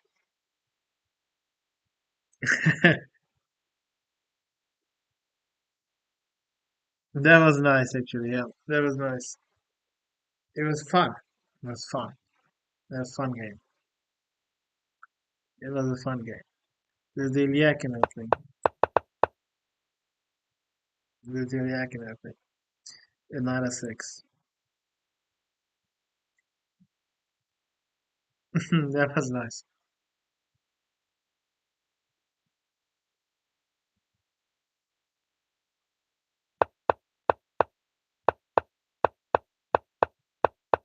It was fun. It was fun. You did win, and you're winning for the most part. You're winning for the majority of the game. You're winning. Black is winning for the most part. This was very nice. You got tempos on the queen, tempo on the bishop. Nice alignment. And even if you don't, even if you're not finding immediate wins, in the end you're finding the wins nevertheless. Doesn't matter how much winning it is, as long as it's winning, it's still winning. I made so long ago. Yeah, yeah. This is him trying and discovered attack on your queen. This is him trying a discovered attack on your queen, but it's not a discovered attack. In reality, it's not an attack at all. But like I said, yeah, even if you're not finding the wins, you're still definitely winning. It doesn't matter if uh, it's psychological actually. You tend to believe your opponent. You tend to believe that they won't hang a rook like that. You tend to believe, oh, he's doing that. He's attacking my queen. It's pinned. He pinned my queen against the king. Okay, so I have ways to defend against that. I'll bring my knight back. Psychologically, you're not ready for them to just start hanging stuff like that. Hang a whole rope like that. So it's a psychological thing. It happens. It happens as from lowest to the highest level. It happens that you're just not ready. You're not, expecting your opponents to make these kind of blunders.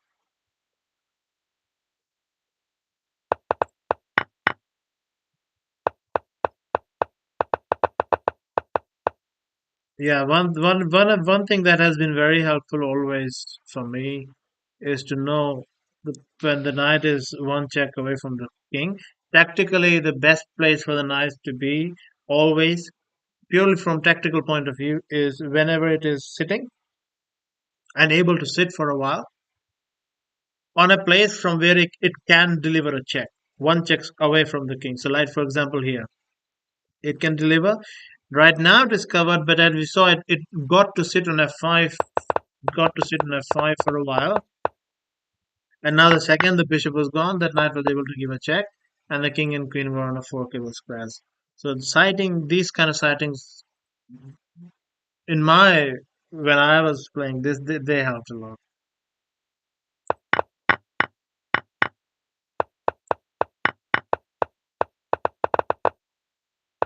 That was nice. That was nice. That was fun. Push the knight sooner. Push the knight sooner.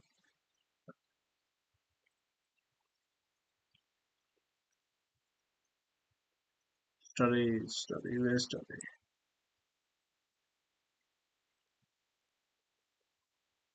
I have to restart it. Okay, I'll restart it.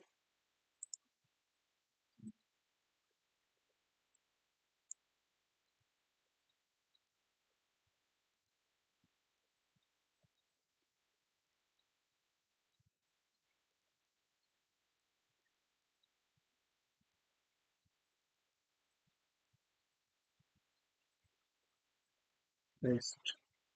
Okay.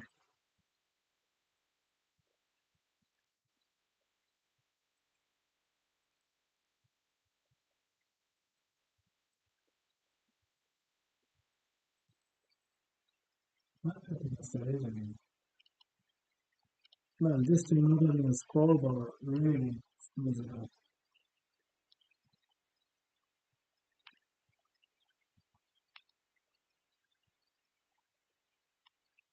Copy.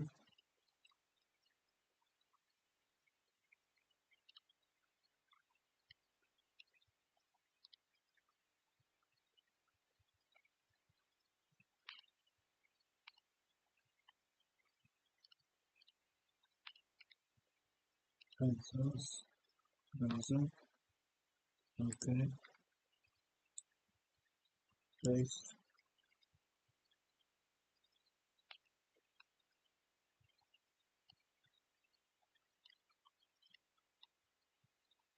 Drag.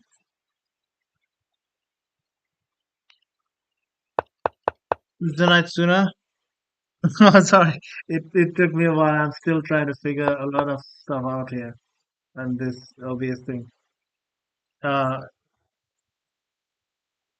okay, man. Good night. See you later. It was very nice of you to drop by. Um, like push the knight away sooner rather than letting him sit there for. Yeah. It's just with the observation. If you make the observations, then you will find solutions. Solutions might be different in different cases. Sometimes you might have to push it sooner. Sometimes it's just about knowing that yes, that knight is sitting there, but my bishop is always covering the d6 square. So that's it. It's the observation that makes our play, uh, stronger. Um, rather than because the solutions will be different in this case. In this particular case, yes, I would have played g6. G6 is something you can play. G6 is not weakening too much. His pieces are not in a position to really exploit. Like, what is the theoretical weakness of g6? The theoretical weakness of g6 is the f6 and h6 squares, and your bishop is covering both of those very nicely. So yes, g6 indeed would force him to move, and after that, your bishop is free to go anywhere. Because and also this relation between the knight and the bishop when the bishop is two squares away from the knight vertically, it could be vertically, it could be horizontally. In both lines it works. Then all the frontal jumping squares of the knight are all taken. So the bishop basically dominates the knight. So at this time, if you kick it, you know for a fact that you cannot jump anywhere in the front squares because the distance between the bishop and the knight is two squares in a straight line. So basically, he has to go back. So yes, in this case, pushing the pawn would have been way the way to go about it. How long I've been playing chess? Yes, I've been playing chess 2017, 2018. But I really, when starting few years, I really, went down the rabbit hole. All the books that I could find, everything that I could find. I really first many years um, was really fascinated by everything, especially the classical part from the old times, all the figures, all the world champions, the stories, the chess, the books. So yeah, so that was kind of helpful in um, you know creating a good base. But yeah, I actually started quite late comparatively. Yeah, there are a lot of good books. I might actually start doing, some books on the stream. That I have this idea for a long time. But I'll actually take books, open an analysis board, and go through the books and put it on that would also make me more, make me read them with more um, caution and, more concentration so that I cannot do it wrong. But I have that idea. I'll do that. I'll do books on the stream too. There's some absolute great ones that are entertaining and instructive.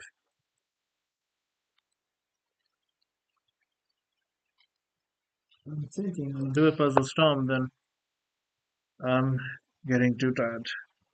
I don't even have a chessboard. It's all online. Yeah, yeah. Chessboard usually everyone has. How come you don't even have a chessboard? Chessboard usually everyone has a chessboard. You're welcome, man. It's my pleasure. It's my pleasure. I love reviewing games.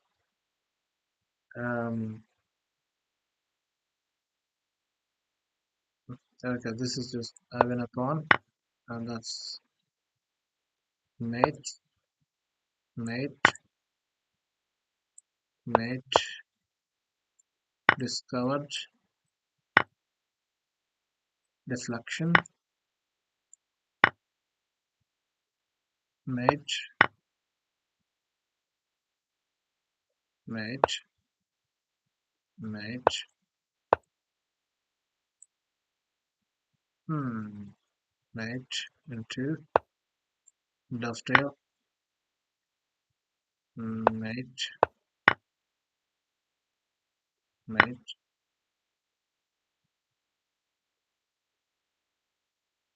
nope, mate. Mate.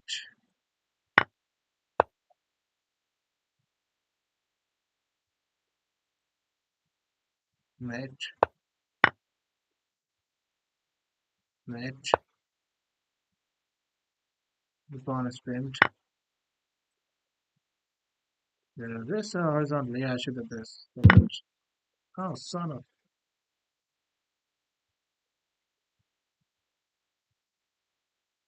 Oh, because I'm keeping my eye on this one also. So I have to go vertically to defend that. That's mate.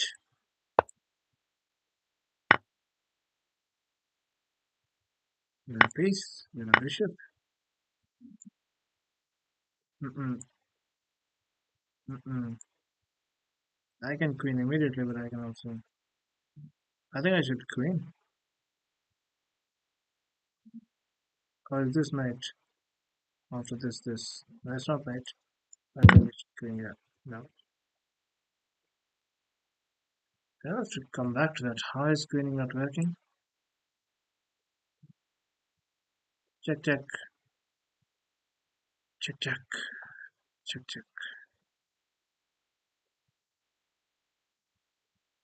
Yeah, I already hate this now. These puzzles are the best. The puzzles are sometimes. The puzzles really suck. Chess mode is the best puzzles. Then it says that I have to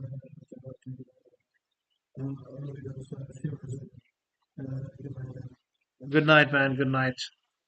Loved having you here. You started a few months ago.